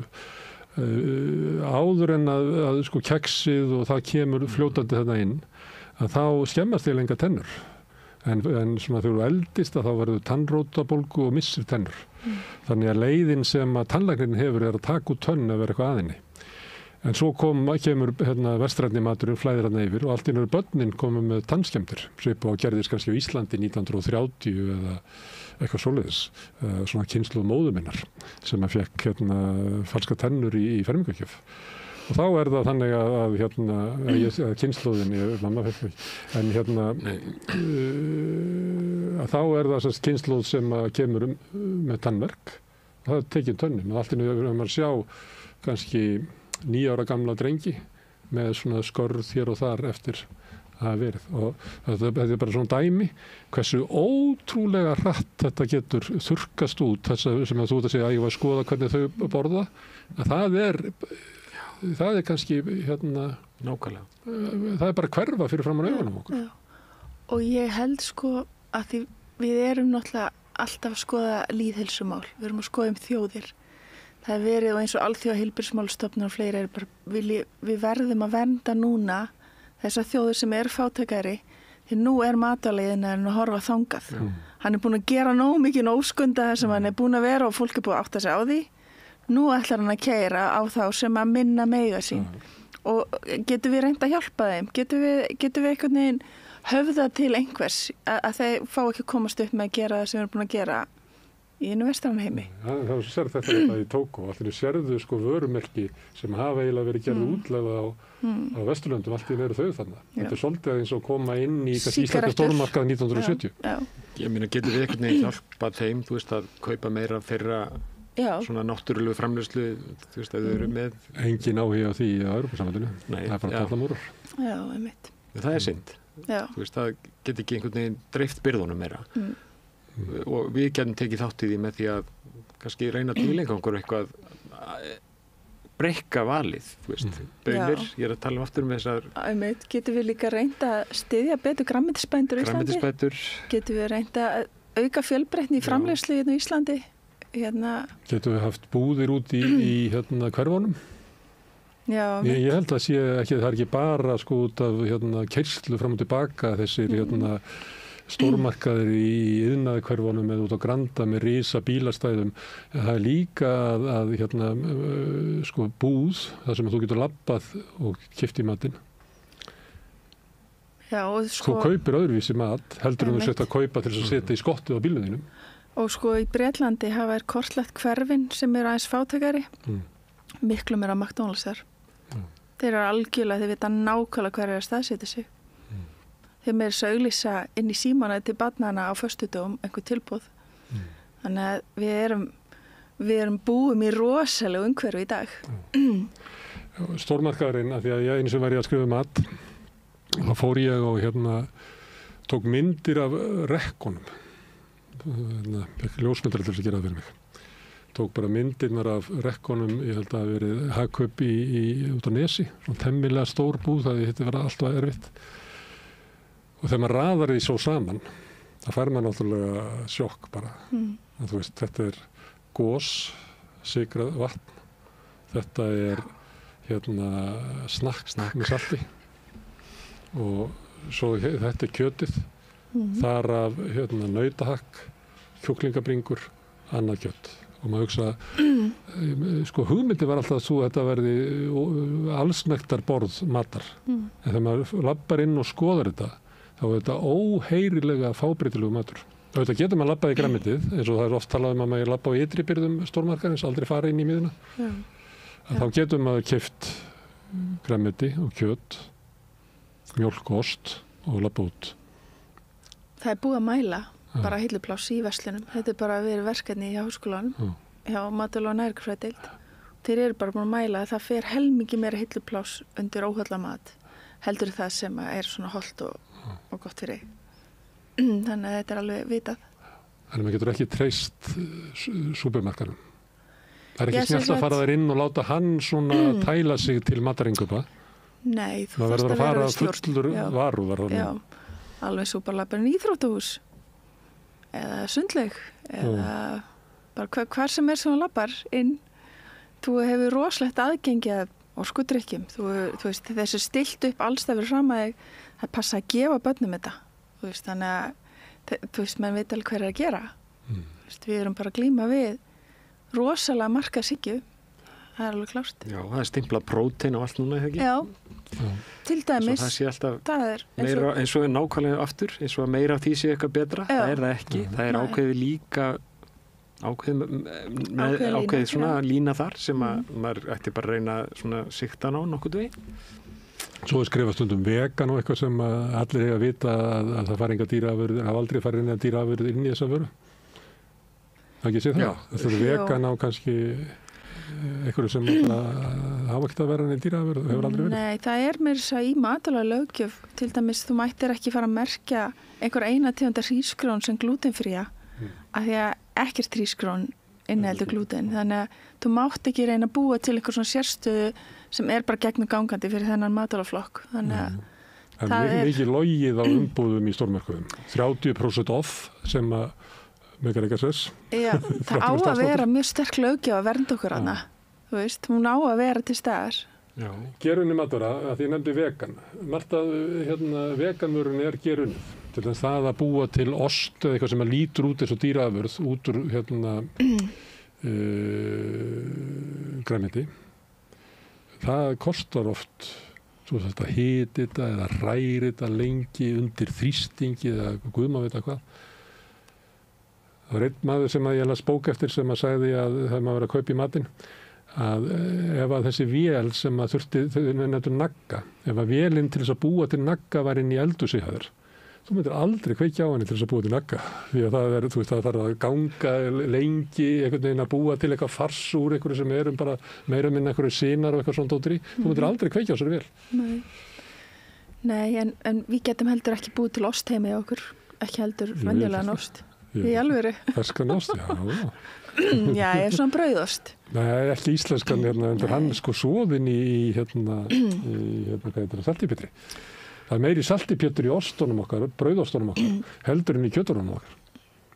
Bara svo lítið af osti versus, þetta snýst líka alltaf samhengið á magninu sem hún borðar. Þannig að það skiptir öllu máli.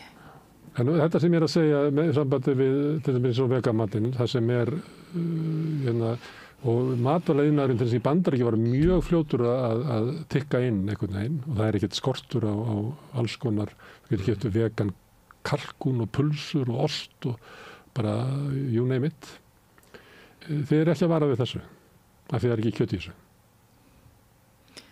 Sko þetta er alltaf svona ákveð spurning, auðvitað viljum við að þú notir baunir. Við erum ekkert endilega að segja að þú er að nota þessar vörur og við höfum bara hreinlega ekki rannsóknarreynslu af þeim. Við þurfum að bíða í 30 ár eða eitthvað til að sjá áhrifin. Þannig að við getum ekki dvoðalega mikið sagt. Við í raun og veru erum bara að fylgjast með. En auðvitað að fara varlega í vörur almennt bara sem innihalda mikið salt. Það er kannski svona lykilreglan og varlega í mitt svona vörur sem að kannski, er með mjög langt geymsluþol, en auðvitað er margt líka niður svona tómatar er eitthvað sem við höfum ekki endilega miklar áhyggjur af, eða frosi grammeti, þannig að þetta er ákveðin eðlismunur, en það er auðvitað synd að við skulum ekki hafa þessa hefð hérna á Íslandi fyrir baununum og þetta er eitthvað sem við þurfum bara að vinna að, þannig að sé auðveldara að þegar þið langar að taka í pásu frá kjötinu, þess að örugglega öllum langar einhver tíman, að þú eigir eitthvað góðan valkost í staðinn og eitthvað baunahakk eða eitthvað svona sem er alveg til út í búð að endilega skoða þessa kosti. Já, bara kaupa baunir og leggja í bleiti fyrir vinnuna og eldaði góða rétt og kemur heim. Já. Þetta er líka þjálfun og æfing og við þurfum bara kannski að leggja áherslu á það líka. Þið eru að skrifa grein og svo eru að halda ráðstefnu og einhver leiti finnst mér að þessi að svara einhverju sem þarna úti, svona hugmyndum. Og þegar við vorum að tala reykingarnar og eitthvað fleira og það var náttúrulega bæði annað samfélag út af svona hugmyndum ábyrgð yfirvalda og einstaklinga og það var líka heimur sem var svona einfaldari í upplýsingagjöf. Er það ekki bara þannig að þó að þið teljið ykkur vera svona á miðjunni á sömu stöðu Ólafur Ólafsson, landlæknir og fleiri sem að voru þá sem að gátu náð svona, að nú eru þið bara, nú kemur þið skrifið eitthvað og svo kemur bara, ég sá að þið voru að svara ykkur læknum sem sögðu bara, hvaða rugl þetta? Þið voru að svara læknum sem að voru að tala fyrir auknu, eða þess að kjöt át væri ekki skaðlegt. Já, sem mætti fita, já, mætti vera meiri. Já. Já, við tókum svona aðeins smá snúning á því. Smá snúning á því og það líka kannski einn áróður sem líka með þetta að öll kolvetni sé eitthvað slæm og þegar ég bara taka það út og jafnvel mér sé ávexti líka. En sko það getur vel verið en það líka svona jafnvægi í því sko og það sýnt sig að það ekki endilega neitt jákvætt við það að taka eitthvað svona alveg út sko. Þetta allt eitthvað spurningu jafnvægi hóf líka, maður má ekki gleyma að hóf ein af okkar dygðum sko sem að kannski erfitt að eiga við í dag því að það bara alltaf verið að ota einhver að okkur. Þannig að það var líka svona smá umræðin þetta sko og við erum þá bara að reyna að svara þessu á málþinginu að það ekkit svona þessi töfralausn að taka einhverja eina stefnu í átt að því að ná betri heilsu með því að auka kjöt og taka út kolvetni. Það held ég sé ekki sko svar við neinu. En haldið að ykkar upplýsingar nái lengra í samfélaginu heldur en að bara einhver bloggari fyrir að skrifa þetta eða einhver hvað heitir það, áhrifavaldur? Nei, ég held að það sé mitt vandamáli. Ólíkari heim. Já, að því að við erum komin í þá stöðu í dag og ég finn rosalega mun, búin að vera næringarfræðingur síðan 2002, ég finn rosalega mun af því að það eru podcast alls þar og þú það eru mjög mörg þeirra eru kostuð mjög mörg þeirra þar kemst yðnar mjög auðveldlega að þannig að þetta svona ný leið og vera með áhrifavalda, vera með kostað einhvers konar samstarf sem neytandinn áttar sig ekki alveg á. Þannig að það er búið að breyta skjössanlega vitneskjan okkar eða bara þær upplýsingar sem eru settar að okkur í gegnum TikTok, samfélagsmiðla, þannig að okkar rödd er svolítið að hverfa og maður finnur það svo greinilega, sérstaklega þegar við erum kannski jafnvel farin að ræða það bara fyrir framan alla hvort mettu fita sé góð eða slæm. Það sýnir okkur kannski bara svolítið hvernig heimurinn er orðin. Þannig þið eru bara áhrifavaldar eins og allir hinnir?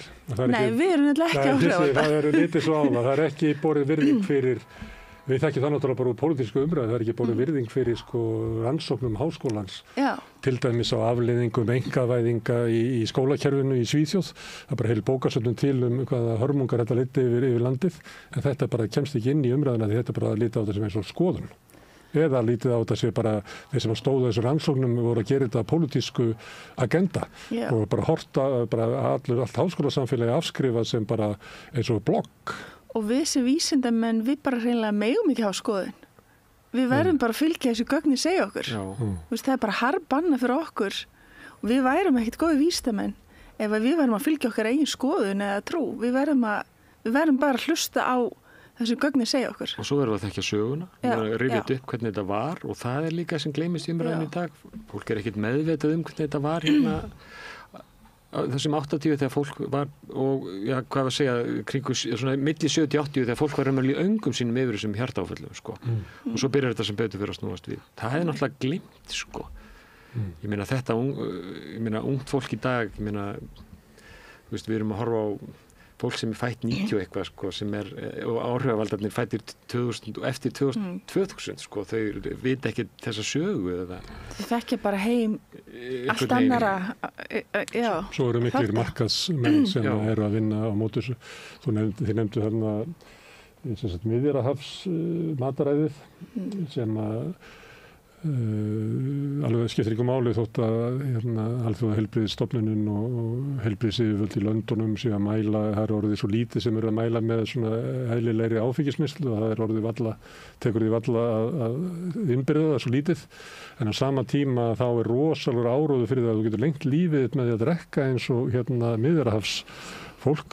Og þá það endaði með því að það voru eins og í Bretlandi sem eru ekki Miðjarðarhafsþjóð og ekki þekkti þennan kultúr, að kannski svona miðaldra fólk þegar börnin voru heima sátu eftir og drukku eina rauðvín á hverju kvöldi og heldur var að gera gott fyrir heilsuna sína og hjarta sitt og andlega lífið og drukku þá í sig alkoholisma með tíma vegna þess að lifrin var orðin hægvirkari og var fljótari að lengur að vinna úr alkohólinu og stór skada þessu. Ég las mjög skemmtilega grein þetta hvernig svona hugmyndir okkar hollustu eru mörg dæmi að þegar þetta er búið að fara í gegnum pökkun áróðusmeistara að þá verður þetta stór skadalegra.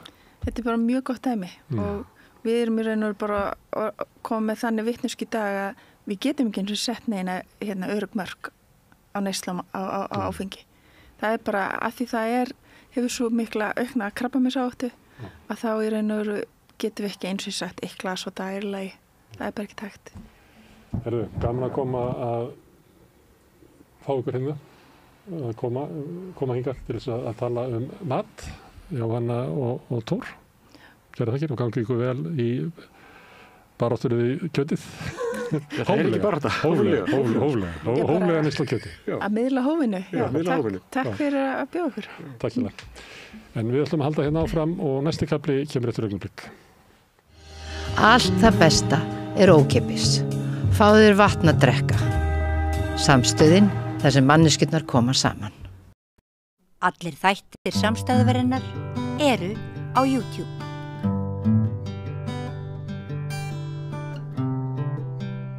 Já, komið sæl aftur og velkomin að Rauðaborðinu. Ég heiti Mari Lilja og hjá mér í dag eru virkilega góðu gestir. Það er Katrín Oddsdóttir, mannréttindalögfræðingur og Andrés Ingi Jónsson, formaður framkvæmdastjóri. Framkvæmdastjóri heitir það? Já, Dýraverndarsambands Íslands. Verið velkomin. Takk, hella. Takk. Herði, það er svo sem að nóg að taka og þannig að þið verið að tala rosa hratt. En þetta er dýravelferð og dýravernd er eitthvað svona sem að við getum alltaf verið sammála að hafi svona svolítið fengið að sitja á hakanum allavega svona síðustu ár, jafnvel áratugi. Þar má nefna bara laxeldið og svo eru þetta bara áhrif á lífvirkjana á lífríki og svo er það bara þessar framleiðslu aðferðir sem við erum að nota. Hvað verður þitt svona fyrsta verk, Andrés Ingi, svona í nýrri stöðu? Í rauninni er ég bara að koma með kapasitet inn í félag sem búið að gera alveg rosalega mikið á síðustu árum. Stjórnin hefur á síðustu svona 2 árum sett kannski 3 mál í forgang hjá Dýraverndarsambandinu, að berjast gegn hvalveiðum, að berjast gegn blóðmerahaldi og að svona taka út búfjáreftirlit sem að er stundum í algjöru skralli og þetta eru atriði sem við ætlum bara að halda áfram að hamra á. Nú er búið að gefa út langt leyfi til hvalveiða og sannarlega eitthvað sem þarf að berjast gegn það. Bara endalaust. Ótjöfbundið og rúllandi sem eitthvað alveg nýtt. Þannig að þar þarf virkilega að halda áfram að þrýsta og blóðmerahaldið er enn stundað. Það sem hefur gerst eins og þar á síðustu árum er að almenningur er orðin meðvitaður þetta. Þetta var einhvern veginn að eiga sér stað í kyrrþey en í gegnum aktivisma og með aðstoð meðal annars frá Dýraverndarsambandinu þá var þetta bara framreitt fyrir almenning þannig að fólki misböð algjörlega. Fólk bara vill ekki sjá svona farið með dýr. Og búfjáreftirliti vonum við að sé að komast í betra horf vegna þess að ný ríkisstjórn setur í stjórnarsáttmála að færa dýravelferðina frá matvælaráðuneytinu yfir til umhverfisráðuneytis. Og það er aðskilnaður sem við höfum talað fyrir lengi og meikar fullkomið sensa og sért með eftirlit með hollustaháttum í matvælaframleiðslu, þú veist svona iðnaðar elementið á einum stað en fólkið sem að sér að dýrin sjálf njóti bara sinna sjálfsögðu réttinda á einhverjum öðrum stað. En byrju, verður samt ekki mast með báða pósta, hvað breytist? Það ekki búið að útfæra þetta nefnilega. Okay. Nú nefnilega þurfum við að passa upp á að þetta gerist almennilega. Já. Það sem að við töluðum í skýrslu sem Dýraverndarsambandið gaf út á síðasta ári var að það yrði stofnuð sérstök dýravelferðar eining sem gæti annarkvort verið svona sjálfstæð mikroeining eða orðið hluti af til dæmis náttúruverndarstofnuninni sem að er núna undir umhverfisráðuneytinu. Það sem að friðlýst svæði og ýmislegt fór undir einn hatt. Það er svona eðlilegt. Myndi manni finnast að það væri náttúruverndin. Það virka mjög illa núna eins og þetta sko. Þetta bara, ég er búin að vera að vinna í þessu blóðmöradæmi fyrir erlend dýraverndarsamtök einmitt og þín samtök og þetta er hrikalegt sko. Það er hrikalegt að sjá hvernig MAST bregst sínu skildum hvað varðar verja velferð þessar dýra. Nú sendum við þeim aftur vídeo sem eru tekin eitthvað með svona undercover af þessum dýraverndarsamtökum sem sína bara ofbeldi gegn þessum óleittu hrissum og alvarlegt, mjög alvarlegt. Blóðmerahaldið er svona fyrir þau sem ekki vita, það er þetta þegar að hrissunum er haldið í raun, hvað kallast það, fylfullum. Já, eða sko það er verið að taka til þess að taka úr þeim hormónablóð. Já, taka úr þeim blóð til þess að í raun og veru selja í verksmiðjubúskap í útlöndum til þess að svín og þá giltur framleiði meira af grísum heldur þeim er eðlistlegt annars. Þetta er ekki eitthvað svona krabbameinsveik börn eða eitthvað. Við erum búa til annað vandamál sem er líka dýravelferð vandamál annars staðar með þessu en þetta er mjög arbært og það sem er sko svo sjúklegt við þetta er það að það er hægt að framleiða þessi lyf með kemískum hætti. Það þarf ekki að fórna velferð þessara dýra til þess að gera það. Það er eitthvað dýrara en það er hægt og við erum búin að skrifa undir einhverja Evrópureglugerð sem segir það að ef það er að gera tilraunir á dýrum í vísindaskyni eins og þetta er búið að ákveða fall undir þarna, það er bara eftir að búið að segja það, þá verðum við að meta það hvort hægt sé að gera þetta án þess að láta dýri þjást og þar myndi þetta strax falla á því prófi og það sem ég finnst svo ótrúlega alvarlegt við þetta er það að núverandi matvælaráðuneytið lofaði eftir alveg bara öllu fögru fyrir 2 árum og sagði að sjálfsögðu munum við innleiða þessa reglugerð hér en svo hefur það ekki verið gert og MAST er undirstofnun þeirra og ráðuneytið bara einfaldlega tekur ekki á þessu, hvorki MAST né ráðuneytið framkama það lofvort sem þau lofuðu eftirlitsstofnun EFTA þegar EFTA sagði þið megi ekkert verið að gera þetta. Við erum 1 af 3 þjóðum í heiminu sem tekur svona blóð úr óleittum merum. Sko það er Kína, Argentína við og kannski mögulega einhver einn viðbútt. Þetta er bara, þú veist, þetta er ekki eitthvað sem að venjuleg Evrópuríki gera stunda, bara höfum það alveg á hreinu. Og þetta er, þú veist, við sáum kveiksþátt sem kom í febrúar í fyrra sem var óhugnarlegur, þar sem að blóð bændur sko sem sumir eru bara æðislegir og vilja bara dýrunum sínum alltaf besta voru að segja frá því hvernig þeir eru hvattir til að þagga niður þegar dýrin drápust út af einhverjum ömurlegum starfsháttum dýralækna sem kunna ekki gera þetta og annað, þetta er hræðileg saga og ég held að við munum átt okkur á því reyndar í mörgu tilliti hvað varðar dýravelferð eftir nokkur ár hvað við erum aftalega á merinni og hvað við erum að gera hlutina illa og hvað við erum í raun og veru litla samkennd og skilning á því hvernig á að koma fram við aðra skinuða verur og það er ótrúlega sorglegt. Ég held að þetta sé nefnilega ekki okkar eðli ef það hægt er að tala slíkt sem þjóð. Ég held við séum frekar tengd náttúruna mörguleiti og höfum samkennd með dýrun sem við umgöngumst en svo vil fólk bara helst ekki vita því hvernig eggin kom í bakkan eða hvernig kjúlinn lendir í bónus eða hvernig sko hambúrgarhryggurinn birtist á disknum en þegar leið að fólk fær þessa innsýn þá er því misbúðið og það hættir. Við erum mjög stolt af sko landbúnaðarháttum þegar kemur að íslenska lambakjötinu og það er bara eitthvað sem við erum búin að flytja út og hérna. Já, mér finnst líka, þú veist, þar ef ég ímynda mér að setja mig bara í spor eitthvað stíls ef það má, þú veist, ég held að það sé bara næs að vera íslenskt lamb, þú veist vonandi er þeim ekki slátra á okkur hörmulegan hátt en almennt að fá bara að ganga frjáls eitthvað stöður upp á fjalli svo drepa svona 30 kannski að það væri mannár þú veist, og einhver étur mig, já þú veist, ég er ekki vegan svo ég skil það að þú sum dýr láta lífi til þess að aðrir borði en ég held að við horfum tilbaka á hana verksmiðjubúskap eftir svona 20-30 ára og segjum þetta er sko okkar holocaust. Já. Þetta er ógeðslegt. Það er farið, þú veist, það var að klippa hala á einhverjum grísum og gildurnar getur ekki snúið sér við og þú veist, þetta eru bara svona hlutir sem bara, ég vil alltaf tala um þá í fjölmiðlum, þeir eru svo ógnulegir og við erum ekki með eins konar eftirlit eða stjórnsýslu sem getur gripið inn í og verða þessi dýr. Þú veist, þetta er náttúrulega bara ömurlegt. Og það er líka, sko, það er náttúrulega búið að færa dýrin bara frá því að vera það sem þau eru. Það er búið að rækta upp eiginleika í þeim sem er ekkert náttúrulegir, þannig að sko, norsku systursamtökin voru til dæmis að berjast gegn einhverju ákveðinu kvæmi af kjúklingum sem var verið að rækta sem við kallum monster kjúkling af því að þetta er eintak sem þróað til þess að vaksa svo miklum hraða að það bara eyðileggur alla stóðgrindina og það bara... Þetta eru þessi sem geta aldrei staðið upp, af því þeir eru með svo þunga bringu. Já, dýrið getur aldrei verið bara einstaklingurinn sem það á að vera, heldur þetta alltaf bara einhvern veginn bara hjól í þessari framleiðslukeðju og það náttúrulega vandinn við vestmögubúskapinn og vandinn sem við horfum líka fram á í sauðfjárræktinni líka að sko kröfur markaðarins, það þessi sko ofbóðslega og framleiðsla bara.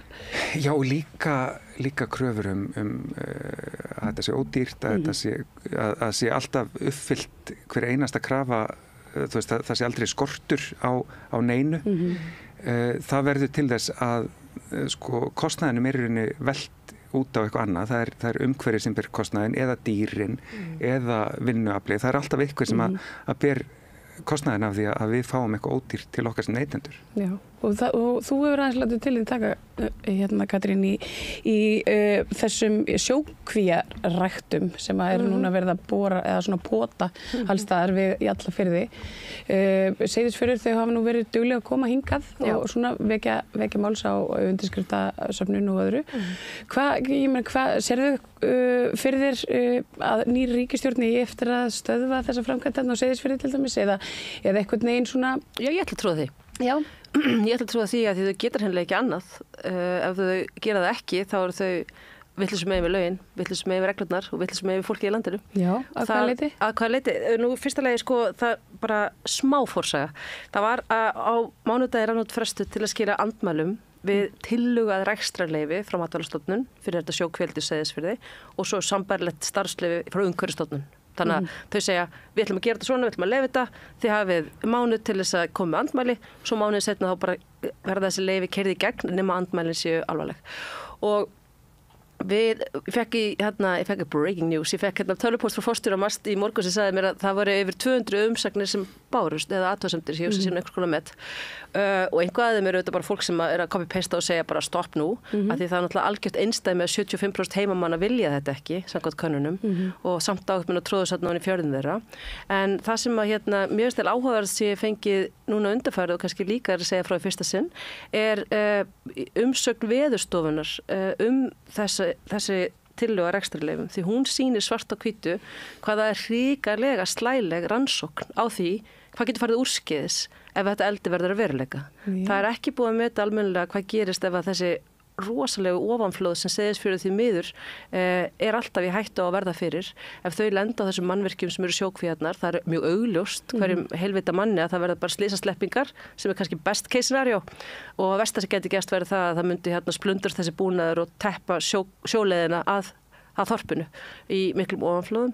Þetta hefur ekki verið metið almennilega og það hefur heldur ekki verið farið bara í gegnum skipulagið sem var útskýrt hvað ætti að meta, það átti að meta hafís, hættuna, hún hefur stundum verið algjör þarna, það hefur verið þörungur sem hefur drepið allt eldi einu sinni 2001 eða eitthvað og svo framvegis, svo eru annars konar náttúruvá líka og af því að það er búin að mynda svona ákveðin tendens inn í stjórnsýslunni að leyfa bara þessum fyrirtækjum svolítið að komast upp með að svona þrjóska sér í gegnum öll ferli, þá eru bara svona risavaksin göt í rannsókninni hvað gerist ef þetta leyfi verður veitt og það er bara algjört basic 101 lögfræði, brot á rannsóknarreglu stopp, ógilda hæja á.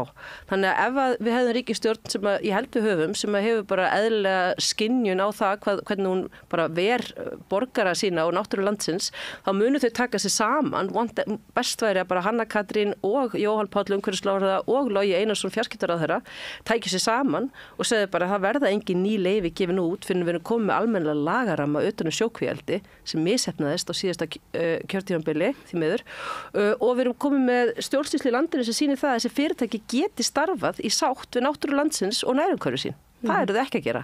Ég meina, Kaldvík fyrirtæki sem ætlar að tróða sér hérna í Seyðisfjörð án þess að fólki þar vilji það, þau voru að gera sig það að drepa 700.000 lítil seiði núna bara á síðustu vikum af því þau bara höfuðu sér gáleysislega og svo er verið að tala um það einhvers staðar hjá fólkinu sem er hvatningamenn þessara framkvæmdara þau séu svo æðislegi dýravinir.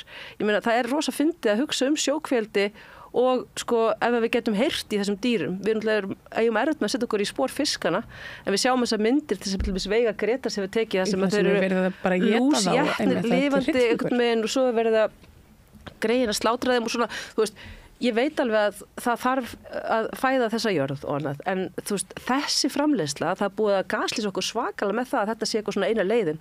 Það kostar miklu meiri orku að búa til 1 kíló af svona eldislaxi heldur en það sem við fáum út. Það þarf að þórna einhverjum sojaökrum einhver staðar annars staðar og annað til þess að fæða þau. Þetta er bara einhver svona fínamannamatur í Evrópu, þar sem fólk vil borða sitt sushi í friði og þannig, og það er engin sérstök mannréttindi að borða sushi. Og hvað þá að kostna náttúru Íslands, að kostna smárra þorpa eins og Seyðisfjarðar sem á að gera einhverju iðnaðarpleysi gegn þeirra vilja og kostnað velferð þessara dýra. Þannig að við erum bara komin í eitthvað algjört rugl á Íslandi. Noregur er að sjá hræðilegar afleiðingar af þessu og við getum ekki einu sinni tekið það og hort á það og sagt, ok, snúum við heldur ætlum við að halda áfram. Þetta er svona sjálfseyðingahvöt, stjórnsýsluleg sjálfseyðingahvöt og ef að ný ríkisstjórn er ekki með nógu mikilla meðvitund núna rétt eftir kosningar til þess að taka á þessu, þá er bara einhvers konar afskriftatími á íslensk stjórnvöld finnst mér. Bara allir sendir heim og bara fara í Tetris eða eitthvað. Og svo, þú veist, það er náttúrulega ekki flókið hvað það er sem við þurfum að uppfylla til að geta réttlægt að rækta dýr til matar. Við þurfum að tryggja þeim bara mannúðlegar aðstæður með þau lifandi og þurfum að tryggja að aflífun eigi sér stað með skjótum og mannúðlegum hætti. Sjókvíaeldi er að flaska á þessu ítrekkað. Þannig að þú er búin að nefna lúsina, það er ekkert annað en það er ekki í samræmi með neina velferð að láta dýr búa við að vera einhvern veginn étin af sníkjudýrum. Þú komist ekki burt einhvern veginn og þetta er martröð. En síðan ertu meira sem með þannig að sko margar leiðinum til að losna við lúsina eru líka slæmar af því að þær hafa slæm áhrif á lífríkið í kringum kvíarnar. Það þarf að eitra fyrir þeim. Og síðan eru kvíarnar, þær eru ofsetnar, það er of mikið af fiski í þeim. Ég meina við erum með sko strangari reglur fyrir kjúklinga í einhverjum þaulætlisbúum, þar er bara skilgreint hver kjúklingur fær marga rúmsentimetra en þannig eru reglurna miklu svona losaralegri og síðan það sem gerist í þessum rosalega seiðadauða fyrir austan 714.000 seiði sem drápust, þá var það vegna þess að þeim var hent út í of kaldan sjó. Það fengur bara sjokk. Fengur sjokk og dóu. Og hlutaðum dóu reyndar á leiðinni af því að það var ekki búið nógu vel þau í prammanum sem kom þeim á endastað. Þannig að það þarf bara að tikka miklu betur í öll boks sem snerta velferð í þessum iðnaði til að hann sko geti réttlætt að ganga áfram. Svo sjáum við slísaslepingarnar í Patreksfirði sem er núna í annarsinn búið að fella niður lögreglurannsókn gagnvart. Og maður hugsa bara ef það er ekki hægt að nýta þessi refsiákvæði í lögunum í svona tilfellum, þar sem einhver stöðustjóri sem áttu að passa upp á þetta er á tenni og þú veist, það glemdist að slökkva okkur ljósum og þetta er bara svona, þetta gerist á löngum tíma, þetta er svo innilega augljóst gáleysi og að því að lögreglustjóri þar segir að það var ekki alveg ljóst að forstjórinn að framkvæmdastjórinn hefðu verið meðvitaður það eða gáleysir það hvað var að gerast, þá bara er ekki hægt að refsa. Þá getur bara þá sagt, bara strengum bara út allar refsiábyrgð í lögunum ef þá ætlar að túlka þetta svona. Þannig að við erum ekki bara með þá stöðu að það er búið að dreifa valdinu svo víða, við erum bara með algjörlega fragmenteraða stjórnsýslu, brotakennda og fjársvelta. Þannig að allir vísa á hinn, bara akkurat þetta er ekki mín ábyrgð, hann verður að gera það. Og svo erum við líka með það að það er búið að dreifast í mörg ráðuneyti, þannig að enginn með yfirsýn. Svo erum við með það að fyrirtækin komast tíðan upp með skelfileg brot gegn þó þessum auma lagaramma sem við höfum og þá grípur ekki eftirlitsvaldið inn. Þetta er bara lýsing á algjöru svona regulatory capture eða eftirlits yfirtöku eins og stundum talað þar sem einhverju fjársterkir aðilar er búin að ná þannig tökum á hennu opinbera kerfi að það hefur engin úrræði til þess að bregðast við verndarhagsmunum lagana sem er íslensk náttúra. Sáum þetta líka með hvalveiðarnar. Þar sem að fjársterkur aðili hefur svona tangarhald að þeir virðist á í allavega síðustu ríkisstjórn og núna horfum við bara á þessa nýju leyfisveitingu sem einmitt rúlar áfram bara út í það óendanlega. Þetta eitthvað svona framkvæmd sem að þú hefur sagt, Katrín, sem bara lögfræðingur, þetta bara þekkist ekki, þetta ekki verið til. Ég held að þetta sé bara bullandi ólumætt, sko. Ég veit að Bjarni Ben búin að nota rólegu röddinu sína til að láta alla trúa að það sé það ekki, en það það víst. Og ég bara vona að við fáum það úr því skori bráðum með ákveðnum hætti sem við erum að láta reyna á. Út af því að þetta að, þú veist, öll stjórnsýslufræði skipunar réttafræði, þetta óbúslega leiðilegt orð, bara stjórnarskráin æðstu lögin í landinu, hún ræður öllum öðrum lögum og hún bæði skrifleg en líka eru til reglur sem ekki skrifaðar og heita venjur og þær hafa líka gildi með jafn háum svona status og hún, okay? Og hún segir, þessi stjórnskipuna venja sem er skrásett í öllum fræðibókum sem ég lesi undanfarna daga, að það bara í boði að gera allra nauðsynlegustu ákvarðanir í starfsstjórn. Það bara í boði að gera allra nauðsynlegustu. Það megi ekki þurfa, það eru hlutinni sem þola ekki bið sem þú gerir þegar þú ert með vald í starfsstjórn. Að gefa út hvalveiðileyfi löngu áður en vertíð byrjar sem auk þess ótímabundið eins fjarri því að vera bráð nauðsynleg aðgerð og hægt að ímynda sér sérstaklega í ljósi þess að það búið að skipa starfshóp sem að rýna bæði löggjöfina og stjórnsýsluna og hann ætlaði að skila af sér í febrúar. Þannig að í öllum eðlilegum kringstæðum þá hefði góður og grandvís ráðherra sagt ok, ég býða sjálfsögðu eða veiti næstu ríkisstjórn sem var að fá mjög sterkt umboð heimild til að afgreiða þetta mál en við erum að horfa fram á það, við erum með Bjarni Benediktsson gerir heiðlega tilraun til að skipa Jón Gunnarsson besta vin aðal í þetta mál þegar það misheppnast út af einhverju furðulegasta atburðarási ég séð, einhverju leka rugli þá stekkur hann inn sjálfur og veitir þessa leyfisumsókn ótímabundna.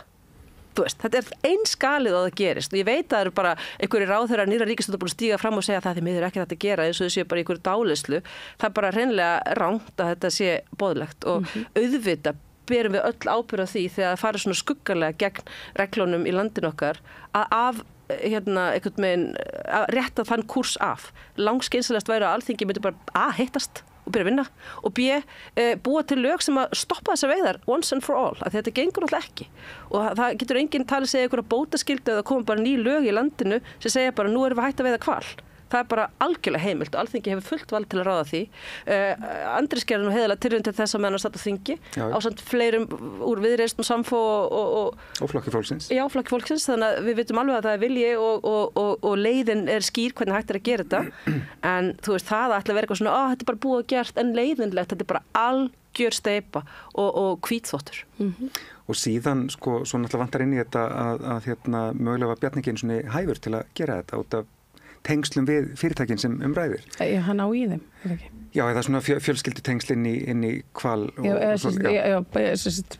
Faðir hann sem að fjall frá á í hval, átti í hval. Ég held að það hafi verið búin að selja þessu út, sko, að þið voru eitthvað ósótt við það var alltaf bara sólund öllum arðinum í þessar hvalveðar, sko. Þau eru bara vennilega kapitalistar í þessu samhengi. Það eru ekkert óbærslega sjálfbærar. En svo náttúrulega, sko, það sem að, það sem gerðist síðast þegar hvalveiðivertíð var að þá allavega var almennilegt eftirlit með þeim. Þá voru eftirlitsmenn í hverju skipi og fylgdust með aðferðunum og þar með höfum við bara skýra tölfræði sem sýnir, svo ekki verið umvilst að þetta er ekki mannálegar veiðar og það er ekki hægt að réttlæta þetta. En það er aldrei áhugavert að skoða sko kostnaðin við það. Nú borgar Kristján Loftsson 50.000 krónur í veiðileyfi fyrir hverja langreiði sem hann drepur. Ég held að Alþingi hafi samþykkt 200 milljónir aukalega út af eftirliti og rannsóknum á síðustu vertíð. Bara hvalveiðar? Bara hvalveiðar. Þannig að þetta eru sko kostnaður ríkisins við þessa sportveiði er líka orðin bara óréttlætanlegur. Ja, hann hleypur í alveg á milljörðum. Ég sat einu sem er manni sem búin að fylgja þessu máli eftir í meir en áratug og hann fór að þylja upp svona bara þá kostnaðarliði sem hann mundi eftir sem hefði fallið á ríkið út af þessu brölti og þessari, einkennilegu ástríðu eins milljarðamærings til þess að trófíhönda þessi stóru spendir og þetta, hann bara byrjaði það var þetta, það var þessi ferð, það var þetta þegar við komum okkur inn í þetta, það var þessi nefnd, það var þetta þú veist, þetta er galið hvað er búið að fara mikið af opinberu fé í það að viðhalda þessum undarlegu veiðum sem síðast í gæra fyrradag Evrópuþingi var einmitt að taka fyrir og gefa okkur Íslandingum mjög bágt fyrir að vera heimila enn á ný. Og það eins og við séum einhverju svona mótþróa og þroskuröskun að segja víst ráðu við okkar eigin málum og ég ætla víst að berja hausnum ógislega fast við hennar vekk, haha, ég vann. Samt bara svona á þú veist, í sumum málum. Já. Að því að svo félum við okkur á bakvið sko Evrópulöggjöfina í öðrum. Já. Þegar kemur að mannúð og svona. Þannig að erum við að tala hluti sem að sem það skiptir einhver máli hvernig þú kastar sem tening, það kemur alltaf upp rautt. Þetta er óarbært, þetta er ómannúðlegt, þetta er löngu úrelt, þetta er ekki hluti af okkar arfleið eða eitthvað slíku, það er bara kjaftaði. Þú veist, þetta eru ekki mikilvæg störf í heildarsamhenginu, útflutningstekjur eru ekki verulegar. Þú veist, það er ekki hægt að vera bara eitthvað atvinnufrelsi og hvað sem er. Við erum einmitt sem þjóðfélag alltaf að stíga í átt að því hvað erum við, skilur við? Þá getur líka alveg sagt bara, allir ættu að strippa hér í beinni og selja sig. Við tökum oft ákvarðanir að takmarka atvinnufrelsi vegna þess að við erum með eitthvað sem heitir bara samfélagsleg viðmið og það að það er engin sérstök bara heimild frá Guði sem datt í fangi á Kristjáni Loftssyni að eldast við þessi risa kvikindi og skjóta þau margoft og horfa á þau blæða út eitthvað þó að honum finnst það skemmtilegt út af því að það er ekki einu svona markaði fyrir þessu Japan lengur. Þú veist, þannig að þetta er bara, það skiptir einhver máli hvað þú grípur niður, þetta er alltaf galið og ég veit alveg sumum finnst eitthvað svona nei, það má enginn segja okkur fyrir verkum sérstaklega ekki neinir útlendingar, eitthvað þessi narratífa, hún er alveg mjög sterk, sérstaklega í eldri hópum innan samfélagsins og kannski svona meira þeim sem búið á landi og annað, en það er verið að fórna rosalega miklu líka, við verðum að muna það alveg svo með sjókvíaldið, það sem fólk segir býtum við, þetta er atvinnusköpun eins og sé ekki að hinum inn á línunni, það eru 3000 fjölskyldur á Íslandi sem reiða sig á laxveiði og hafa gert kynslóðum saman að selja þessi leyfi í sátt við náttúruna, þú veist sem mér finnst vafasamt hvernig að vera við þessi dýr, ég er ekki big fan sko að vera eitthvað pína þessar laxa en þú veist, þetta er samt atvinnuvegur.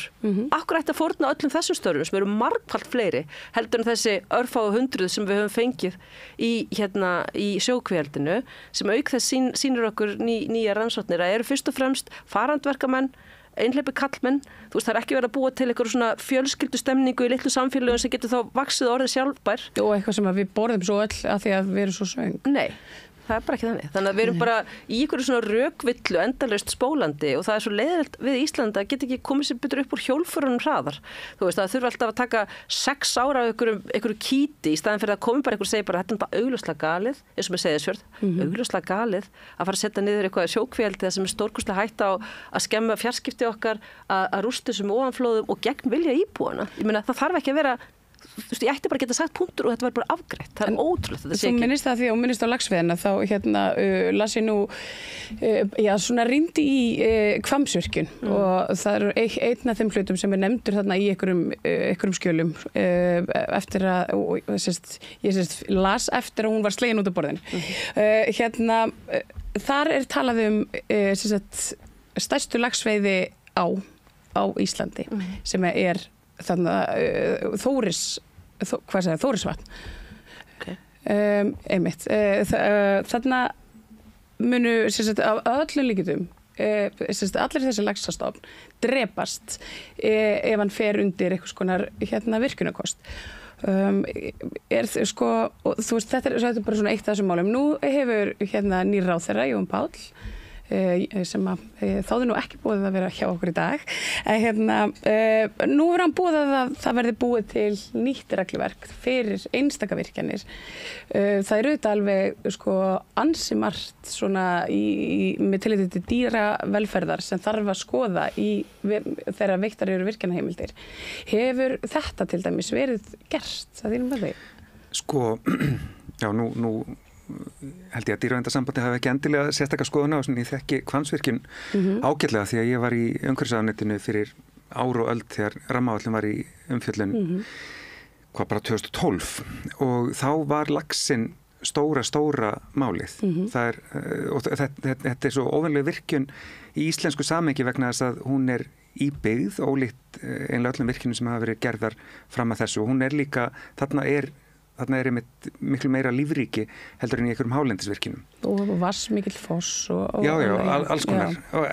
Og Landsvirkjun hefur verið að koma með alls konar hugmyndir það hvernig eigi að svona sigla framhjá því að laxastofnin tortímist við þessar virkjanir.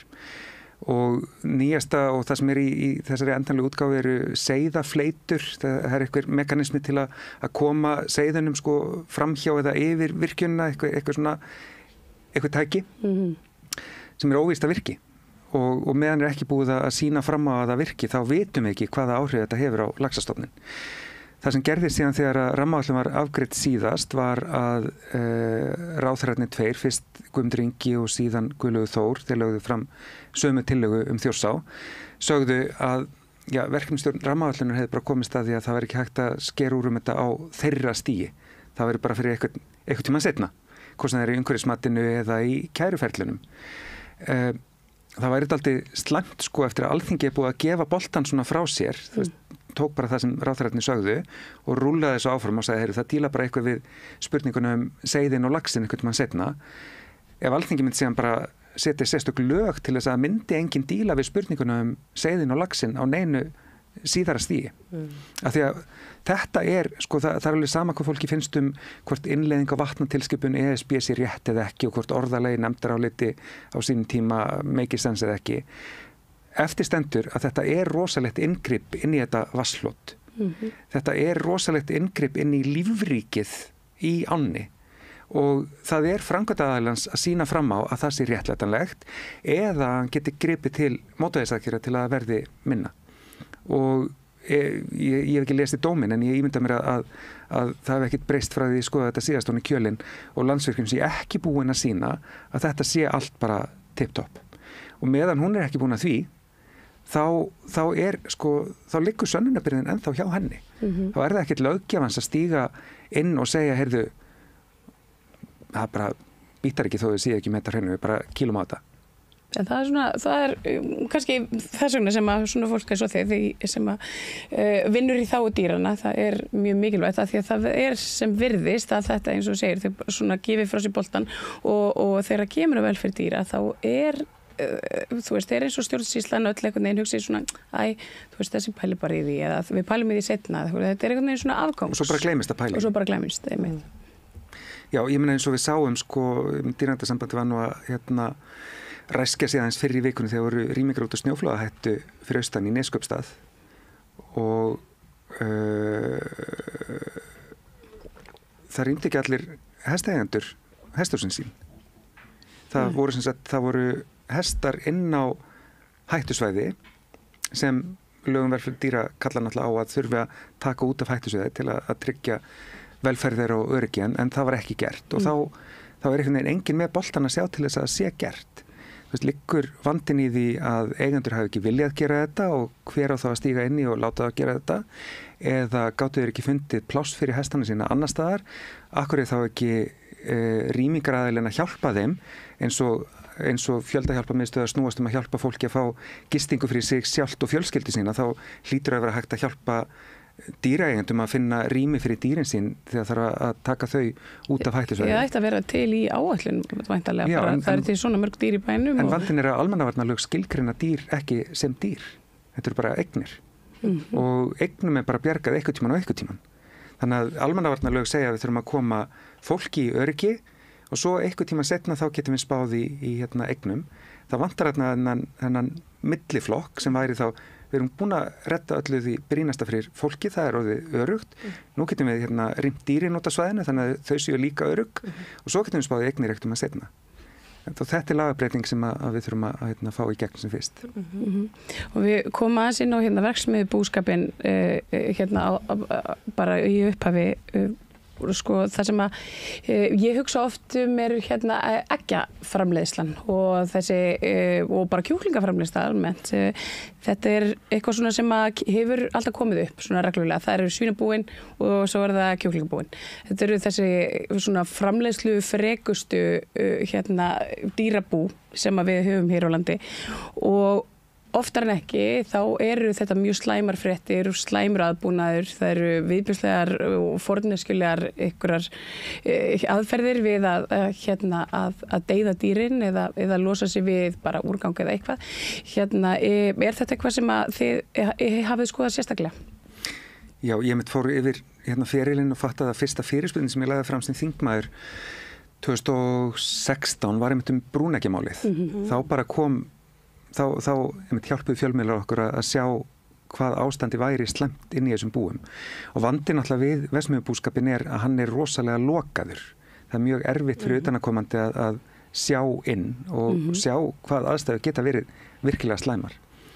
Það mál sem svona reis og svo kannski lækkaði það aftur og ég ekki við sem við höfum náð fram öllum þeim umbótum sem að það mál kallaði á.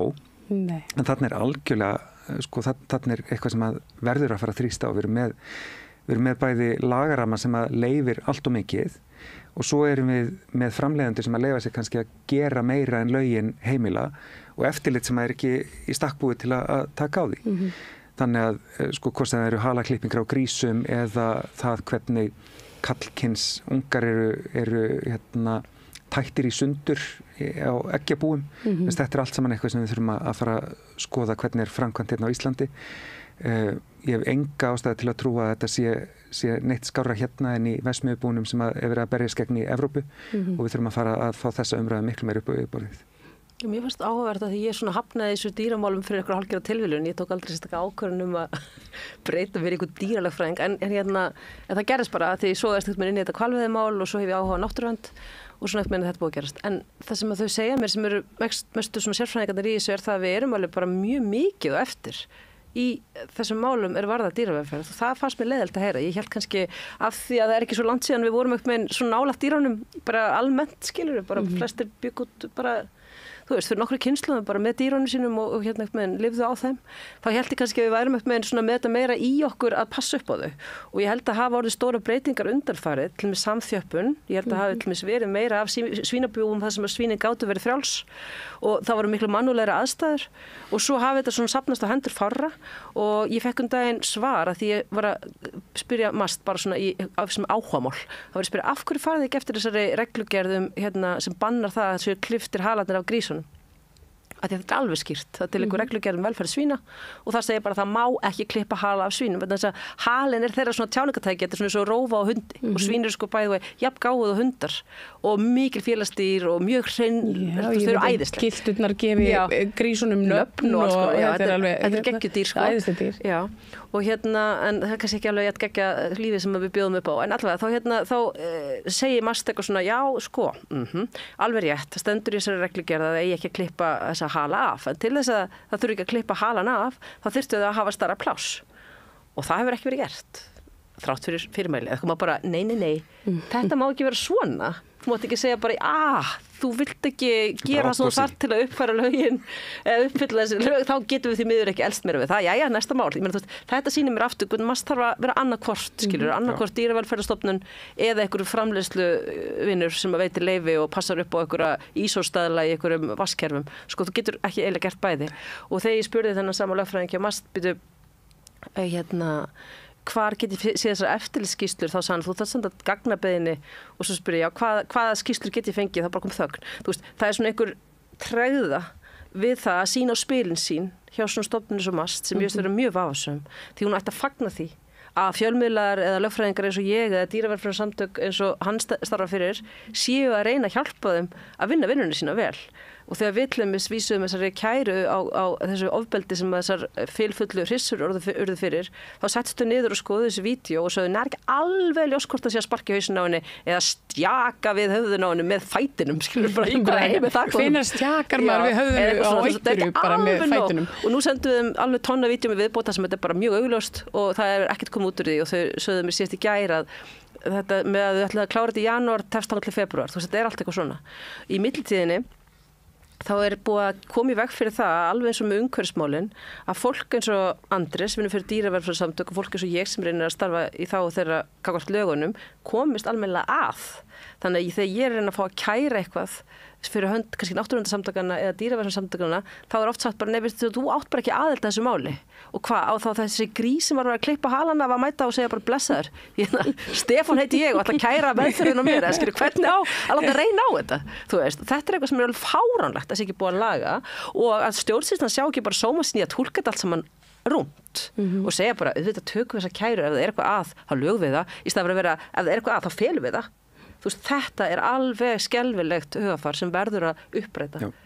Og þetta er náttúrulega vandamál bara í öllum græna geiranum að kerfið gerir allt sem það getur til að halda röddum almennings frá borðinu.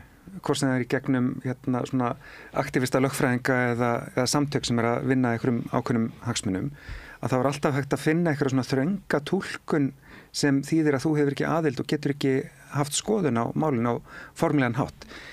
Og það, þú veist, þurfum bara að opna faðminn til þess að byggja upp traust á þessu kerfi, til að gera kerfið betur og til að fólk sjáu að það sé vilji til þess líka innan þess. Ég held að fólk óttist sem að vinnur inn í þessu stofnunum það að það verði rosalega vesen allt saman. En ég hef líka unnið í öðrum málaflokki sem tengist þessu ekki, sem eru málefni fatlaðra, og þar hefur við látið rosalega mikla áherslu á það að fá samráð og merkingabært samráð, og við erum að vera hamra á þessu ár eftir ár, og ég hef séð hvernig fólk í stjórnsýslunni fær svolítið svona sér ljósið að lokum, hvað þetta er sniðugt að vera í raun í samráði við alla aðila, og fólk sem hefur ólíka reynslu og berst fyrir ólíkum hagsmunum gerir einfallega það verkum að þú ert fljótar að taka góða ákvörðun, það er ólíklega að hún verið reikin og niður aftur og hún er miklu ódýrari. Þannig að þetta er svo mikill miskilningur að vera alltaf að reyna að slökkva ljósin alls staðar og vona að enginn komist upp með eitthvað spá skítamix sem þú ert að gera. Það er ekki eðlilega íslenskt að vera í einhverju skítamixi, við skulum alveg hafa það á hreinu að það gerast bara á ýmsum bæjum. Það er ekkert eitthvað hræðilegast í heimi. Hræðilegast í heimi er að reyna að vera alltaf að leyna því. Því það vefur utanum sig og þá er vandamálið orðið svo grasserandi. Þannig að ef að við myndum bara algjörlega breytum aðferð og segja bara, ok, það er fullt sem er ekki í lagi, fáumst við það, setjumst niður, kortleggjum þetta og finnum út í hvað forgangsröð við getum kannski leyst þetta, þú veist, og leifum öllum þeim sem að hafa áhuga á þessum málum að koma að með sínar hugmyndir og sínar tillögur, þá myndi þetta vera miklu einfaldara. Það hljóma bara mjög lýðræðislegt líka. Já. Og sko, samlíkingin er rosalega góða því að við erum með samning Sameinuðu þjóðanna um réttindi fatlaðs fólks sem skuldbindur stjórnvöld til að eiga þetta samtal, en við erum líka með Árósasamningin sem að skuldbindur stjórnvöld til að eiga þetta samtal í ákvörðun sem varða umhverfið. Það hins vegar hefur aldrei verið innleitt almennilega og kerfið er einhvern veginn að streitast á móti endalaust. Kannski því náttúran hefur ekki rödd, dýrin hefur ekki rödd. Já, kannski vegna þess að það er mótstaða frá einhverjum hagsmunum. Í málefnum fatlaðsfólks þá er mótstaðan kannski óljósari, það er engin fyrirtæki sem græða á því að endilega halda fötluðu fólki niðri, á meðan það eru business hagsmunir hinum megin að sjá til þess að kostnaður lendi bara á umhverfinu eða dýrum án þess að fyrirtæki þurfa að bera hann eða þurfa að gera hlutina betur.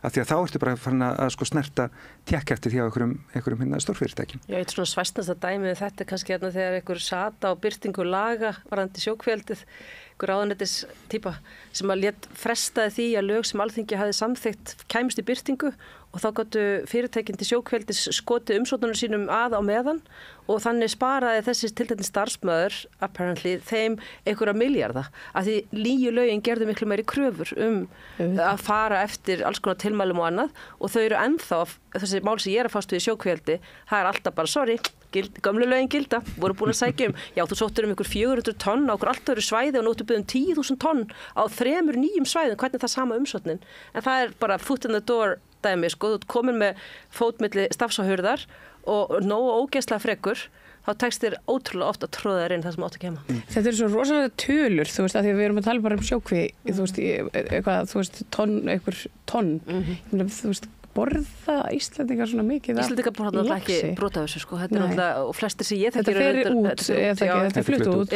að langstæstu leiti en ég meina, þú veist, almenningur í öðrum löndum, ég meina það er ekki þau sjá bara eitthvað Great North Atlantic Salmon Fresh eitthvað, þú veist, þau vilja sjá bara fyrir sér eitthvað stokkandi lax í einhverjum fossi, sko, held ég oft og kannski ekki miskust ekki þessa hálf lúsjætnu hræður sem eru að synda í þessa vofulegu ringi í einhverjum skelfilegum aðstæðum hjá okkur sko. En það sem að þú veist já, það sem ég hef mestan áhuga á í öllu saman er bara hvernig læknum við stjórnsýslun okkar þú veist, raunverulega, bara út frá einhverjum svona kærleysríkri nálgun, ekki bara eitthvað svona þið eru fáiðar eða fólki sem þarna vinnur er spilt, þetta er ekki endilega þannig, þetta er kerfi sem er búið að gera svo mikið af villum að það er orðið, minstrið er orðið villuvænt og við þurfum bara að fatta hvernig við sko stoppum að það að við séum að veita ný leyfi sem eru með sömu villunum í sér. Ég meina, ég kærði ykkur 4-5 svona leyfi í fyrra og slattaðin var ógiltur fyrir úrskurðarnefnd umhverfis- og auðlindamála. Sorglegasta dæmið var Sandeyri sem var fullkomlega óspjölluð sandströnd á Snæfjallaströnd og eigandi þess máls fór mér að reyna að stöðva sjókveldi þar. Og ég gerði allt sem ég gat, ég fór mér sér lögbannsmál til að reyna að stöða þetta og þá sagði sýslumaðurinn á Vestfjörðum, já, 100 milljónir í tryggingu ef ég á að taka þetta fyrir. Þetta var allt svona, það var hvergi hægt að draga inn eina handbremsu, svo bara kom fyrirtækið, setti sjókvíarna niður og þá loksins eftir að þau voru búin að starfrækja þetta í einhverja mánuði kom niðurstaða frá úrskurðar auðlindanefnd. Og þá ógilt hún bæði hin svæðin sem voru á þessu leyfi vegna þess að þetta var forkastanlegt en sagði með tilliti til meðalhófsreglu að þetta svæði er ekki ógilt. Þannig að þetta er fullkomið dæmi það sem hefur svo ótrúlega oft gerst í umhverfisvernd á Íslandi að fyrirtækin bara vaða af stað og valda óbætanlegum skaða sem að enginn þori síðan að vinda ofan af, af því þá eru fjárhagslegir hagsmunir svo ægilega miklir og þá myndast bara þessi gríðarlega meðvirkni og ég hef setið á fundum með öllum forstjórum allra stofnana sem tengjast þessum málum. Ég bara gerði það sem svona systematist bara tilraunaverkefni að hitta það öll og þú veist, það er ekkert eðlilega oft sem að bera góma hvers konar fjárhagslegir hagsmunir eru í spilinu og annað sem á ekki að vera þeirra vandamál eða þeirra pæling, sko, þeir eiga bara að skoða lögin og fara til því eða það kemur upp eitthvað svona hvað þau séu vanmáttug og hvað þeirra ábyrgð sinn og í raun og veru lítil sneið af heildarkökunni, þú veist, en ef allir myndu alltaf hugsa svona, þá myndi aldrei neitt gerast sem er gott, þú veist, þá myndi allt gerast sem er vont, þannig að það verður einhvern veginn að laga svona sálina í kerfinu nánast, sko. Það stofnana minni eitthvað sem búið eiga sér stað og það er búið að berja svo á þessum stofnunum með fjárhagslegum hagsmunum og lögfræðingum og einhverju grimmilegri frekju fjársterkra aðila. Þeir þora bara einfaldlega ekki að standa með þeim hagsmunum sem lögin segja þau eiga að standa með. En við erum kannski með, þú veist að þú talar að við höfum fjarlægst sko tengslin við dýr í Íslendingar. Og bara allur heimurinn. Já, en það er samt smá svona já og nei og þar held ég að sé kannski ofurkrafturinn í því að finna sálina í kerfinu, að næra hana svolítið.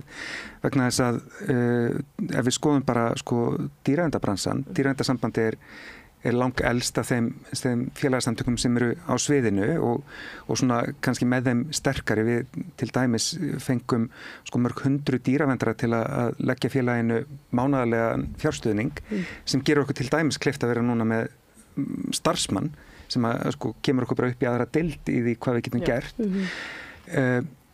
En það að geta á stuttum tíma smalað öllu því afli bara inn í eitt félag, bara fjármagn frá almenningi sem er crowdsourcað, það sýnir að út í samfélaginu fullt af fólki sem er tilbúið til að leggja eitthvað að mörkum og svo erum við með öll hinn félögin, bæði formleg og óformleg. Við erum með samtökum dýravelferð sem að vildi aðeins svona róttakari rödd heldur en var boðið upp á í félagaflórun á sínum tíma. Við erum með villiketti, við erum með dýrfinnu sem er að sko leita upp í hunda, upp fjöll og fyrnindi og koma þeim til eigenda sinna. Og bara alls konar dýr. Ég fekk þau mitt þegar hann Diego týndist. Nákvæmlega, og svo erum við með þú veist, hvað tala fleira? Villikanínur sem er að reyna að vekja fólk til umhugsunar að það eigi að sleppa gæludýrinu sem það er búið að gefast upp á bara í Elliðaárdalnum af því að það er dálítið slæmur dauðdagi fyrir kanínu að bara veslast upp úr hor og veseld þar. Og svo erum við allar Facebook-grúpurna þar sem fólk er að hjálpa dýrum í neyð og er að skipuleggja það að fara út á köldustu dögum og gefa öndunum og bara passa upp á það að við séum ekki að missa öll þessi dýr frá okkur. Já. Það er svo mikið af fólki með svo mikið af hjarta í þessum bransa. En þau hafa kannski ekki beinlínis rödd inn í enn verksmiðjubúskap sem er, þú veist, það er náttúrulega bara svo Ásveits síðan sem er bara annar staðar, skiljið. Já, en þetta eru gæludýr mestmægnis sem þú tellir upp hann og fólk myndar tengst við þau að því það ákveður að vera með þeim. Þú veist, svo ákveður bara að borða einhvern kjúkling sem það er aldrei séð. Já, og það er náttúrulega líka svolítið svona, þú veist, bara sko yfirvalda og stjórnsýslunar og svo bara einhvern veginn svona stemningin í samfélaginu einmitt að, þú veist, að líti í hináttina. Það er einhvern veginn búið að aftengja okkur. Við megum ekki vera með grísi heima. Ég skil ekki akkur ekki bara, þú veist, eftirlitsvélar eins og á gosinu í öllum þessum svínabúum og annað, skilur, akkur megum ekki bara sjá þetta?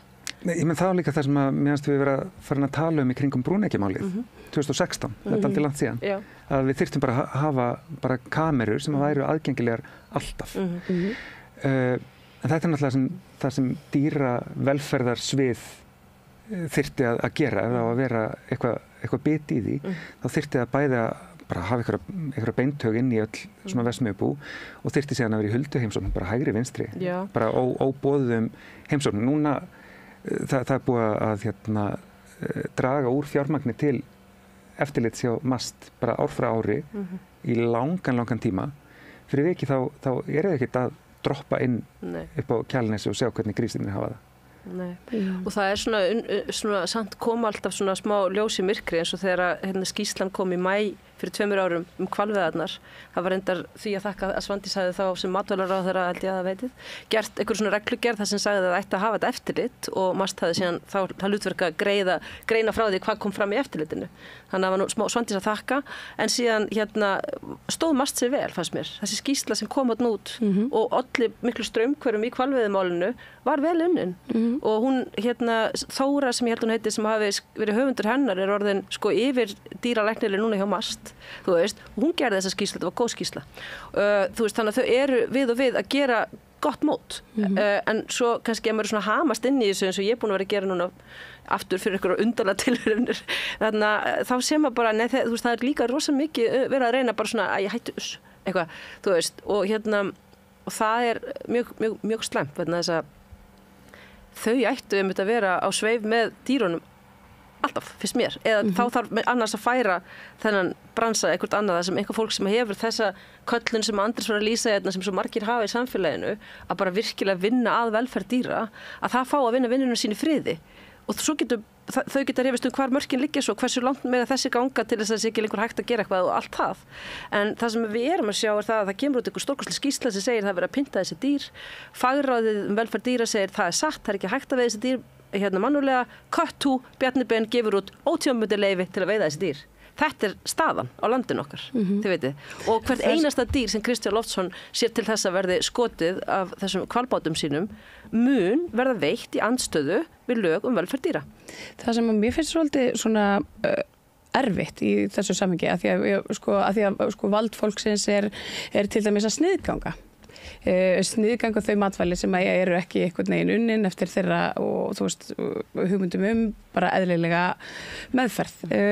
Af því að þetta er eiginlega allt flutt út. Hvalur, laxar, lömb, svín, allt þetta. Ég held að svín og lömb sé nú það er mjög mikið innanlands. Já, það er mikið innanlands. Lömb og kjúklingur held ég á nötkjöt. Þannig að það er, fólk hefur tækifæri þá til þess að sniðganga einmitt. Já, ég spurði einhvern svona dýranörd, bara hvernig get ég keypt egg sem er ekki búið að vera vondu við dýrin. Það var bara, þú ætti að vera í Hagkaup í Kringlunni. Þar er eitthvað svona mjór bakki frá Hrísey. Og þetta var svona sem ég það er leynihurð undir kælinum og þú getur skriðið þar í gegn í aðra vitt og náður í eitt egg sem þú getur síðan maulað í, 4 mánuði eða eitthvað. Svo er það og þetta er auðvitað svo marglaga að við erum orðið svo góðu vön. Það er að hafa þetta stöðuga aðgengi að óbúslega fínum næringaríkum feitum mat. Nú er þorrinn að byrja. Það er eitthvað sem við getum hort til. Við áttum matinn okkar ansi lengi. Við áttum hann í súr og það er svona ástæðan fyrir því að það sem held í okkur lífinu. Þurfum við ekki einhvern veginn bara svona kollvarpa því hvernig við lítum á bara samfélagið og umhverfið í kringum okkur? Mér finnst mjög flott sem Andrés var að segja áðan með þetta, það er ekki endilega okkar heimting að fá alltaf allt nákvæmlega þegar við viljum það. Kannski er bara stundum ekkert sniðugt að sé til lambakjöt í búðinni. Af því það kannski bara ekkert sniðugt að geyma eða var ekta svona mikið af því og svo stundum kannski bara aldrei sniðugt að kaupa hvalkjöt og svo er til einhver ber sem stundum á að borða og stundum ekki og ég meina þetta er alveg, við erum auðvitað orðin dálítið svona frek í því að vilja bara fá allt sem okkur langar í öllum stundum, skilurðu. Það talaðu svona seasonal fruit sem mitt og rótagrammeti er best á haustinu. Já, það er svolítið eins og kannski með orkumálin þegar við erum eitthvað svona hvar eigum við að virka næst því við þurfum öll að vera á Tesla. Þú veist, vandamálið í orkukrísan er náttúrulega það er bara ekki verið að raða forgangsraða. Þú veist, fólk er bara að eyða allt mikil orku í eitthvað rugl. Það er vandamálið. Vandamálið er ekki hvernig getum við haldið áfram að hækka ruglstaðalinn og mættunum. Þú veist, heldur hvernig getum við minkað alla þessa rosalegu neyslu. Þú veist, þetta er bara svo stór spurning, þú veist, en það er auðvitað þannig að það borgar sig að reyna að borða ekki svona mikið af dýrum. Þú veist, dýr eru mjög óumhverfisvænn matarkostur og að sérstaklega vera að borða dýr sem hafa bara fengið það eina hlutverk að þjást alla tíð til að þú geti étið. Það er bara ekki, gott mót sko. Ég skil ekki alveg okkur við það eðlilegt. Og það líka það að finna þegar sko, það er náttúrulega fullt af fólki fara að draga úr neyslu á dýraafurðum til þess að þetta bregðast við þessu ástandi, bæði sko aðstæðum dýra og líka umhverfisáhrifunum af því að vera að rækta svona mikið af þeim til neyslu. Og það er alltaf að tala það sem svona einhverja neyslustýringu og þú veist að reyna einhvern veginn að hafa stjórn á einhverju sem við eigum ekkert að reyna að stjórna því að fólki er bara að fá að vera fólk í friði. En þá horfið það alveg framhjá því að á síðustu svona 30 árum það hefur verið rosalega neyslustýring í áttina að dýraafurðum.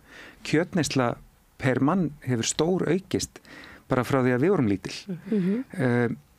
Þannig að það er ekkert að flippa þess að í heimi að fólk bara ákveða að sleppa einni kjötmáltíð í viku. Það var ekkert alltaf kjöt. Og það er engin svaka fórn heldur, af því að þá ertu samt bara að þú ert meðaljón að borða bara fullt af kjöti í hverju viku. En ef við myndum öll gera þetta, þurfum ekki öll að verða vegan, en ef við myndum öll sleppa einni kjötmáltíð í viku, þá erum við að tala sko 20% samdrátt í neyslu og dýraafurðum. Það er bara hellingur sko. Já. Það er mjög mikið. Við skulum láta þetta vera loka orðin þó við getum haldið endalaust áfram. Andrés Ingi, Katrín Odds, takk kærlega fyrir að koma og ræða dýramál, dýravelferðarmál og við hlökkum til að fylgjast með ykkur í framhaldinu. Takk. Tók ég við því hér eftir auglýsingar kemur meira. Allt það besta er ókeypis. Hrósaðu náunganum. Það er betra. Samstöðin þar sem manneskjurnar koma saman. Allir þættir samstæðvarinnar eru fáanlegir á öllum helstu hlaðvarpsveitum.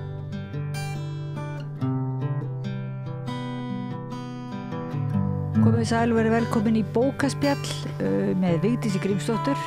Ég heiti Oddný Eir og við erum byrjað saman Vigdís Grímsdóttir ræðum bókmenntir í vetur og takk fyrir að vera hérna með okkur Vigdís. Já, takk fyrir að bjóða mér að vera með þér í vetur. Heilan vetur, hugsa. Heilan vetur, já, vonandi lengur. Já. Vor líka, já. Vor og sumar. Já. Haust verður maður á öllu árinu í þetta. En það er sko af nóg að taka, við erum náttúrulega bara rétt náum, sko, ég veit ekki, það er svolítið erfitt að ætla að gera íslenskum rithöfundum og skáldum skil. En til okkur er komin Ásdís Óladóttir. Vertu velkomin. Æ, takk hérlega. Og við ætlum að tala bókina þína sem að kom út núna fyrir jóli sem heitir Rifsberjadalurinn. Og er ekki kápan, viltu byrja að segja okkur kannski bara frá kápunni? Heyrðu, Anna Hallin, myndlistakona, gerði kápuna og hún er frábær listamaður og ég spurði hvort hann ætti verk til að hafa utan á kápu og hún sendi mér nokkra skissur og ég valdi þessa. Hún henda engar vel og lýsa svolítið bara innihaldi bókarinnar. Nennir að sína kannski af því þetta er ekki náttúrulega sumir hlusta á útvarpi. Þetta er eitt Rifsber og hér er svona heimur, heimur geðveiki, heimur konunnar, svona eins og minn heimur. Og bara, já. Og er þetta brjóst líka eða? Ég myndi segja það. Já. Maður getur notað alveg hugmyndaflega, mér sýnist það. Einhvern veginn. Já, það er bara þessi geðveiki heimur sem að þú segir þetta aldrei frá í bókinni. Já. Og kannski halda menn að þeir skilja hann ekki. Þá bara fletta på kápunni. Algjörlega. Það er ekki mál að skilja. Hún lýsir öllu. Já. Þannig. En kápan var samt ekki nóg. Þú ákvaðst að þú kannski ákvaðstu ekki, þú allavega skrifaðir þessa bók. Getur þú aðeins sagt okkur frá því svona bara tildrögum eða ferli? Já, sko ég var að vinna í handrit í Róliheitum sem átti að koma út ykkur tíman. En svo gerist það mínu lífi að ég fætti ný skæðalæknis. Og hún vill minnka við skammtinn af lyfjunum mínum. Ég tek inn Aprisol sem ég kalla. Hún vildi minnka þau bara 5 milligram á mánuði og ég var, jafnvel niður 15 milligram. Og ég var ekki sátt við þetta og ég sá fram á það að lífi mínu væri bara lokið. Ég gæti bara gleymt þessu. Þetta væri ekkert líf á þessara 30 milligram, þá 15 milligram á morgun og 15 milligram á kvöldi.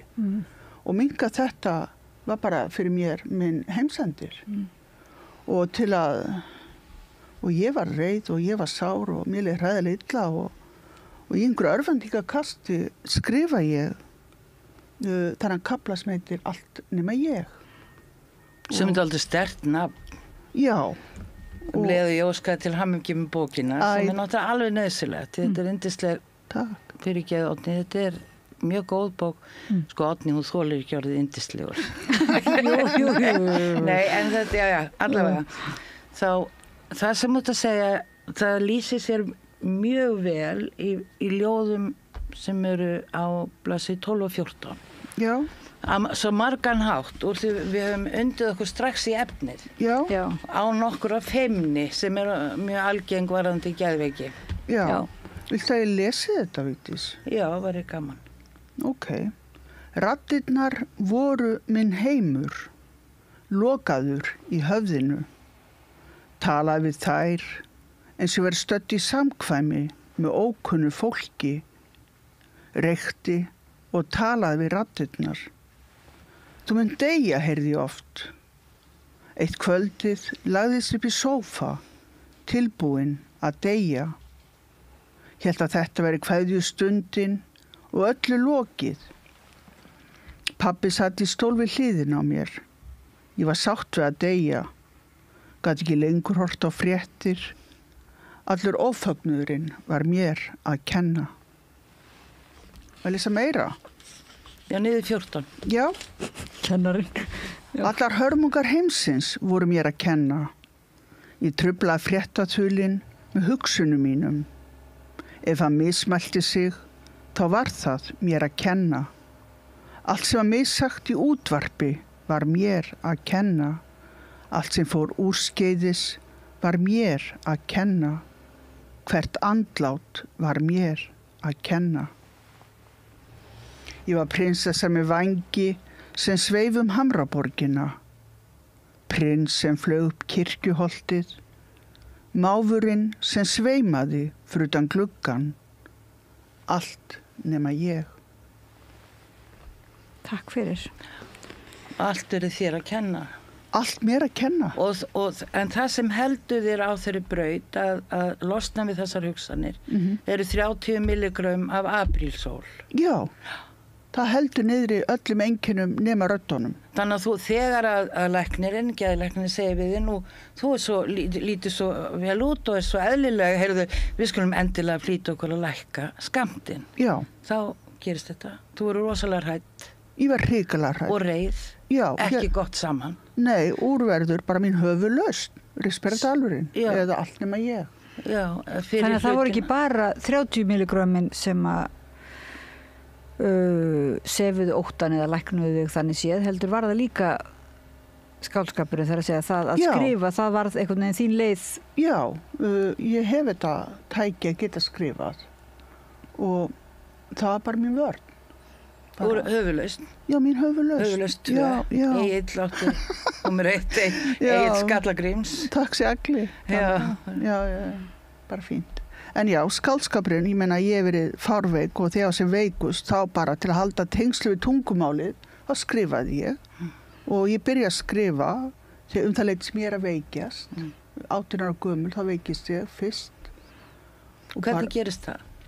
Ég var undir miklu álagi, hafði ekki reykt í þá dag og drakk mikið af kaffi og veit hans ég drakk svo mikið af kaffi þá svaf ég ekki neitt, bara valla. Og ég þróa bara undir miklu álagi í menntaskóla og þróa bara með mér geðveikina. Þannig að þetta springur út bara einhverjum hrikalegum veikindu því ég 20. Og ég var farin að heyra raddir 15 ára gömul og svo bara hélt þetta áfram. Getur þú lýst þessum röddum? Nú eru margir sem segist hafa raddir. Já, þetta bara eins og þú sért að tala í haustum á mér. Þannig að þetta bara mannsrödd, bara fullsköpu mannsrödd sem að tala í höfðin á mér. Og hún þá hvað segja þið fyrir verkum? Já, segja hvað þessi æðislega, hræðilega og hvað þessi vondu manneskja eða góð manneskja og segja mér að fara út í búð þennan daginn eða hringi þennan eða hinn og þessa. Þannig að bara, já. Þannig að En nú náttúrulega að tala að svona við eiginlega allir séu með svona ýmsar raddir bara að í sjálfunum séu margar raddir sem eru svona í samræðu eða taka yfir en hjá þér þarna finnst þér að þú ert það eins og verður veik fyrir að þá taka þær á einhvern nátt verða ofrekar. Já, náttúrulega númer 1 á veiki sig af geðklofa og ég með öll einkenni þessar hræðilega sjúkdóms. Með hrikalega ránkumundir, með ofsóknar, heldur fólk sé ofsækja með að ég sé ofsækja fólk og ég sé bara ástæði fyrir hörmungum heimsins og líka einhverju vilji gera mig mein og ég meina að djöfullin sé öllu, það var líka partur af þessu, hendi fullt af bókum, hendi fullt af myndum, hendi fötum og þetta mér fannst allt vera óhreint, bara verið djöflar í öllu, smittadjöflur og bara, það var hræðilegt.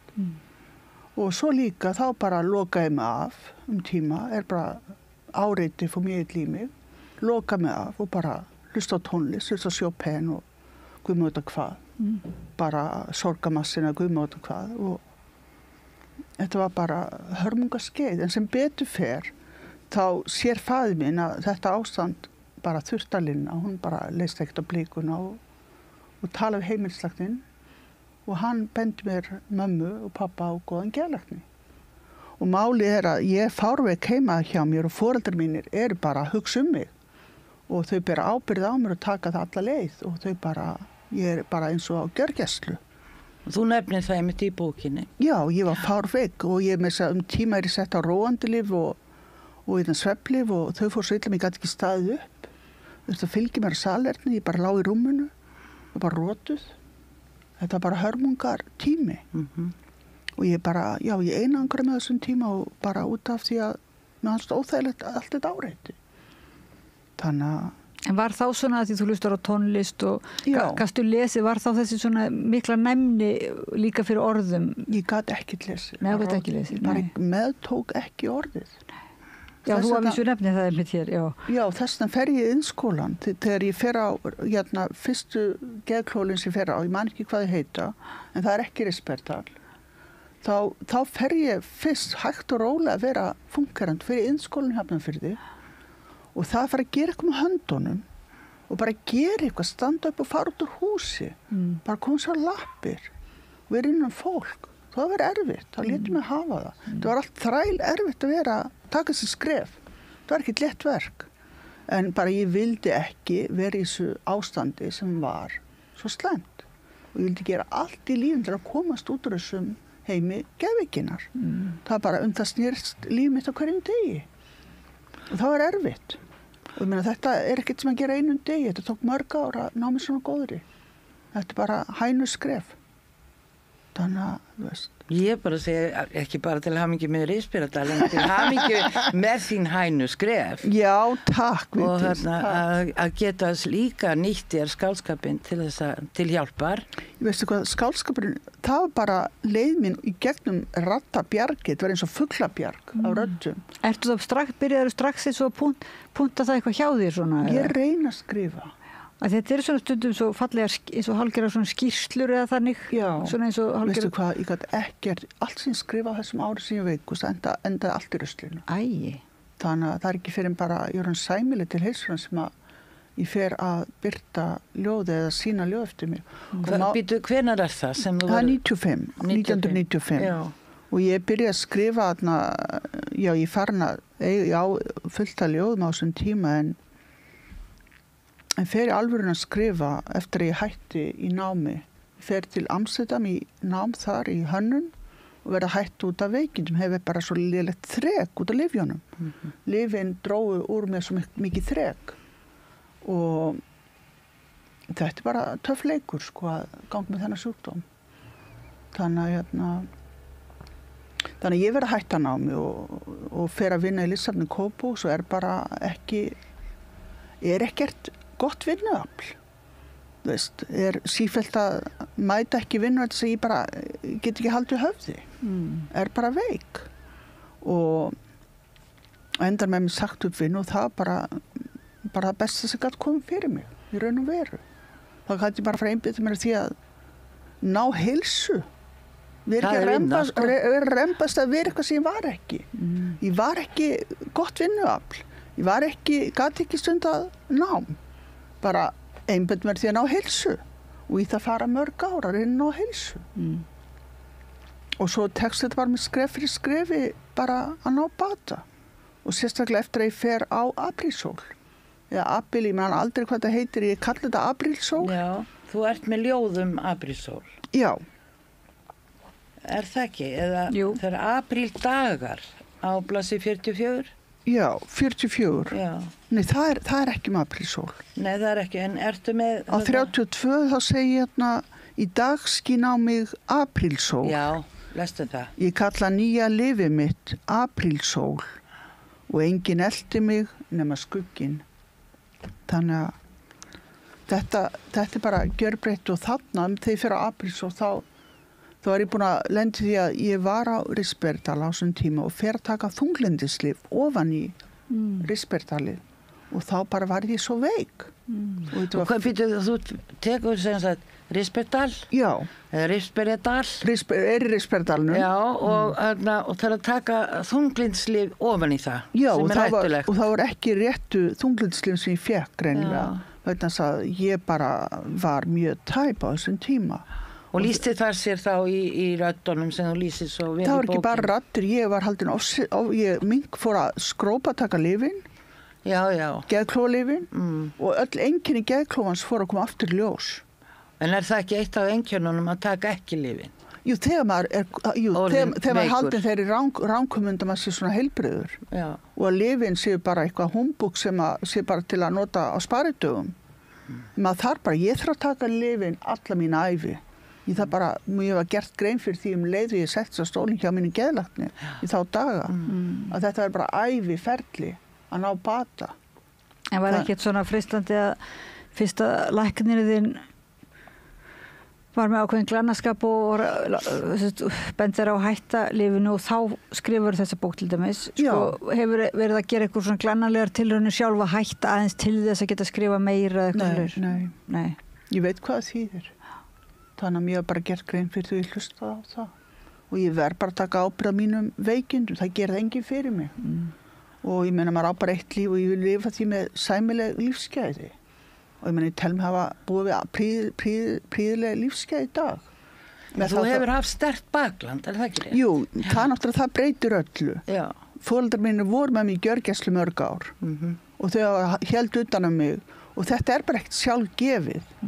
Og ég náttúrulega tek ábyrgð mínu sjúkdómi og foreldrar mínu stuttum í gegnum það, en þau fengi engan stuðning. Nei. Þannig að þetta bara þeirra milli að styðja mig. Þau fengi engan stuðning sem er bara hræðilegt. Og pappin er dáinn, er það ekki rétt? Pappi lést, 2005. Já, 2005. Já. Og þau fengu aldrei neina áfallahjálp því að þetta lítur að hafa orðið áfall. Nei, fengu aldrei áfall. Þegar þú veikist, sko.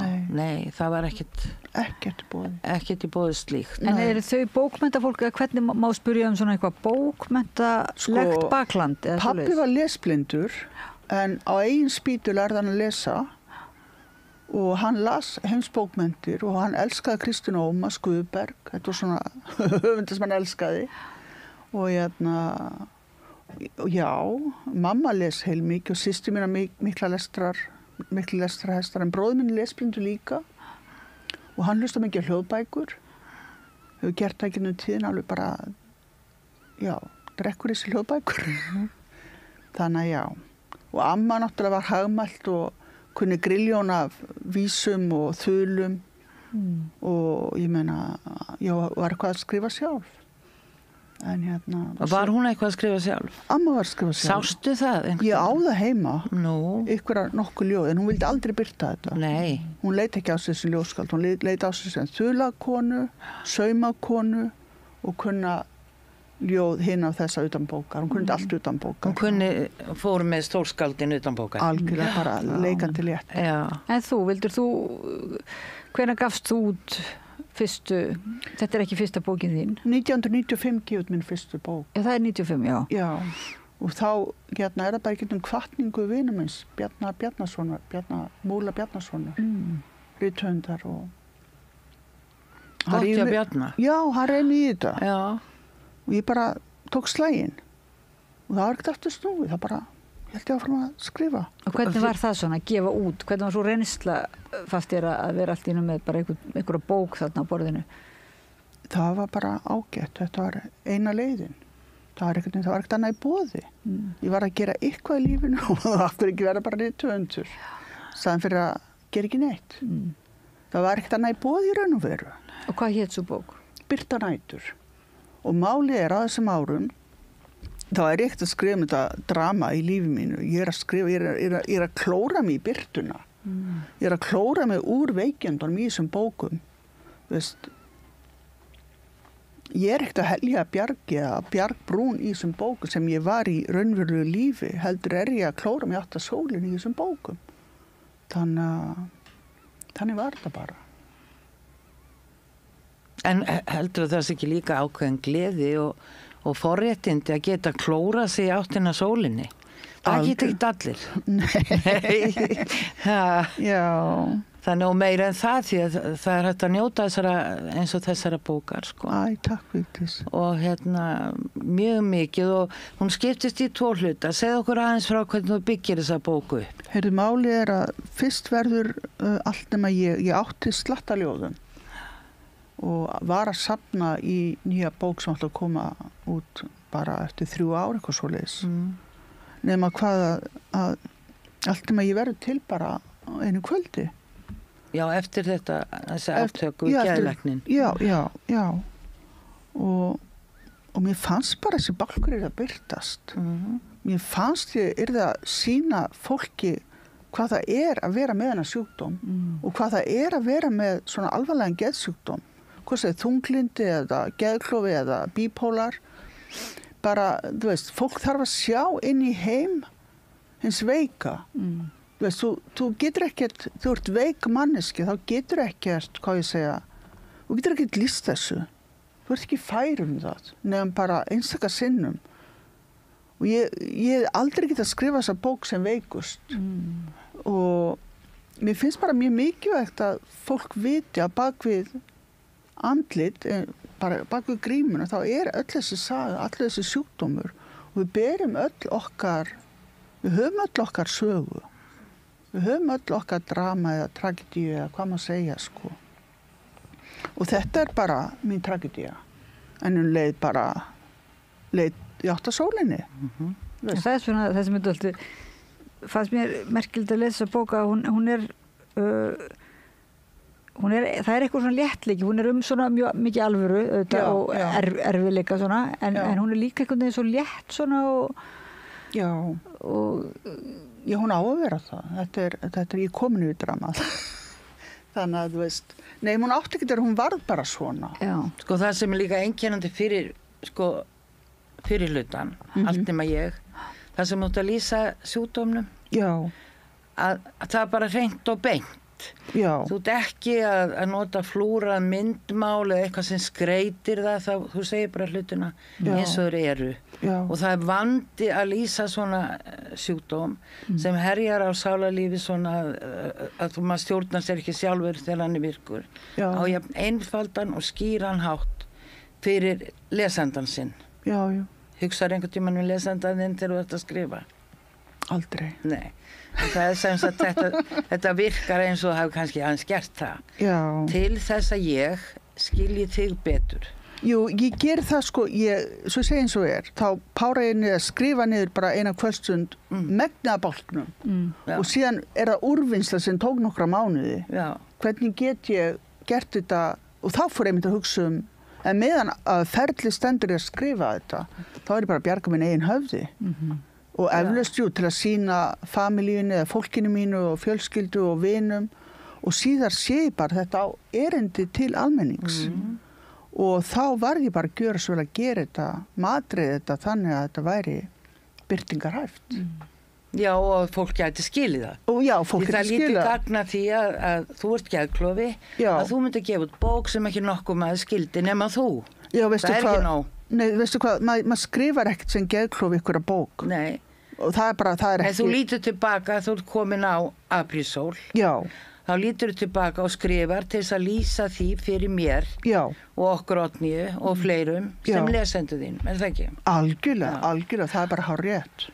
Og þegar hlýtur hafa tekist það vel að sinna þessu erindi sem þú átti við fólk í þessu lífi sem þú átt líka að þetta líkur ljóst fyrir. Já. Það er svolítið svona eins og þú sést svona fréttaritari okkar, þú veist, það eru svona fréttaritarar, svona fréttaritari inn í geðveikinni, þú veist, og sendir okkur svona skeyti og það er svo knappt og það minnir það ekki svolítið svona bara og það er eitthvað japanska, þú veist, svona japanskar hækur eða svoleiðis í svona því sem er náttúrulega magnaður. Hugsaðir allan sjúkdóm sem kvelur þig svo mikið að þú getur ekki á heilið þig tekið. Og þér tekst að komast niður úr honum og skrifa svo mann af þessum tærleika, þessari einfeldni og skýrleika. Að hver maður ætti að skilja annan mann betur, sem er ekki alveg eins og hann. Og það er náttúrulega... Það er tilgangur með þessu. En svo skiptist bókin í tvo mjög ólíka hluta. Já, og seinni hlutin eru bara pjúra ljóð sem ég var bara að vinna í. Og áttu ekkert að vera upphaflega í Risperadalnum. Ég var eitthvað búin að spá ég að hafa ljósmyndir og ljóð við svona fletta sig öðrum megin ljósmynd og hins vegar ljóð úr Risperadal með allt nema ég. Nema þetta var ekki að styðja við textan, myndirnar, þannig að það voru ódimmar og það einhvern veginn, ég einhvern veginn útgefandi, við vorum svo samlum að bara sleppa ljósmyndunum. Já. Þannig að það var búið að taka rallar og setja þetta upp og bara... Það var nú gaman að gefa það kannski út einhvern veginn að setja eða bara að setja á sýningu eða eitthvað. Já, og þá var svona málið að hafa hluti mínu persónulega lífi, bara byrta með nærumhverfi og hafa það sem sagt, öðrum megin og hins vegar ljóðið. Já. En voru þetta myndir sem þú tókst sjálf, eða hvað? Nei. Eitthvað, Já. Þannig að það hefur verið komið svolítið svona, þér hefur fundist eitthvað endasleft og stutt og hvað setja önnur ljóð. Og svo finnst mér líka bara allt í lagi að sé ekki bara sýndur heim í geðveggina. Ég er búin að skrifa ljóð síðan 95. Og ég er nummer 1 ljóðskáld, ég er ekki bara fréttaritari geðveikinnar. Nei, þú ert ekki fréttaritari geðveikinnar í ljóðrænu formi. Nei. Ekki bara. En þú ert það líka. Já, ég er það líka. Já, og svo er seinni hlutin af bókinni. Já. Segðu okkur nú hvað hann heitir. Hann heitir Á nefi mínu hvílir regnhlíf. Það er ekki eðlilegra. Það er bara þannig. Og hann er sem sagt samsafn af ljóðum sem þú varst að yrkja þegar fyrirlutin kom til þín. Já. Okay. Já. Þannig erum við með þessa byggingu á þessari bók. Já. Og sögun hennar.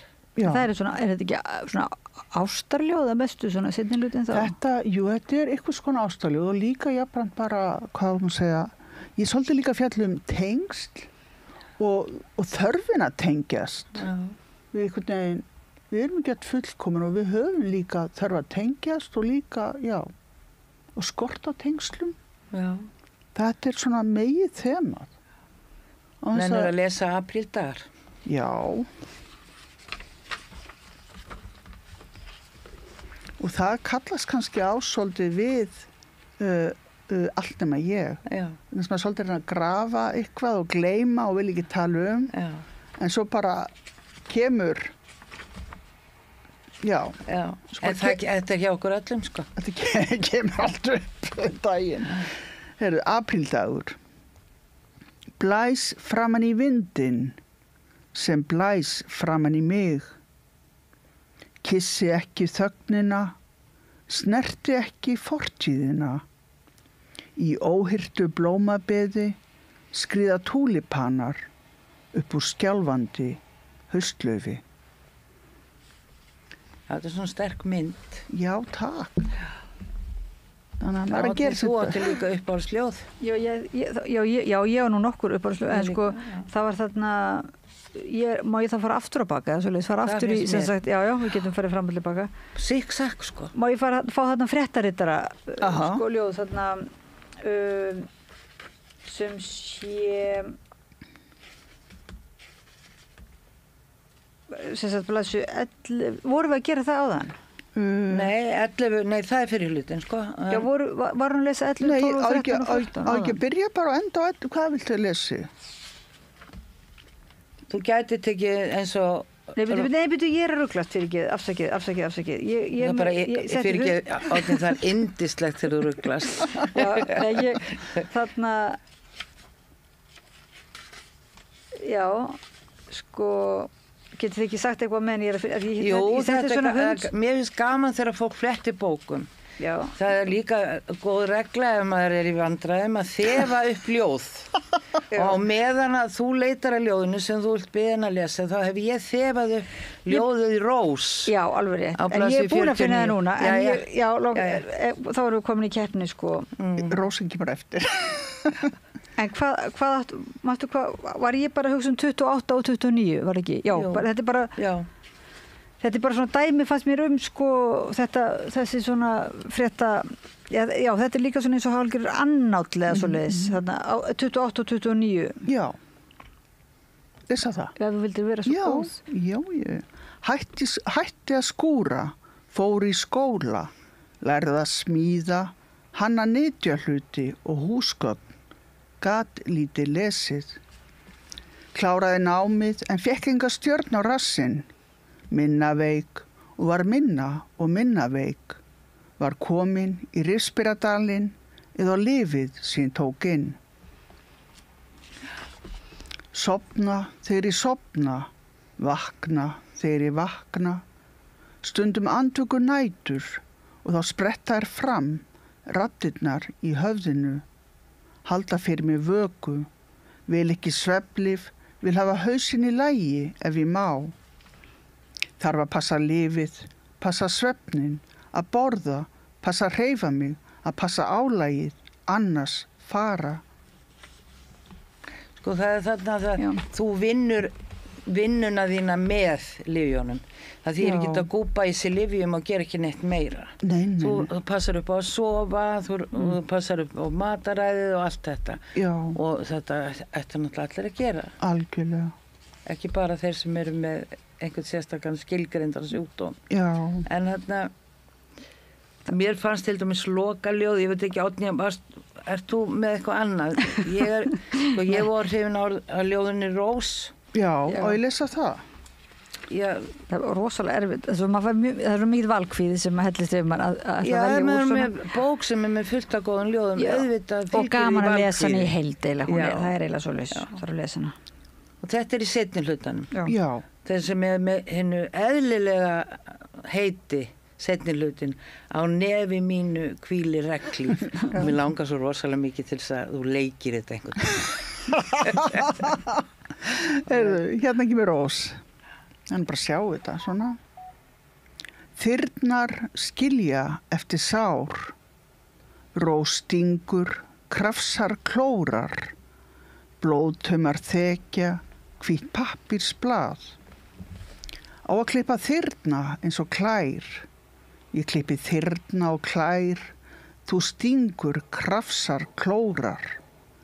Hvað gerir við Rós sem stingur, krafsar, klórar? Er flækingsköttur. Rökkur klær, rósa klær. Villi blóm og flækingsköttur. Alltaf kalt. Rökkur Rós, þú í fjarveru þinni. Hvað gerir við þyrna? Þeir rífa í mig. Ég klippi þyrna og klær. Takk. Þetta er svona frekar flott bara eiginlega upphaf af samræðu getum farið út í garðirkjuna líka og svona, já raunverulega hvaða heilandi þú ert að lýsa þarna þegar það eru lyfin og það er skáldskapurinn og svo er náttúran mjög mikið inn í þessu og svo ástin. Þannig að þetta eru svona eins og nokkrar, eins og þú segir, samlíkjandi heilunaraðferðir sem að birtast mann á síðunum sko. Já, ég fer mikið út að ganga.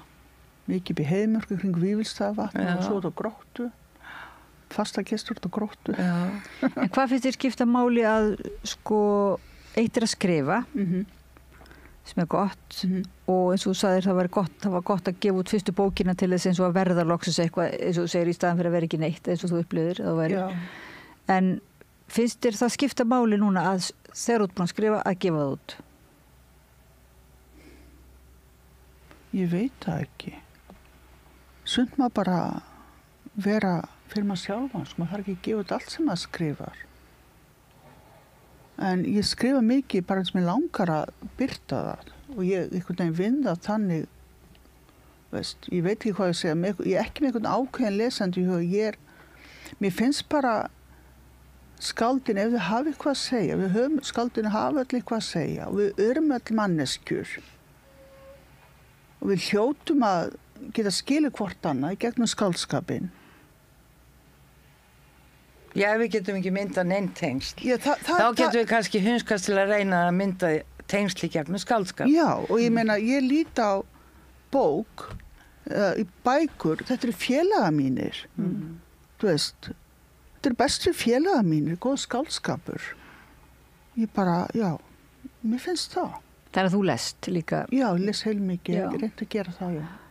En upplifir að þú sért svona hluti af bókmenntaheimi heimsins eða Íslands eða er einhver sérstakur eins og Rifsbelardalurinn er staður, er einhver svona ljóðastaður sem að þú átt heima? Það er bara garðurinn minn. Já, það er garðurinn? Já, bara garðurinn fyrir utan húsið mitt.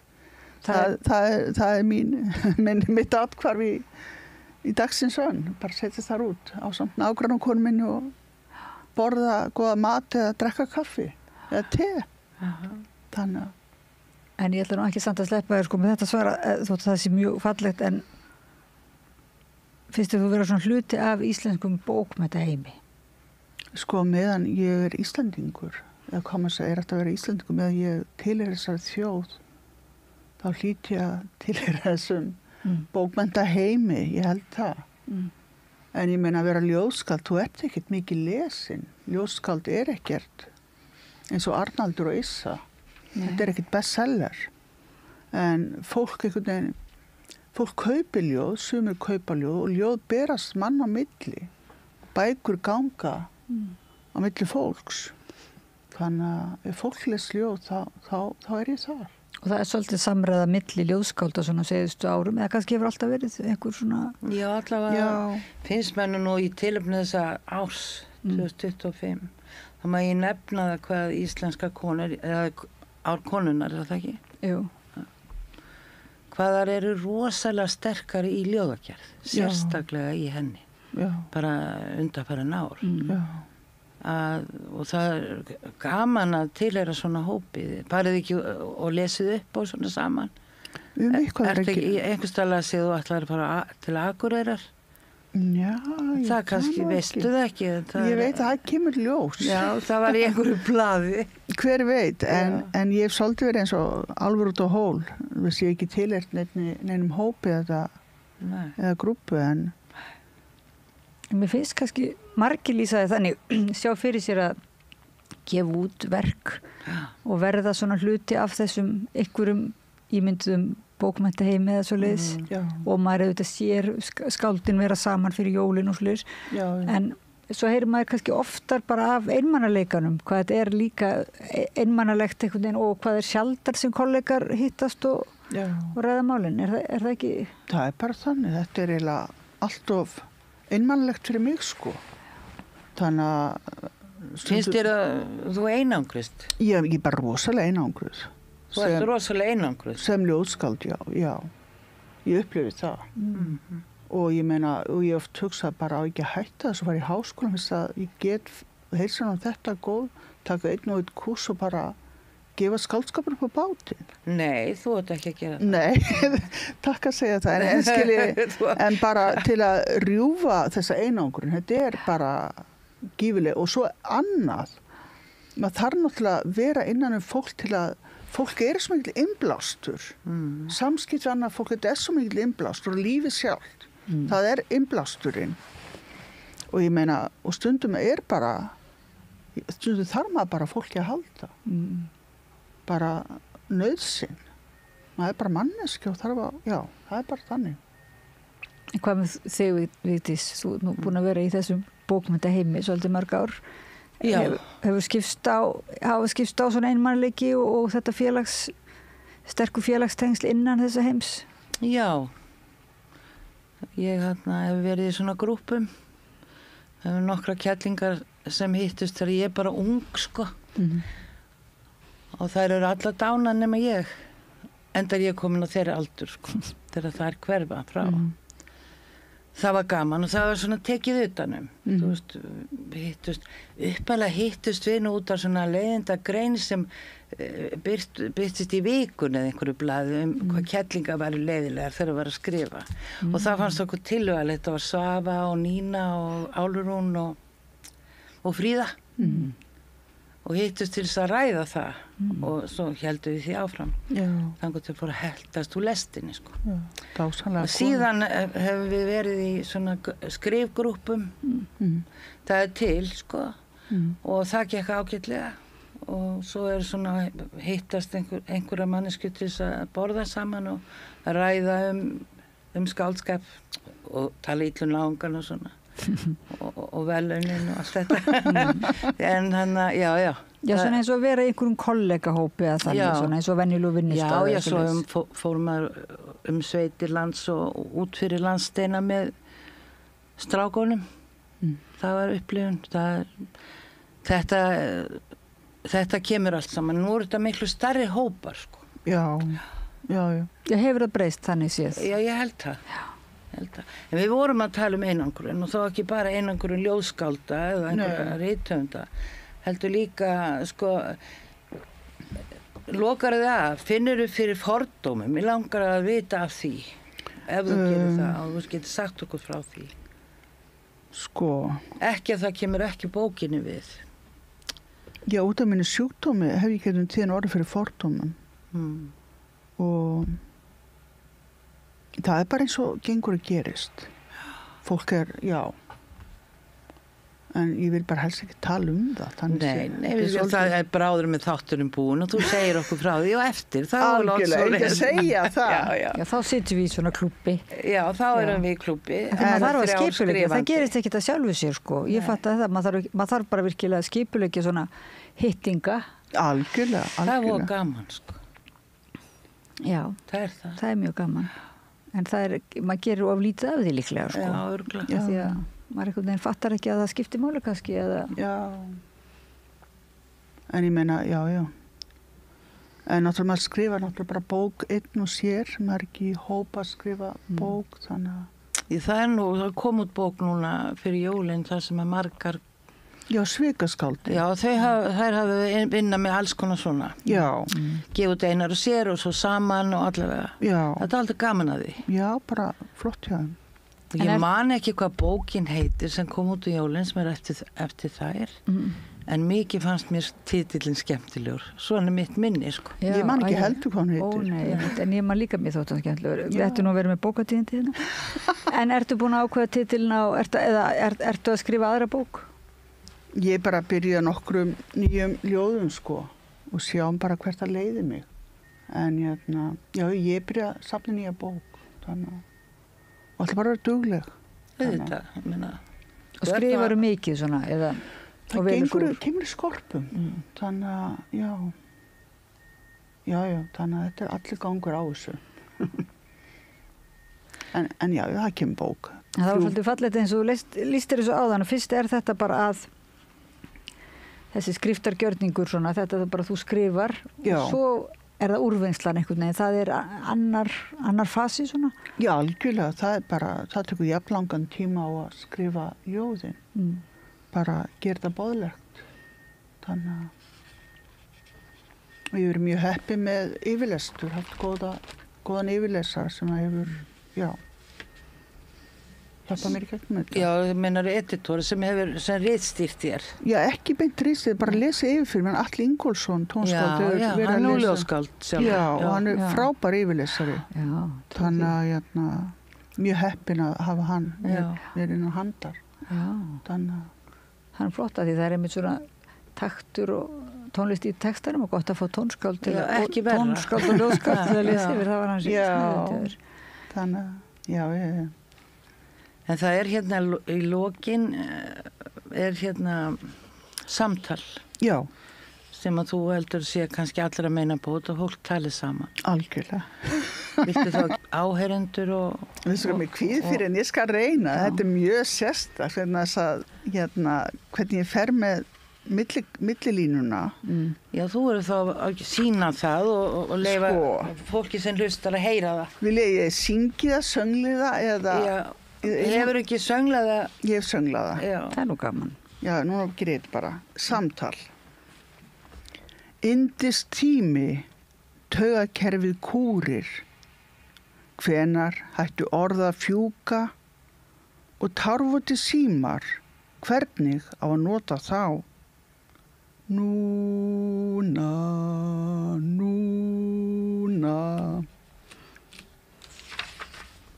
Þetta snýst ekki orð sem gripin úr lausu lofti og neld á vegg.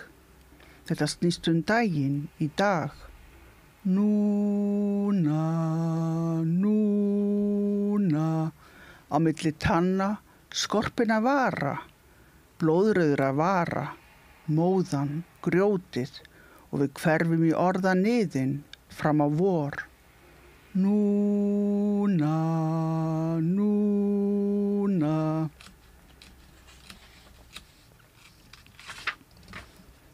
Okkar margklofni heimur, orðin fæðast ég pratt. Núna.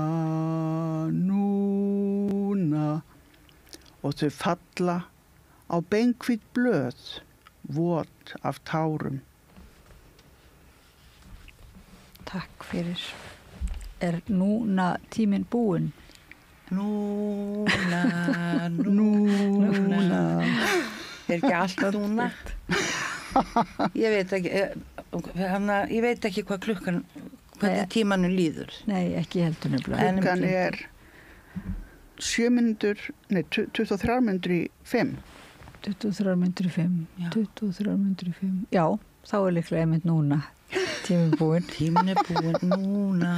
Þannig að við, ef við þá ekki að þakka þér fyrir Ásdís Óladóttir, ljóðskáld, ert búin að sitja hérna með okkur Vigdísi Grímsdóttur að segja okkur frá ljóðabókinni sem kom út fyrir jólin og var tilnæmd til fjörverðlaunanna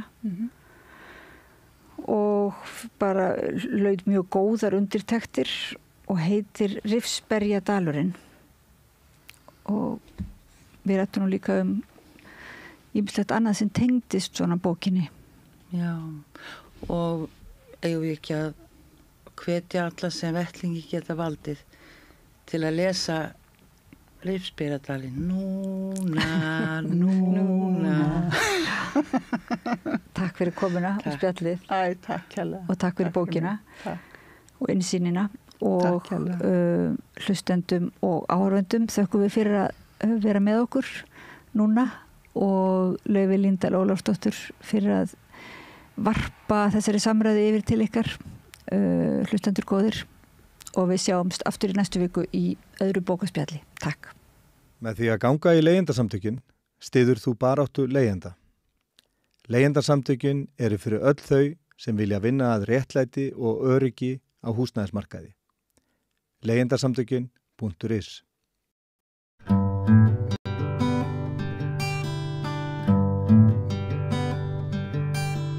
Já, góða kvöldið og velkomin aftur að Rauðaborðinu. Ég heiti Laufey Líndal Ólafsdóttir og ég er nú vön að vera hinum megin við takkana. Ég er tæknikona á samstöðinni. En í kvöld þá vildi ég krafðist þess að vera megin við takkana til þess að taka viðtal við hana Rósu Guðmundsdóttur sem er búsett í Bandaríkjunum í LA. Og mér langaði aðeins að heyra í henni bara, já, var þetta bæði eldana sem voru núna nýlega í borginni og líka bara ástandið því að það náttúrulega hefur alls konar verið að gerast í Bandaríkjunum að undanförnu. En ég kannski bara býði velkomna að Rauðaborðinu, Rósa, þó þú sést svolítið langt frá því. Ég þakka bara innilega fyrir, það gaman að vera hjá þér, Laufey mín, ég elska þig mjög mikið, hef alltaf gert síðan ég kynntist þér og börnið þín og mömmu þína og þannig að við viljum bara, ég vil endilega tjá mig varðandi það og gott að vera hér í Rauðaborði eða hjá Rauðaborði. Já, gerðu bara velkomin. hvað getur þú sagt mér nú eru þessi skógareldar og ég náttúrulega bara sá þegar að þú mertir þig örugga í þegar þessir eldar hófust. Getur þú sagt mér aðeins svona hvað var í gangi? Sko, Laufey, þetta var það kannski asnalegt að segja hinn fullkomni stormur, sko, en þetta búið að vera samblanda af alveg hrikalegum vindum sem eru mjög óvanalegir á þessum tíma árs í Los Angeles, svona snemma í janúar og svo mikið þurrlendi. Það ekki búið að vera svona þurrt það mikið gróðlendi í Los Angeles. Alveg fólk kannski gerir sér ekki grein fyrir stærð landsvæðisins sem að gróðlendið hérna út alla LA og svo inn í LA, margir garðar og svo Hollywood-hæðirnar sem að teyjast alveg upp eftir ströndinni, alveg út í Ventura og svo Santa Barbara og svo framvegis. Og rosaleg landsvæði af gróðlendi og líka upp inn í landið. Og skal ég segja þennan morgun, 7.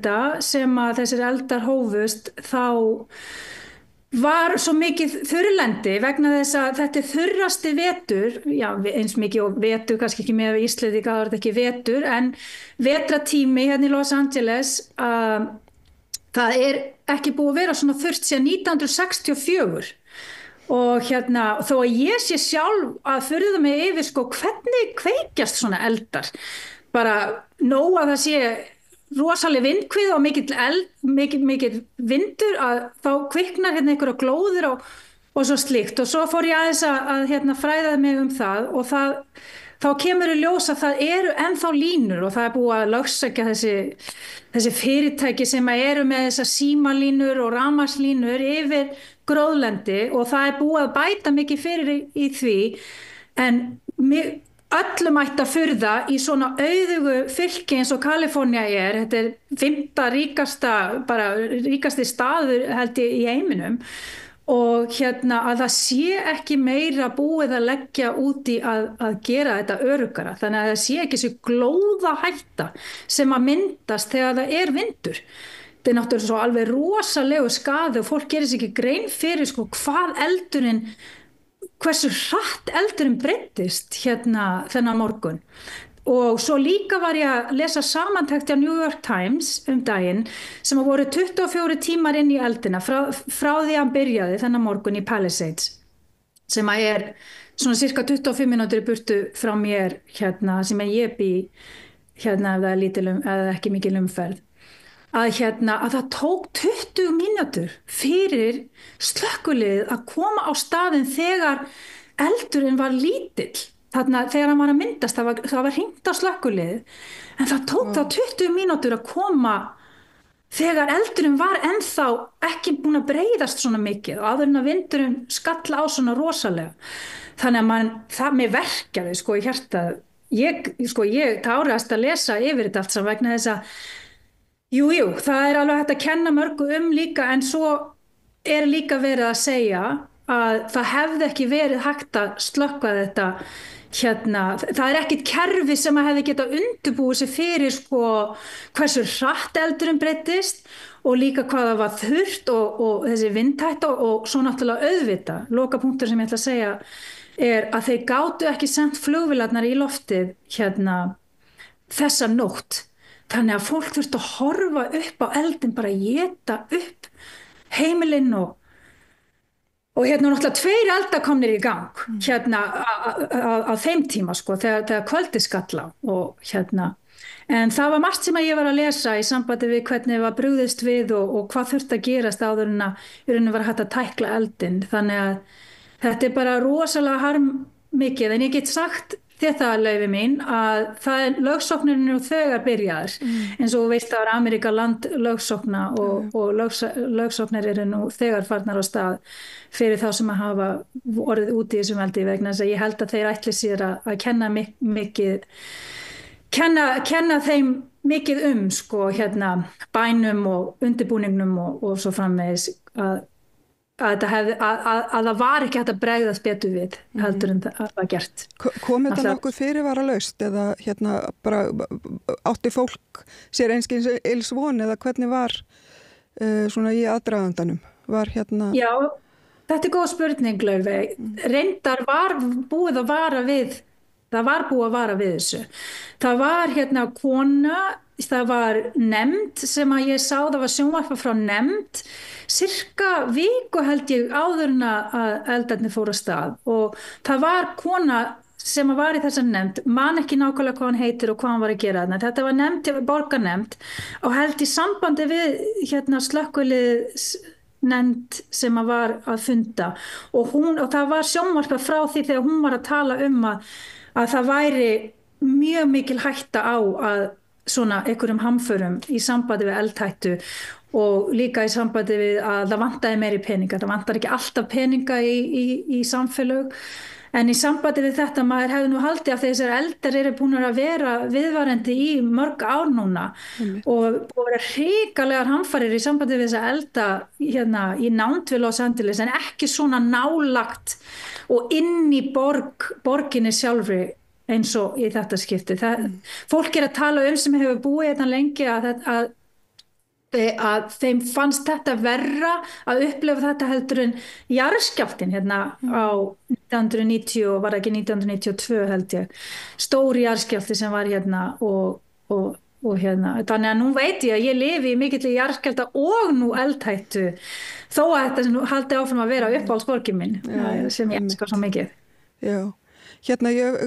Maður hugsar alltaf því að nú höfum við fengið mestar fréttir af einmitt svona frægu fólki, þú veist Hollywood fólkinu og svona sem hefur verið að missa húsin sín. Veist eitthvað svona tjónið sem að kannski við heyrum ekki til dæmis í fátækari hverfum og svona bitnar á fólki sem að má sín aðeins minna og hefur mjög plattform? Já, ég kan alveg sagt á því, Laufey mín, að hitt hverfið. Palisades svona upp að hverfið sem að hér til umræðu og það sem að var náttúrulega rosalega mikið eignatjón einfallega vegna þess að húsin eru svo stór og þetta eru svona, risahús, mansions eins og maður segir og mörg, en náttúrulega líka, ég vil ekki gera lítið úr þetta náttúrulega samfélag sem að brann þannig í Palisades, skólarnir, kirkjan, leikhúsið, þannig að þetta ég var mjög tengd Palisades hverfinu og hefur verið mikið í alls konar samfélagsvinnu þar sérstaklega á meðan COVID var að gerast.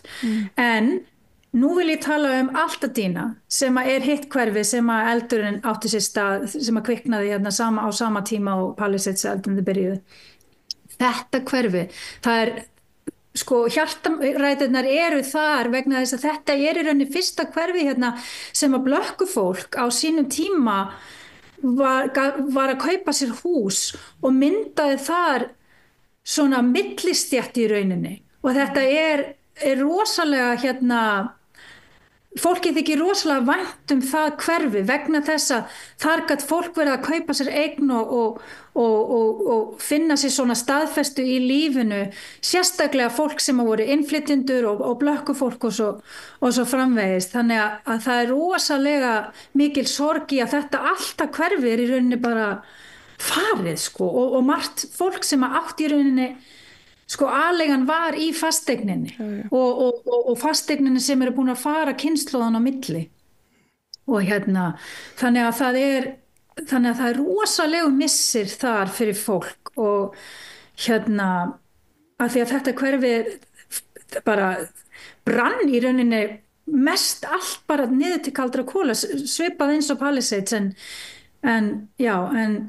það er fólk á minna til skilur þetta ekki svo ríkt hverfi eins og Palisades en missirinn finnst manni vera svo rosalega miklu meiri þar vegna þess að fólk sannlega að missa svo mikið aðleguna þar en eins og ég segi, lögsóknin að fara í gang, það hjálp til staða, það búið að vera rosalegur samhugur í gangi og mér finnst fólk ekki hérna í borginni sjálfur finnst mér fólk ekki að vera mismuna á milli hverfana. Ég finn ekki mismunun, fólk mikið á komandi staðar og bara til staðar fyrir fólk. Það talað fólk sem hefur mist í þessum eldum, ekki bara í Palisades eða bara í Altadena, þetta bara yfir höfuð.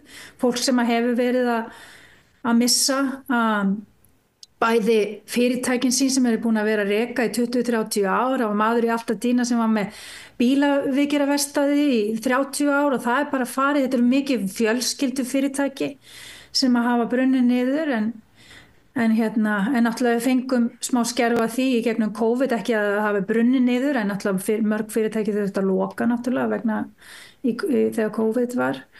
En svo þetta svona tvöfalt áfall fyrir margt fólk sem á ekki mikið þegar þessir eldar skella á svona stuttu eftir COVID sko. Þannig að þetta alveg svona double whammy eins og maður segir. Já.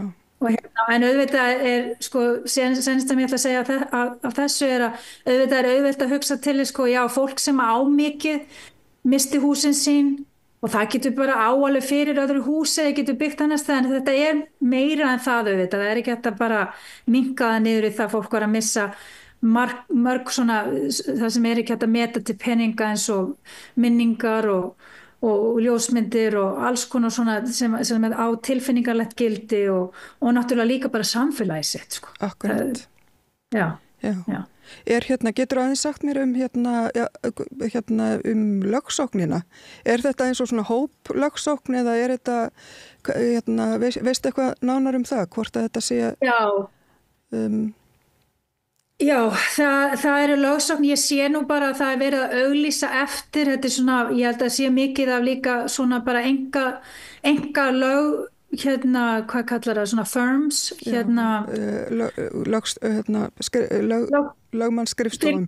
Lögmannsskrifstofur sem eru að safna fólki í svona held ég að sé civil, það hvað kallar það, svona lögsóknir fólksins skilur til borgarinnar.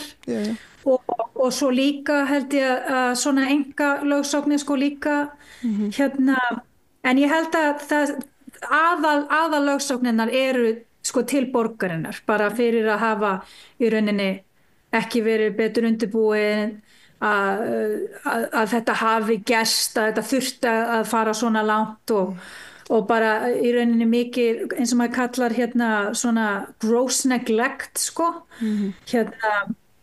hvernig minn maður segja það í íslensku, ég ránd alltaf málhöld, ég skammast mér svolítið, ég elska íslensku svona við þurfum bara að heyrast oftar sko.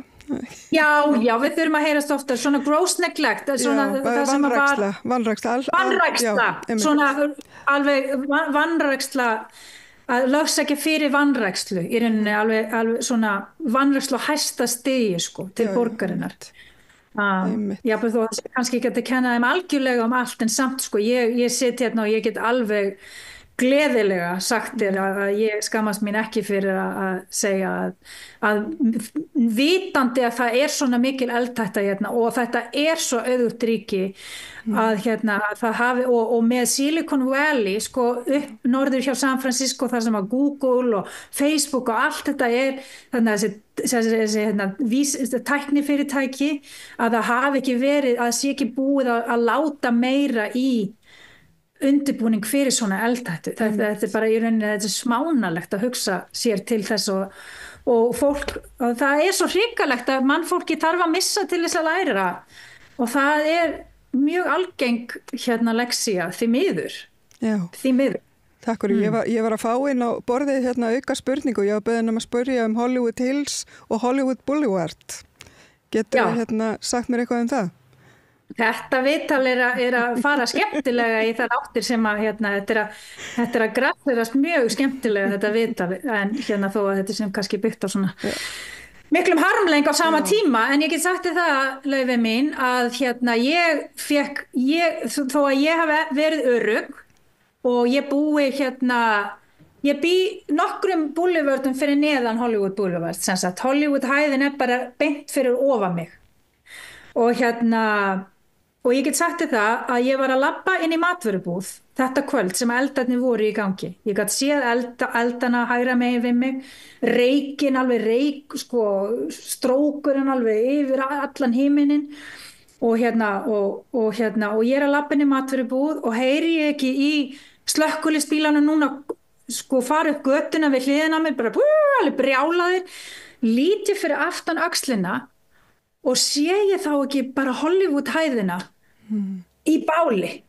Þetta var svo surrealist, ég bara almáttur, ég var með í maganum, ég þurfti að ná mér í svona matvörur sem ég þurfti að muna eftir að ná í að því ég vildi eiga það heima og ég gat ekki hugsað skýrt inn í matvörubúðinni, ég bara að reyna ok, Hollywood hæðin er bara að brenna meðan ég er inn í þessari matvörubúð og ég gat ekki hugsað til þess bara er þetta bara að gerast á bara allar skilti, bara Hollywood skilti að fara upp í bál og en hvað með allir húsin í kring og þetta er svo nálagt húsum og bara þá byrjaði ég að panikera en Íslandingurinn í mér sko og líka vitandi að vindhættan var það sem að í rauninni sko það sem vindurinn gerði í Palisades var að blása bálinu og ekki bara bálinu til þess að breiðast heldur var vindurinn að blása glóðunum. Það er glóðahættan sem að er svo skaðleg í svona eldum að glóðirnar er að fara í þurrlendi, þurru trén, pálmatrén sem að eru alveg upp við húsin og út allt inn í bænum og glóðirnar er að blása þess vegna eru sum hús, þetta er svo skrítið í Palisades, það er 1 og 1 hús, þetta er eins og stríðsvæði, svo er 1 og 1 húsin á milli sko. Það er að því að glóðirnar voru að fara og kannski sleftu einu og einu húsi sko og var þetta kannski bjarga eða fór ekki upp í bálið en þetta glóðirnar voru að fara út allt og svo kveikja glóðirnar í trjánum og trén kveikja svo í húsinu. Og en ég vissi þetta kvöld þegar ég sá Hollywood hæðina brenna að það er engin vindur, það er ekki spáð vindi akkurat núna. Bálið er ekki stórt, þetta eru svona cirka 30 ekru núna, fara upp í 38 þegar ég var að átta mig á þessu og ég fann bara alveg í maganum, nei, þeir muni geta tekið þetta út. Að því núna geta þeir farið upp með flugvélunar og þeir bara taka þetta út. Þeir ætla ekki ég trú ekki að þetta muni verði eitthvað stórt, en þetta var mjög uggvekjandi og að því að tók svona nokkra klukkutíma að gera svæðið öruggt sko og við vorum tilbúna til þess að sko ég samt fann á mér af því að var ekki vindur og það hefði þurft vind til að blása glóðunum út í bæ ef að þetta hefði gerst Laufey kvöldið áður kvöldið áður þar sem að voru brjálaði vindar þá ættum við ekki Hollywood-hæðir við ættum ekki Hollywood bara ég er að segja það glóðirnar hefðu farið út allt og bara kveikt í öllum húsunum. Það er það sem var að gerast. Það var hús sem var að byrja að brenna þarna við hæðirnar og það voru svalur og ég sá það í sjónvarpinu, ég bara húsið er að fara að brenna. Það bara, allar enginn að fara að slökka þessar svalir og svo kom einhver maður og byrja að slökka svalirnar og þetta var allt svona bara. Maður verið að sjá hluti brenna og svo allt inn í einhver 2 hús í Studio City sem að er hinum með við Hollywood hæðirnar sko. Og svo er líka það sem er svo sjúkt Laufey að það er fólk sem er búið að vera handtekið fyrir að kveikja eld bara hist og her eitthvað bara random eða eins og maður segir svona bara eitthvað 60 ára kona bara handtekin einhvers staðar við hæðina og náttúrulega það er einhver ákveðin level af sko andleri veiki sko sem að þarf til þess að vera að gera svo, inn í miðri eldhættu og miðjum eldum í raun og ég get sagt þér það Laufey að núna í morgun var annar eldur, ég var að fá skilabóð núna bara áður en ég fór inn í þetta viðtal að það er eldur sem er byrjað núna í Ventura sem er hjá Santa Barbara sem er ekki svo langt frá Malibu og Palisades einhver eldur það byrjaði núna sem er að breiðast hratt, ég var að fá það í símanum og í gær voru að Castaic Hill sem að fór upp og var komið upp í 5.000 ekrur sem er mjög stórt svæði sem betur fyrir ekki nála 1000 en hann var að brenna í gær sem er upp inn í land upp inn í land norður frá mér. Þannig að við erum bara í miðri, bara meðan ég er að tala það eru eldar í gangi núna og nýjir eldar að kveikna á, en núna ég fann að hugsa með mér, sko, fólk að kveikja þessa elda í alvörunni, alveg, af því að það ekki það mikill vindur, og þeir voru að segja að það voru vindarnir sem að kveikti Palestínseldin, en þeir eiga eftir að rannsaka þetta. Mér kæmi ekki óvart að kannski eitthvað af þessu væri kveikt af fólki, og það náttúrulega level af, sko, eins og þingmaður sagði hérna, Kalifornía þingmaður sagði að það ákveðin staðir í helviti fyrir fólk sem að gera svona lagað, sko. Já, einmitt. Þetta kannski svona veltir okkur svolítið yfir í hérna næsta umræðuefni sem hérna nýtt, þar sem að hérna nýr forseti tók við völdum síðastliðinn mánudag. Hérna, náttúrulega svona katastrófa gerist náttúrulega bara hérna rétt fyrir stjórnarskipti. Hvernig líður fólki með þetta allt saman? Ég ætla að vera svo frökk að segja að nú fórstu úr öskunni í eldin, Laufey mín. Einmitt. Nú ég að tala við hérna Íslendingana mína, og nú ætla ég að leyfa mér að vera bara frjáls í máli. Mér líður ekki öruggt að vera mjög frjáls í máli bara í samfélaginu í Ameríku eins og jafnvel þó að Kalifornía sé mjög demokratískt fylki, og við erum með mjög sterkt fólk eins og fylkistjórn okkar, mjög mikill demokrati og mjög mikill andstöðumaður Trump-ríkisstjórnarinnar allrar, og ekki allra repúblana en flestra, því að þeir eru svo meðvirki með þessu manni að það hálfa væri nóg, sko. Man langar að senda allt þetta lið í 12% samtök bara. En heimurinn ekki eins og maður vill, en hérna skal ég segja þér, mér leið eins og það hefði verið ráðist á mig heiftarlega 2016 þegar hann vann, þá bjó ég í New York, af því að þeir sem að vita að svona maður, þetta í samkvæmt, bæði samkvæmt dómsmálakerfinu sem er kannski ekki mjög mikið virt núna, sérstaklega af repúblikánum, hérna, þá hann búinn að vera dæmdur fyrir glæpi, fyrir skattaglæpi, fyrir að hafa ráðist á konu hérna í New York og hérna reynda nauðginni og hann búinn að vera dæmdur fyrir þetta. Og við vissum alveg, ég bjó í New York í mörg ár, ég vissi alveg hvernig típa Trump var og hann þekktur í New York, en það sér það að New York eina fylki sem búin að gefa honum einhvers konar afleiðingar, taka hann fyrir dómstóla og fyrir réttastóla, og ég bjó þar og ég mótmælti með öllu fólkinu sem fannst þetta svo hrikalegt að hann var forseti 2016 og því að fólk í New York veit hvernig típa hann búinn að vera að svindla fólki þar í áratugi og pabbi hans líka, mismunna blökku fólki af einhverjum 4-7.000 íbúðum sem voru leigðar af fasteignunum sem að fjölskyldan hans á, þá eru einhverju 4 eða 5 blökkufjölskyldur af öllum sem að fenga leigja, og þannig að það alveg þekkt, það þekkt í New York hversu mikil kynþáttahatari þeir eru.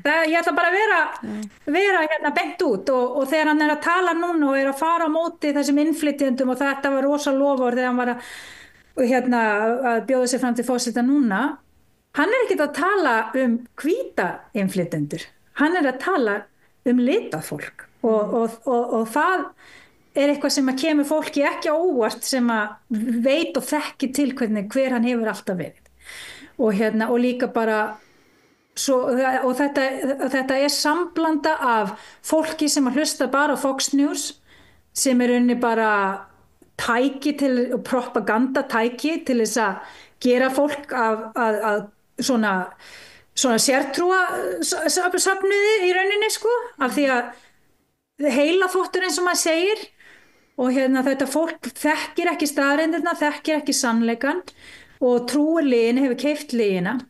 En ef þú lítur bara á þá staðreynd að þegar hann tapaði fyrir Joe Biden 2020, þá var þetta náttúrulega svindl og demokratar svindla og allt þetta, en þegar hann vann núna ekki eitt orð svindl. Akkur var það ekki svindl, akkur var ekki rannsakað ef hann virkilega sannlega vann kosningarnar, ekki eitt orð. Þannig að þetta er svo brjálæðislegt allt saman, sko. Þetta er ekki fyrir hugsandi fólk að melta, þetta er ekki fyrir, sko, fólk með hjarta og heila sem að virkar ágætlega að melta. Það er ekki hægt vegna þess að þetta er svo brjálæðislegt, þetta er svo klikkað. Þetta er svo sértrúarsafnaðilegt, þetta er svo, sko, ég veit ekki hvað mun gerast, Laufey mín. Þetta bara er í gangi, hann er forseti, að sætta sig við eitthvað þýðir ekki að maður sé sammála því, að sætta sig við eitthvað þýðir ekki að maður, sko, sé meðvirkur því, heldur, ég þarf að sætta mig við þetta vegna bara fyrir geðheilsuna mína og líkamlega heilsuna vegna þess að, sko, 2016 og inn í COVID, þegar hann var að stjórna COVID-inu og því öllu, sko, ég var bara öskrand á sjónvarpi og þetta bara, og kona mín var bara, sko, bara þú verður að finna leið til þess að bara að finna, sko, andlega heilsu í þessu öllu saman, að því að þetta, hann gerir fólk klikkað en maður passa sig ekki, vegna þess að helmingurinn af þessu landi og náttúrulega meiri hlutan af heiminum held ég sér alveg hvernig manneskja hann er og hvað þetta er sjúkt. Þetta er sjúkt, þetta er alveg sjúkleg meðvirkni. Repúblikana hafa selt sálina sína, þessum manni. Þetta er svona Jim Jones karakter, svona eins og sértrúarsafnaðar svona leiðtogi og það sem að fólk fylgir leiðtogunum sínum í dauðan. Þetta er bara, og þetta fyrirbæri er til staðar, þetta er andleg veiki að vera í sértrúarsafnið sem að fylgir leiðtoga inn í dauðan, þar sem að þeir beðum að taka eitur og svo slikt og þetta hefur oft gerst. Manson og Jim Jones og svo framvegis í gegnum söguna, þetta er svipað, þar sem að er heila þvegið fólk og svo náttúrulega líka sem Trump gerir, hann lofar og gerir lofur og gerir samninga bak við tjöldin og þannig að fólk er að selja í rauninni, selja æruna sína og selja gildin sín til þess að auðgast kannski eitthvað smá, fattaru, og selja, skiluru, samfélags, það sem er gott fyrir heildina, bara fyrir sjálft sig. Þetta er svona hámark eigingirnina, sko. Einstaklingshyggjunnar, já. Já, og þetta sé maður náttúrulega ekki bara í Ameríku, maður sé þetta bara það sem að fólk er, sko, þetta er andleg veiki að vera, að eiga mikið og vilja meira og vilja svo ekki gefa tilbaka. Þetta hef ég aldrei, þetta sem betur fer, ég er ekki að segja að ég sé fullkomin, en ég veit að ég þyrfti að vera mjög andlega veik til þess að eiga billjónur og vilja meiri billjónur og líða illa yfir að þurfa að borga skatt af því sem ég á og sanngjarna skatta meðan annað, samt vil ég eiga samfélag sem að, sko, hreinsa föti mín og þjóna mér á veitingastöðum og gefi mér ávexti ef ég fer á hótel og eitthvað slíkt og að skilja ekki að samfélagið er það sem þarf, stóðir samfélagið sem þurfa að vera til staðar til þess að fólk geti átt sér lífi í samfélaginu sem er auðugt. Já, einmitt. Ég skilði fullkomlega vel og en við langaði svona aðeins í lokina þegar við þurfum nú að fara að slíta þessu. Því miður, ég get tala við þig í allt kvöld, en ég var aðeins að spá í, sko, núna náttúrulega er hann tekin við og ég er svona aðeins að spá í bara nú var hann að undirrita einhverjar 50 tilskipanir sem að snúa helst að því að vega að réttindum kvenna og hinsegin fólks og fólks af erlendum uppruna. Hvernig líður fólki svona í þínu nærumhverfi með allt þetta? Veistu hvað? Ég get sagt þetta, Laufey, að ég hugga mig þar, sko, ég þarf mikið innra öryggi, það er bara vegna þess að bara alls konar sem ég persónulega gengi í gegnum, það þarf ég mikið að innra öryggi og ég sem betur fyrir lært að öðlast það með tímanum, en ég get sagt það að ég finn ekki mikið öryggi í, sko, fyrsta lagi ekki ríkisstjórninni minni akkurat núna, af því ég veit að það er sósíópati sem er forseti, sem að er ekki, sko, er ekki færum að finna samkennd. Þú sást hvað biskupinn var að segja daginn í kirkjunni og hvernig hann brást við því að þetta er ekki eðlileg manneski sem að tala svona og bregst svona við. Þannig að við vitum að hann er sósíópati, hann er ekki færum samkennd og hann kemur frá hann var ólst upp í kynþáttafordómum. Við vitum það, pabbi hans var það. Rasistar, það er rasistar. Og þannig að það er svona býr í honum og náttúrulega fullt af fólki í ríkisstjórninni sem það líka. Þetta land byggt á rasisma. Að stela landi frá Indjánum og svo auðga sig á baki blökkumanna sem var keypt inn í þetta land, innflutt inn í þetta land og svo auðguðu þeir sig á bökunum þeirra og ans að borga þeim, skilurðu. Þannig að þetta landi byggt á arðráni og landráni og auðvitað kynslóð til kynslóða, þá náttúrulega fólk sem heldur þessu ennþá í húfi. Þannig að núna komið, ég ætla að binda þetta allt saman inn í að svara spurninguninni, að skilja samt sögulega samhengið í þessu, að það hefur alltaf verið undirliggjandi, jafnvel þó að hafi verið þróun í gangi og demokratar hafa verið við lýði og það margt gott fólk í Ameríku, elska Ameríku og amerískt fólk, mjög hjartalít fólk, allavega það fólk sem ég þekki og hef nálægt mér, en það hefur alltaf verið undirliggjandi þetta, það var innanlandsstríðis, það Civic War, sem gerðist vegna þess að fólk vildi halda áfram að mismuna blökku fólki og vera ekki í jafnrétti með þeim og fólk sem var á móti því, skilurðu. Og svo Lincoln, og svo stjórnarskráin var búin til og það sem var reynt að búa til, government for the people, by the people, for the people. Og við erum búin að vera að reyna, Ameríka búin að vera að reyna að lifa samkvæmt því, en það breyti samt ekki að undirliggjandi var alltaf þessi rasismi, kynslóð frá kynslóð sem vilja ekki hafa þetta þessi stað, þeir vilja landeigendurnir og þræla eigendurnir. Þetta hugafar ennþá þarna. Og þetta það sem maður sér í þessari hugsun sem í gangi núna, í þessari ríkisstjórn sem við erum með núna. Að þetta búin að vinna kannski bardaga núna, en ég verð að hugga mig við það, Laufey, að stríðið ekki algjörlega unnið af í rauninni þrælahöldunum sem að vilja bara það sem hvíti kynstofnin aðri litaða fólkinu í rauninni. Og en ég get sagt að búa í Kaliforníu og búa í Los Angeles, það öryggi í því. Kalifornía mun fara í stríð, búin að undirbúa sig mikið fyrir, eins og ég segi, með þessi eldavoru. Ég þakka Guði fyrir það að Biden var ennþá forseti meðan það var í gangi, en þú sást hvernig Trump brást við því. Þú gerði þetta pólitískt, hann sagði ekki einu orði, enda hann sósíópati, að bara engin samhug með fólki sem var að missa húsið eða missa lífið, ekki eitt orð, bara sína samhug, þessi forseti landsins. Þannig að þú sérð bara því að Kalifornía ekki, hann býst við því að þurfa að vera glíma við Kaliforníu í sambandi við það að áætlunar sínar og plönin sín, skilurðu, að við munum ekki liggja niður, bara leyfunum að vaða yfir allt saman. Þannig að Kaliforníu gott ríki að búa í gegnum þessa tíma, allavega enn sem komið og borgin sem að ég í.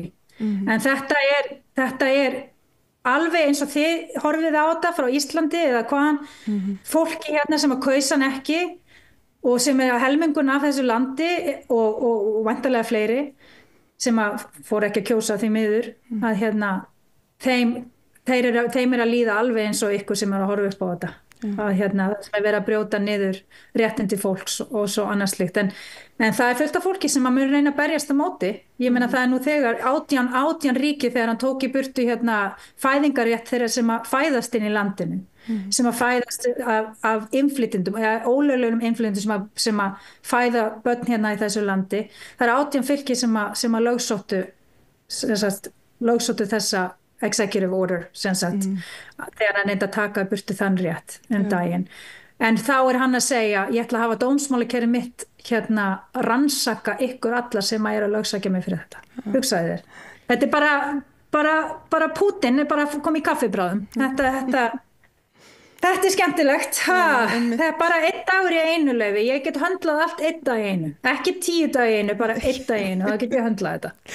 Já, það eru ágætt lokaorð held ég. Og mér langar bara að þakka þér innilega, Rósa, fyrir að tala við mig frá LA.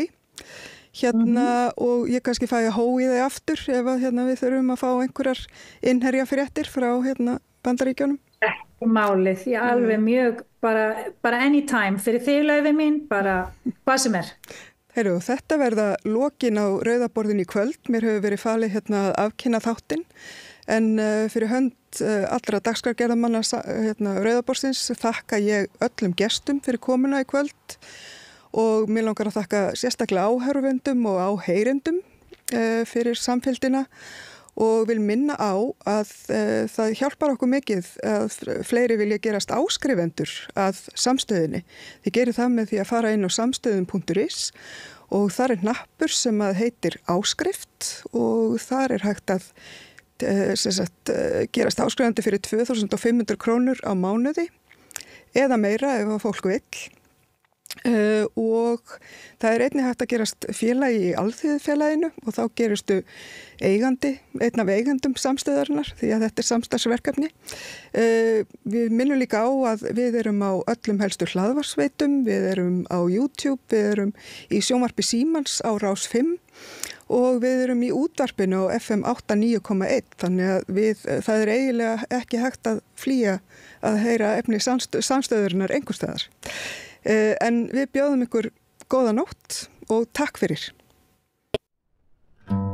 Segðu það á Samstöðinni. Samstöðin í eigu hlustenda, áhorfenda og lesenda. Sláist í hópinn og gerist áskrifendur.